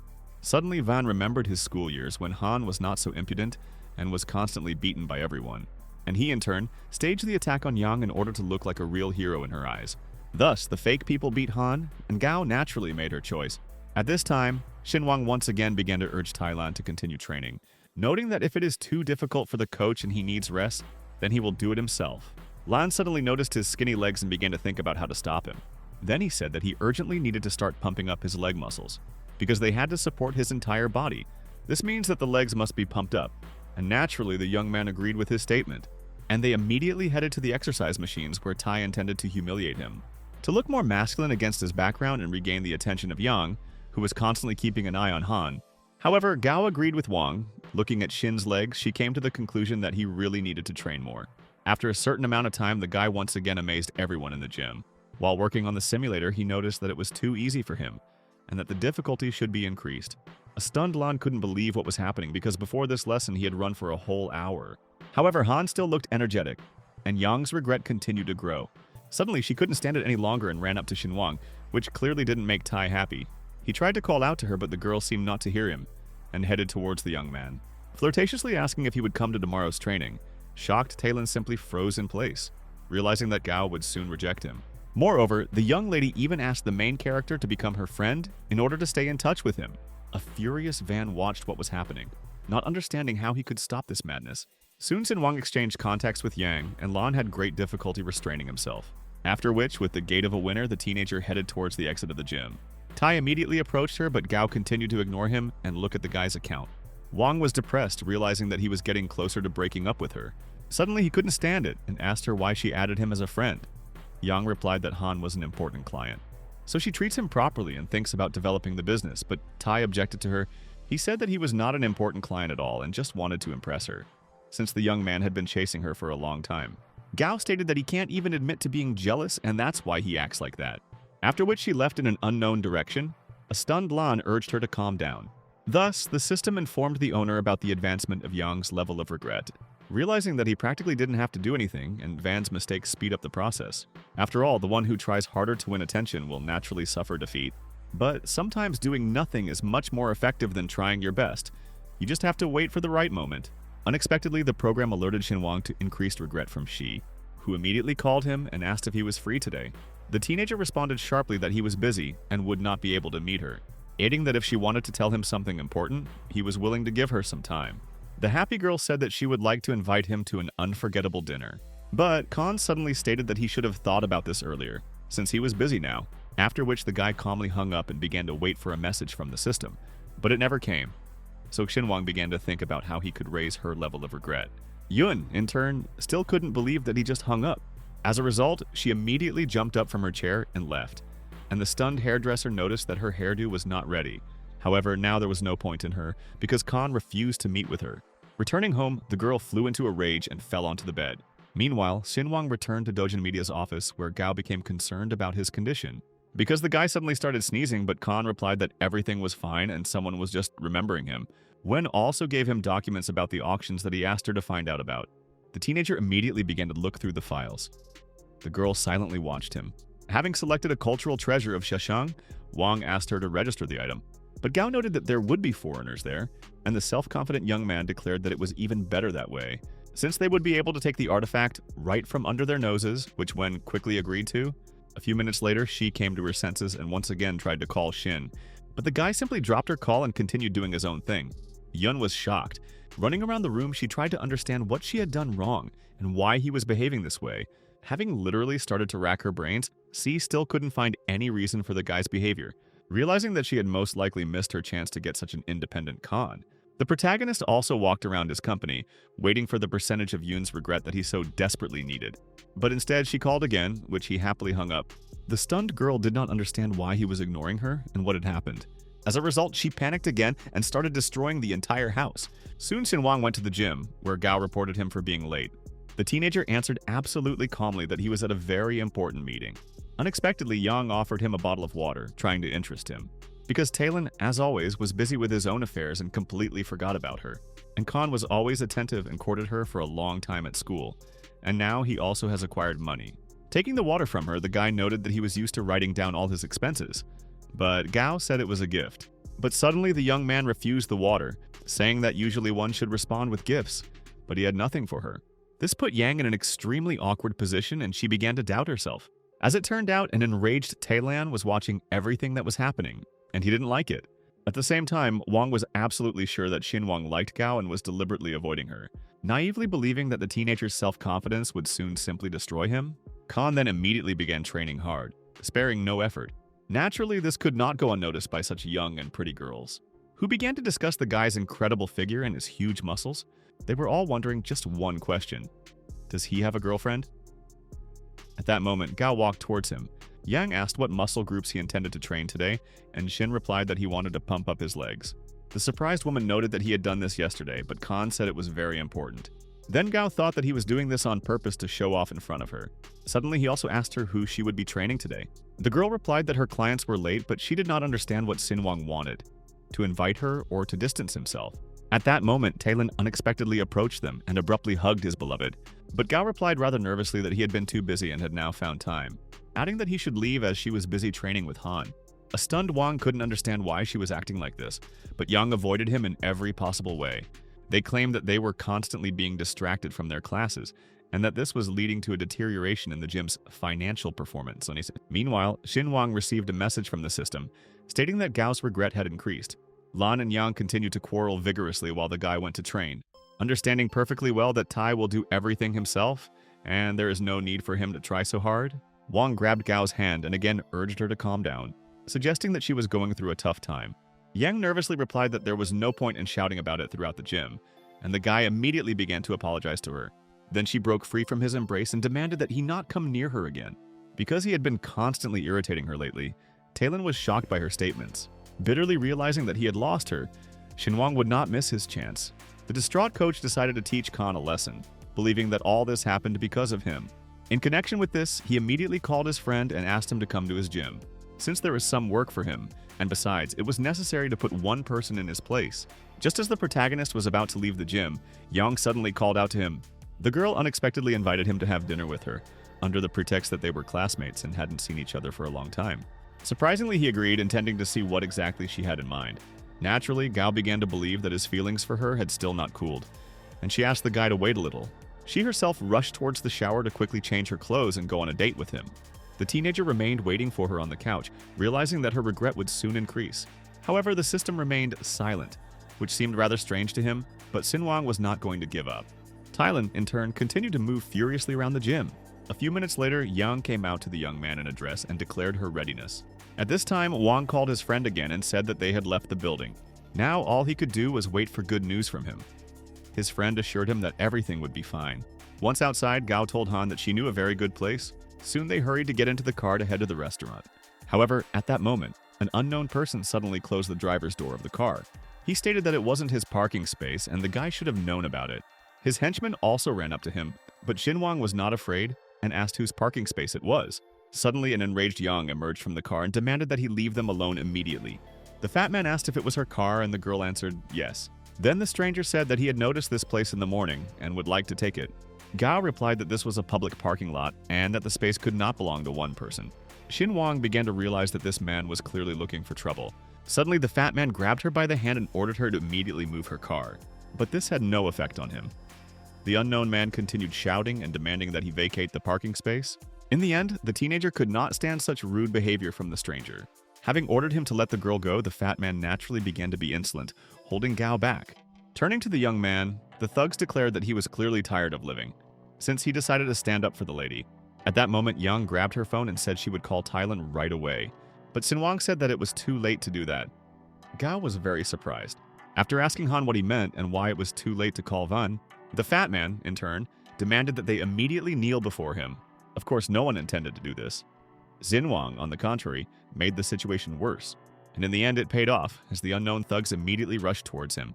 The teenager instantly dealt a crushing blow to their leader, and he instantly fell to the ground, after which Khan unleashed a barrage of furious attacks on the remaining thugs. Yang watched in amazement as the strangers were beaten, realizing that Wang was truly incredible. By that time, Xinhuang had easily scattered the big guys, and they didn't want to mess with him anymore. Suddenly, one of them asked him for permission to take his friends to the hospital. A stunned Gao asked the guy if he really did martial arts, but Han answered in the negative, hurrying her to get into the car and finally go have a good bite to eat. Naturally, after these events, she began to like him more, and Yang constantly thought about him. Thus, the system recorded an increase in the girl's level of regret. In this way, the unknown thugs only helped him to win Gao over. Soon Yang and the main character arrived at a wonderful establishment and sat down at a table. The waiter immediately offered them a legendary bottle of 30-year-old Chateau Talbot. Naturally, they agreed, and the young man began pouring wine into their glasses. Raising her glass, Yang suggested drinking to Han, because if it weren't for him, she wouldn't have dealt with them. The teenager, in turn, agreed, and during a simple conversation, they began drinking expensive wine. Gao suddenly announced that last year her classmates told her that Xinhuang was working at a good company. But the guy decided to change tactics and said that he had been unemployed for several months. The girl was horrified, saying that he should pull himself together and not get upset about it. She also mentioned compensation, and the system instantly informed him of Yang's increased regret. The young man said that he was actually happy to quit his previous job, as it was slavery for pennies. Understanding that she needs to be extremely careful in order to raise the level of regret, Gao noted that Xinhuang was being honest with her, as others would have looked for excuses for firing her. Then Khan went on the offensive and said that he was extremely glad to meet her again. Yang asked him why he no longer resented her for school when everyone bullied him. But Wang stated that at that time he was madly in love with her and therefore forgot about everything. He added that there was no point in stirring up the past since he now had a completely different life. The perplexed girl could not understand how he had changed so much. After pouring another glass of wine, Sinwang said that one should always look forward and not look back. Gao, of course, agreed with this, and suddenly Han wished her and Talon a happy marriage. A stunned Yang immediately said that she had no intention of marrying him, after which they finally started eating and continued to chat pleasantly. Suddenly, the teenager stood up in his chair and announced that he needed to leave. As soon as the guy headed towards the restroom, her phone rang. Naturally, it was none other than Van, which was extremely inopportune. Concerned, Lan asked where she was, and the young lady said that she had decided to treat Han to dinner at a restaurant. Tai asked her again if everything was okay with her, and if this Shin was overdoing it. At the same time, he did not understand what happened to his friend, whom he asked to deal with the sweet couple. Yang asked him back why he suddenly started asking her about this, realizing that Wang was clearly hiding something important from her. Of course, he started denying everything and said that he just wanted to know how she was doing. However, she really did find it all quite strange, and she hung up. Xinwang, in turn, went to pay the bill when he received a message from the system. Where Gao's increased regret was mentioned, Han couldn't understand who had helped him again.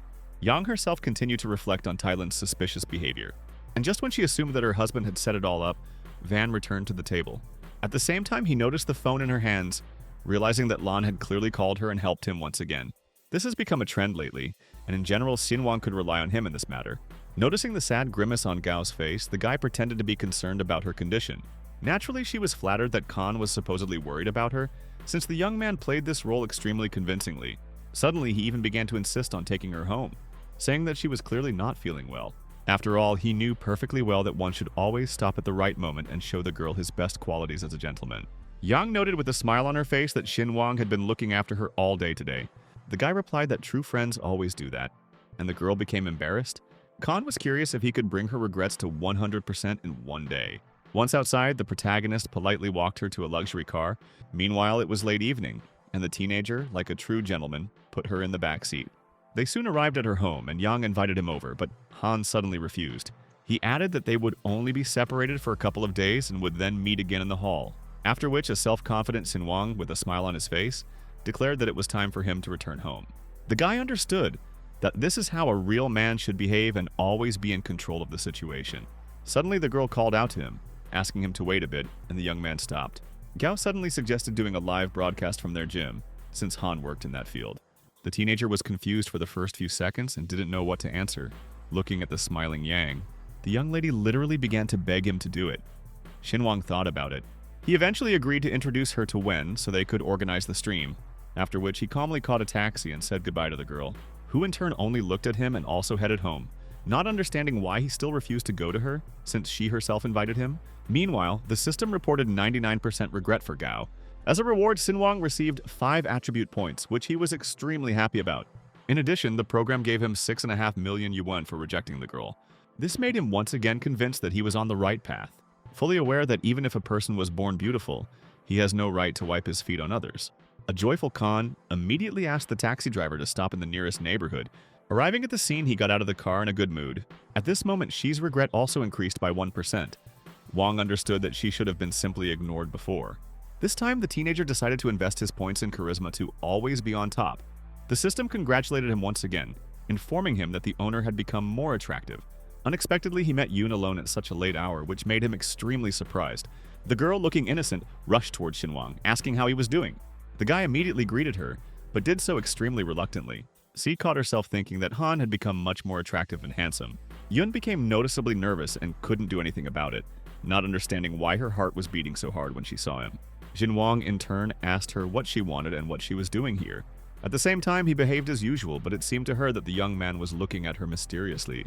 Then he even apologized, saying that he had been busy all these days and so decided to talk to her. Naturally, the girl was delighted, naively believing that he had dropped everything and rushed to her. Suddenly, she invited him to come to her place and have a fancy dinner. Han smiled and asked if she could cook. Sai replied that he could see for himself. Finally, Xinwang agreed to visit her and stated that he had little time, so he would not stay long. They soon found themselves in Yun's apartment, where she immediately rushed into the kitchen. The main character sat down at the table and began to wait for the very dinner she had praised. Turning around, Sei noticed his incredible eyes, which were literally devouring her. The girl instantly felt shy, thinking that they would probably no longer be friends. The teenager himself thought that she had put something in the food and was extremely wary. Placing a plate of sweet rice on the table for him, she said that he should try it. Xinwang noticed that she was acting strangely today and was so polite to him. Yun was surprised by his statement and was too nervous to know what to say. At the same time, she did not miss the opportunity to remind him that Khan had not been answering her calls lately. The young man replied that in fact he had kept their communication to a minimum because he thought she still hated him. Sai sat down at the table with him and said that she used to be stupid and didn't understand everything, after which Yoon suggested that they start from scratch and finally become friends. But he was in no hurry to follow her lead, realizing that the girl was clearly up to something bad. In this regard, Sinwang said that if they are friends, then they should behave appropriately. Then he began to eat his dinner quite calmly, not paying any attention to his interlocutor. Suddenly, the young man smiled and declared that she had indeed made very tasty rice. However, Yoon's expression was extremely sad, and tears were welling up in her eyes. Soon her sadness turned to anger, as evidenced by her displeased expression. A puzzled Shinwang asked what had happened, but she remained silent.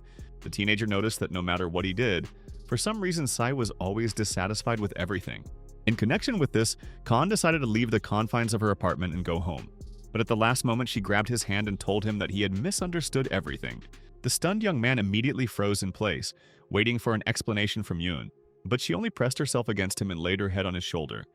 Sinwang asked what happened. Suddenly, the girl pulled him by the hand into her room. Khan was shocked by this turn of events. At the same time, for some unknown reason, she closed the door to the room behind her. Then she pushed the guy onto the bed and began to look at him mysteriously. After which she put on a real show for him, which the young man was delighted with. But he continued to pretend that she had stepped beyond the bounds of what was permitted, as if he didn't like it. Soon Yoon declared that she was not asking him to marry her, especially since she herself was not ready for this. Eating that this should not spoil their relationship, Yinwang watched her silently. The girl also continued to lift the teenager's spirits with her feminine tricks. Unexpectedly, Khan said that she should understand what kind of relationship they would have. Suddenly, Sai interrupted his monologue with a kiss, pursuing her own insidious plans, intending to finally conquer Xinwang so that it would be easier to manipulate him afterwards. The next morning, the boy woke up and saw Yoon sleeping in front of him. Han thought about what had happened, realizing that she would now treat him differently. Lost in his thoughts, Van didn't notice how the girl woke up and asked him why he got up so early. Adding that now, because of him, her lower back hurt a lot, the young man smiled. The system informed the owner of Yoon's 100% regret. Thus, the task was completed. The main character continued to lie in bed, admiring the incredibly beautiful sea, which naturally gave him pleasure. The girl also looked at the guy. Suddenly, Khan realized that if he reached 100%, the evening with anyone could end like this. The teenager also asked the system what rewards were provided for completing this task. The program immediately notified him that this person would now help him earn money. Then Shinwang thought about ultimately finding himself a rich girl, after which Khan said that he had to go because he had a lot of work, but promised to return. Naturally, Yoon was looking forward to their next meeting, and she told him about it. In high spirits, Shinwang set off to conquer the next peak. Returning to the Dojin media office, the teenager went to his office. Along the way, he greeted his charges in an extremely polite manner. Suddenly, the workers informed him about the battle that Li Shui's company had offered them. Gao urged them not to distract the director, as she would personally handle the matter and conduct the broadcast. At this moment, Shinwang saw Sinwo's joyful expression and remembered that her level of regret was also high. Therefore, he should start processing it in order to finally achieve the desired result. At the same time, Han asked Wen to focus on more important matters and not to broadcast. He added that this time he wanted to test Chu and she would be the one to deal with it. In fact, he decided to help her get a promotion in the company in order to increase regret. Nuo, dumbfounded, asked how she could do that if she was a B rank. Khan urged her not to refuse such an opportunity because it was a chance to become more successful, and of course, she agreed. Shinwang then asked Gao to inform Shui that they were accepting the challenge from their streamers. Extremely surprised, Wen replied that in that case, she would take care of the organizational issue. Meanwhile, Chao's assistant rushed to notify her boss of Dojin Media's decision, who agreed to compete with them, but only on their own terms. Liang was amused to hear this, and he was also eager to find out what exact terms of the game they had put forward. Without thinking twice, he asked his subordinate when this battle would take place. The girl happily announced that the battle was scheduled for this evening. Chao noted that today the girl would be able to win and thereby wash away her shame. Li Shui was absolutely confident and wanted the Wen company to collapse. Since Liang also used the money system, he also intended to get Gao and Nuo. Suddenly, Chao grabbed the girl's hand, saying that they should have a good time. Besides, she still hadn't thanked him. Shui instantly blushed with embarrassment. Having said that, he should calm down because everyone was looking at them through the glass. All the girls in the office actually ran up to the director's office, watching what was happening. In fact, he acted solely according to the program's instructions in order to get a lot of money. So he had to pretend that he was madly in love with young Li. The system immediately informed Zhenwang that he had an impudent competitor, who also tried to take the girls away from him in order to receive a reward. At the same time, the main character didn't like that the system sent him new tasks every day. However, the program decided to punish Khan with a fine for his dissatisfaction with its work. A couple of minutes later, she rewarded him again with 6,000 wen. It was quite strange. At that moment, someone suddenly knocked on his door. Shinwang asked to come in, and soon a worried Shinwo ran into the office. The girl closed the door behind her and stated that she needed to have a serious talk with him. Naturally, the teenager agreed, and the young lady immediately sat down at his table. Q began by expressing her gratitude for the opportunity given to her, and the guy said that formalities could be dispensed with. Then Jino said that she wanted to win on her own, without anyone's help. Suddenly, Shinwang asked her if she had ever thought about what would happen if she lost, knowing full well that she is a terrible careerist and will do anything for money. At the same time, the young man understood that if he did everything right, he would soon become rich, to never work again and never think about how and where to make money. Jino, in turn, noticed his strange smile and wondered what he was thinking about it. Then the teenager repeated the question once again about what she would do if she lost. But the extremely self-confident girl declared that she would not tolerate defeat in any case. Of course, he approved of such confidence and said that he would personally watch their battle. Q continued to insist that she would not disgrace the corporation's honor and would bring about the long-awaited victory. Unexpectedly, Han said that if she really wins, she will immediately move up to rank C. Shinruo thanked him again and confidently said that she would do everything possible to make this happen. At this time, Chao received a new task from the system. He immediately began to look through it. The program gave him detailed information about Yun, but he didn't know this girl. But he also drew attention to the fact that almost all of the targets were related to Xinwang. In this regard, Liang immediately called his man and asked him to collect all the information about Shi. He even agreed to pay double so that the guy would do everything quickly, understanding perfectly well that efficiency is paramount in this difficult matter. Khan, in turn, enjoyed the moment because the money literally flew into his pocket. Suddenly, the teenager sneezed and assumed that someone was actively discussing him. And all thanks to Yun's zeal because she worked tirelessly and thereby replenished Wang's budget.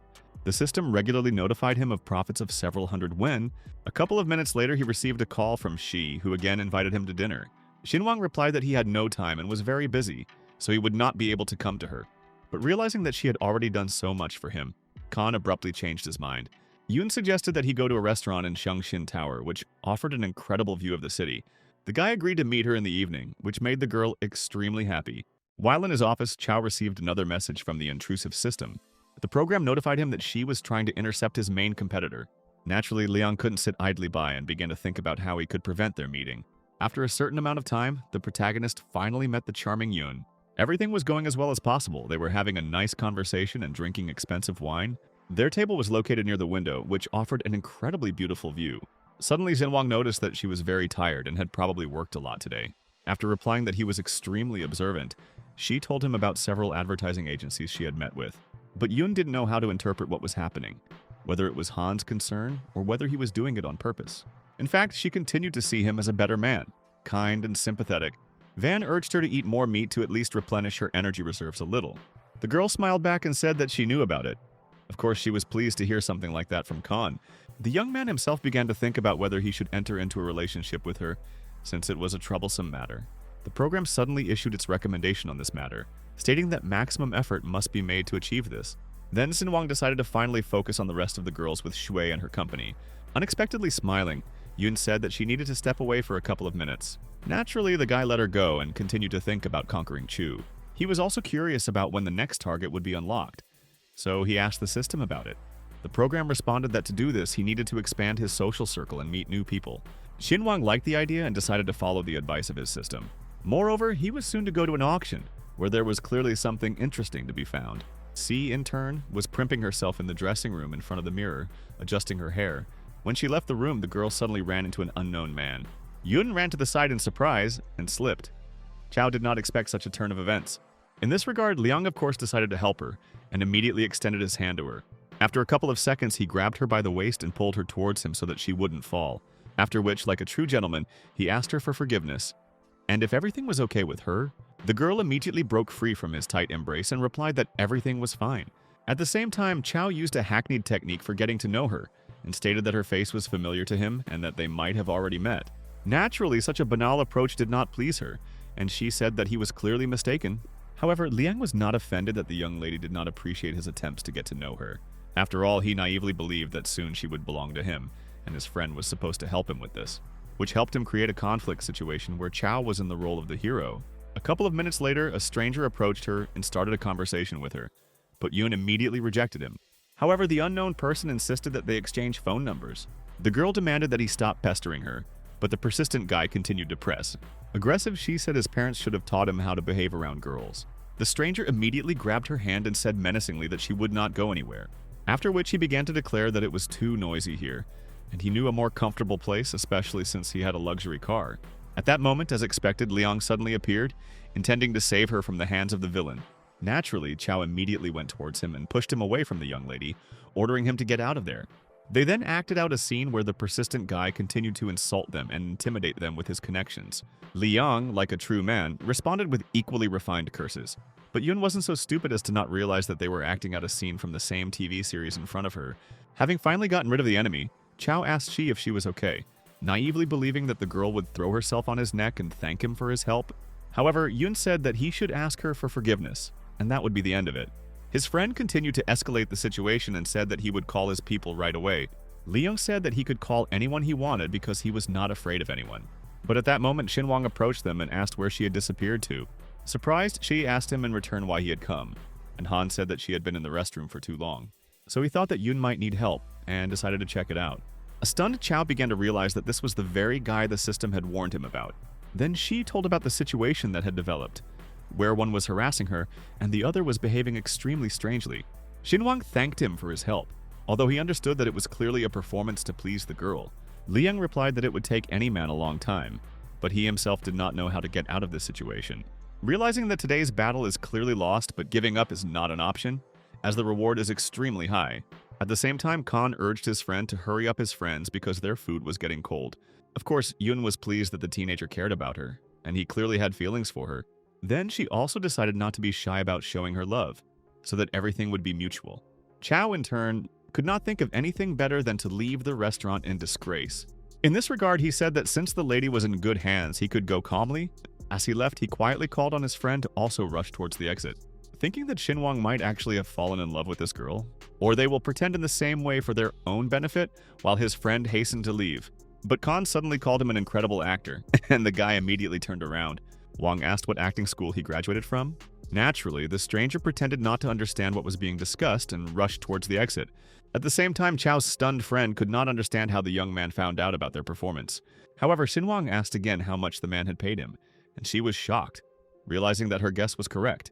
The unknown man, in turn, stated that he did not have time to deal with them. So he followed his comrade, but Khan offered him an incredibly profitable deal. Having said that he was ready to pay him 10 times more than his simple-minded friend, the stunned guy immediately stopped. Van noted that he definitely needed money. At this time, an embittered Liang went straight to the restaurant parking lot. Where was his luxury car? After getting into the car, Chow couldn't understand why the detective didn't tell him about Shin. At that moment, the system notified him that there were only 4 hours left until the end of the task. The enraged Liang did not expect that he would have no time left for Shi. Realizing that now he would definitely not be able to get Yoon and he had finally lost this battle. However, the penalty was only 5 points and Chow had the money, so he tried to calm down. A few minutes later, Shinwang brought Shi home, for which she was once again grateful to him. The girl locked the door with a lightning-fast movement and dragged the young man behind her. Then she even kissed him, which was, by and large, quite expected. Naturally, the teenager did not resist his fate and reciprocated it. An excited Yoon said that he would never forget today, but at a certain moment, the protagonist seemed to have a revelation, and he threw clothes on Sai. He said that she shouldn't do this, but the girl really wanted to thank him. Shinwang smiled and said that in fact he had done almost nothing.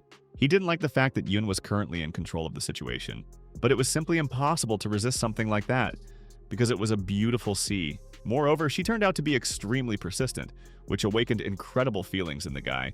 It was impossible to resist, and so Shinwang let everything slide. The unstoppable Yoon took advantage of this, literally throwing him onto the bed. At this time, in the neighboring building, people were celebrating and drinking heavily, paying no attention to them. The next day, the Dajin media office was a hive of streaming activity. Gao tried her best to calm Jinyo down and said that she would definitely succeed. She added that even defeat is an incredible experience, and she shouldn't be so nervous. Of course, Chu completely agreed with this and got straight to work. Wen herself rushed into Shinwang's office, who was in a good mood. The smiling manager asked his subordinate if she had ordered everything. Gao replied that she had purchased plane tickets, booked a 5-star hotel, and rented a car. Han in turn asked her to look at Shui. Wen looked at the monitor in surprise, The teenager then asked her what she thought was the best thing to do with Lee. The puzzled girl did not understand his question and asked again what he was talking about. Shinwang immediately reminded her of the situation at the bar, where she had suggested that they organize this streamer battle. Gao noted that what she loves most in life is money and power, so she is ready to do anything for it. The smug young man thought for a moment, realizing that he really did have a lot of money. However, there were problems with dominance, as Khan was always gentle with the girls. Wen suddenly glanced at her phone and said that the live broadcast would start in a couple of minutes. Shinwang replied that everything was fine and they would definitely be able to win. By then, Zinua was ready to start streaming and went to the appropriate room. As soon as the broadcast began, a smiling girl greeted everyone present and announced a blogger battle. At the same time, she was interested in what exactly the audience wanted to see, or to organize a dance tournament. Shui, in turn, could not understand why Liang began to irritate her so much. After which, throwing all thoughts aside, she also started the stream and greeted all subscribers. Jinwang decided to watch the broadcast of the famous blogger Li. Suddenly, the guy started showering her with various gifts and money, after which he intended to move on to the next stage of his brilliant plan. Noticing the impressive donations, a stunned Shui wondered who this generous stranger was. In connection with this, Li decided to give the main character her legendary dance. Realizing that this could be rewarded with an even larger donation, and she would win the competition, after which the girl turned on some upbeat music and started dancing. In places, her dancing looked ridiculous, but Shui moved the way she felt, which naturally made an indelible impression on all the viewers, including Khan. Li thought only about victory and was ready to do anything for it, which is what Wang took advantage of. Meanwhile, Shinwo also persistently tried to amuse the audience and posed for the camera.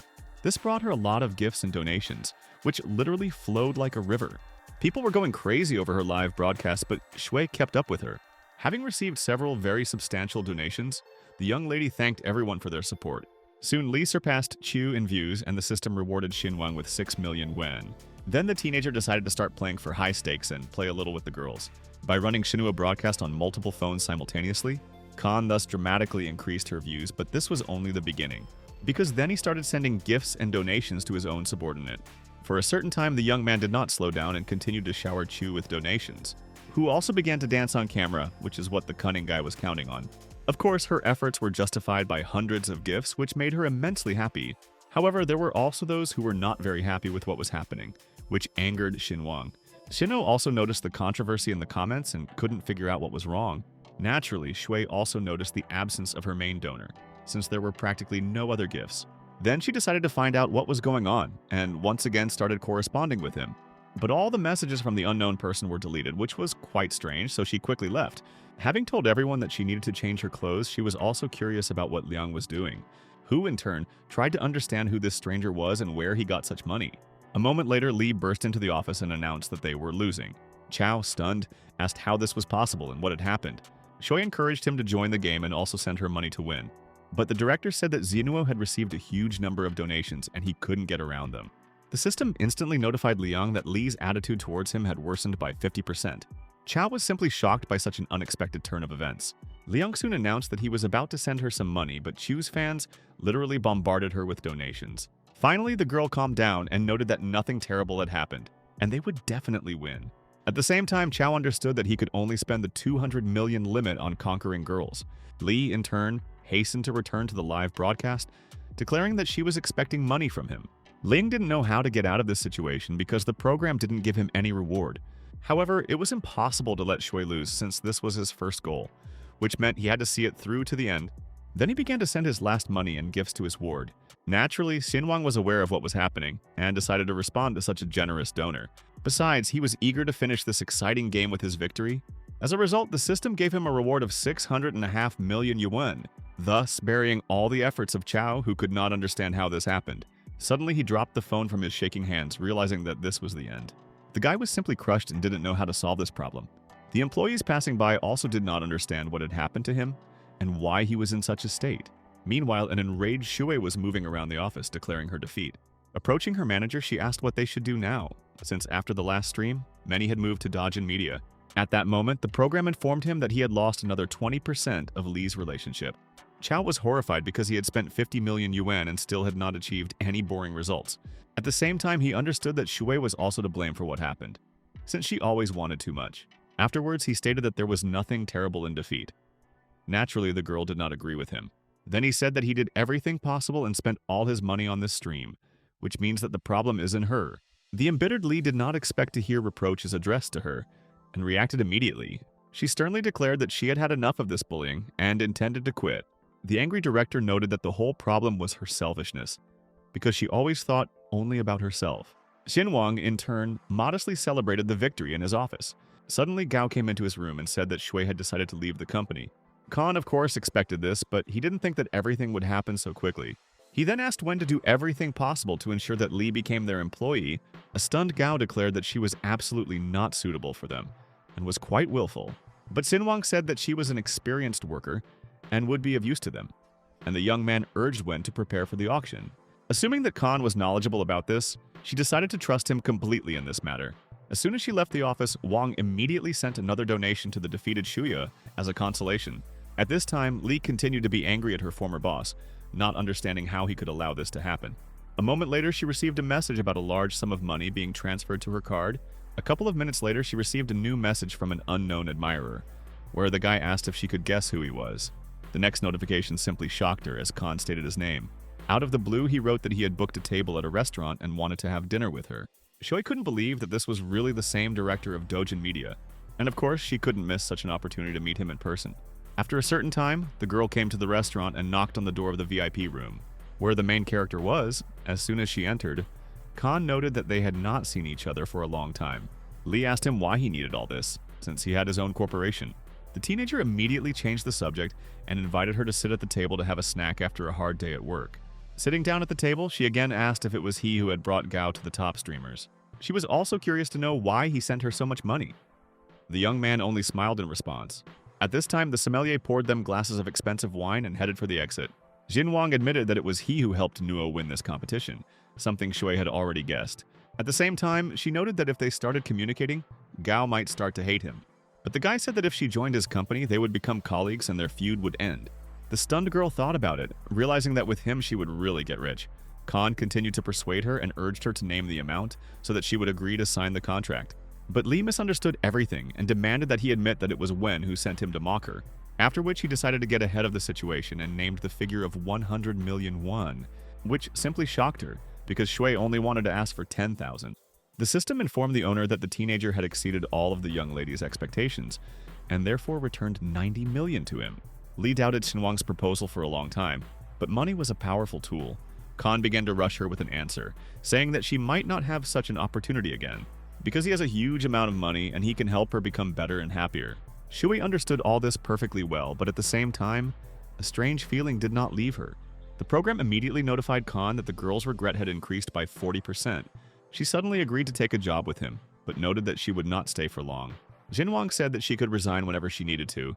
He added that he is ready to spend huge amounts of money on high-quality and experienced workers, as this is the key to the company's success.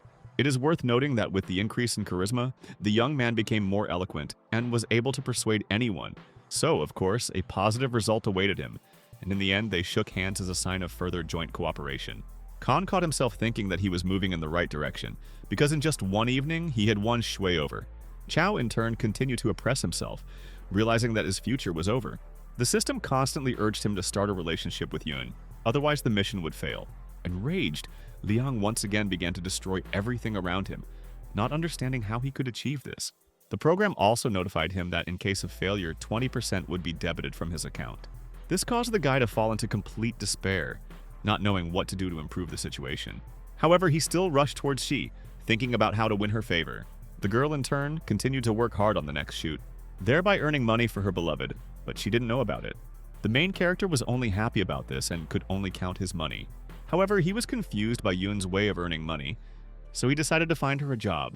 The system rewarded him with another portion of money when Gao asked what he was thinking about. Xinwang replied that he was developing a new plan to obtain even more funds. In fact, Khan intended to at least double his fortune, which was what filled his head.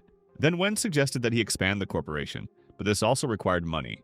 Meanwhile, Xi was brought a bouquet of flowers and told that some young gentleman had sent them. A joyful Yun asked if this man hadn't introduced himself. However, it didn't matter, since the girl believed that they were from Xinwang, who was extremely attentive and most likely noticed that there were yellow flowers everywhere in her house. So she immediately asked her assistant to collect her things so that she could go to him. However, when she left the room, the same stranger from the restaurant was waiting for her. Xi realized that it wasn't actually Han, which of course made her very upset. Chow, in turn, immediately turned to her and broke into a sly smile. Yun was shocked by this unexpected turn of events and didn't know how to react to what was happening. Ling immediately began to pretend to be a polite gentleman and greeted the young beauty, after which he matter-of-factly asked her if she liked the bouquet of yellow flowers. A saddened sigh asked him in return, asking if it was really he who gave her these roses. The guy responded positively, saying that he noticed yellow flowers in her photos and therefore decided to please her. But the system informed him that his actions were only making the situation worse. At that moment, an extremely dissatisfied Yoon returned the flowers to him and asked him not to come to her anymore. The program immediately recorded a sharp decline in the girl's attitude towards him. But at the same time, C asked him if he really thought of offering her a job as a model. Chow said that he just wanted to meet her because he liked her, but the beauty's attitude inevitably declined, and Liang could do nothing about it. After which she announced that she had a boyfriend and that they should not meet anymore. Realizing that whatever he did would cause Xi's standing to fall, he remained silent. As Chow watched her go with a sad look, he realized that he would not be able to complete this task. Thus, the indicator reached minus 90% of Yoon's location. Liang literally fell into despair, which had already become a kind of pattern for him. Meanwhile, Sinwang and his assistant Gao went to the airport, where they were met by a personal driver who was supposed to escort them to the hotel, because in the evening they will have a banquet in honor of the opening of the auction. After a certain amount of time, the protagonist and Wen successfully arrived at a luxury hotel. The driver said he would contact Khan half an hour before the event began. Upon entering the hotel, they were met by an extremely polite staff member who led them to the elevator. He stated that their luggage had been delivered to their room, for which Sinwang thanked him. At this moment, Han heard the spirits of unknown people talking about Zhang Li's sudden appearance. Based on their dialogue, the teenager understood one thing. This man was quite rich and influential in these circles. They also mentioned how he deals with his enemies. The young man understood that he really should be extremely careful with this man. Gao also heard their conversation and noticed that this Zhang was a very influential person. However, Sinwang decided to play a game with him, where he was going to buy out all of his lots. Wen said that it was better not to do this, as he could create problems. But the self-confident guy replied that he definitely wouldn't dare to bother him. After all, Khan understood that the points invested in strength would definitely help him today. In fact, Lee had been watching the couple from his office the whole time. He became extremely curious to compete with this kid at the auction.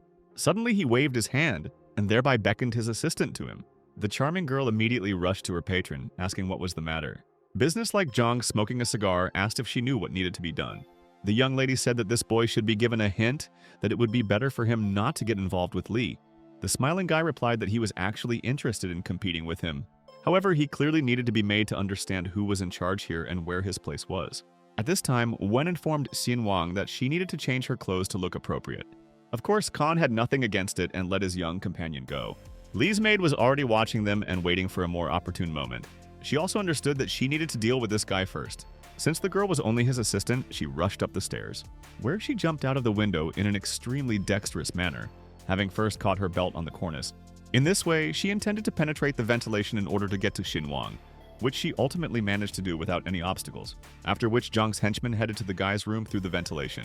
Soon the girl heard the teenager's voice and carefully looked through the bars. Seeing Khan, she realized that she was moving in the right direction, and all that was left was to do something small. Xinwang in turn saw such a high-tech toilet for the first time. While he was rejoicing like a child, suddenly he splashed water at him, and the young man stepped back, after which the main character fell to the floor, wiping water from his face. It was all rather strange. Lee's stunned servant watched what was happening and could not believe that he was so stupid. It was as if a child had been shown something amazing, and his joy knew no bounds.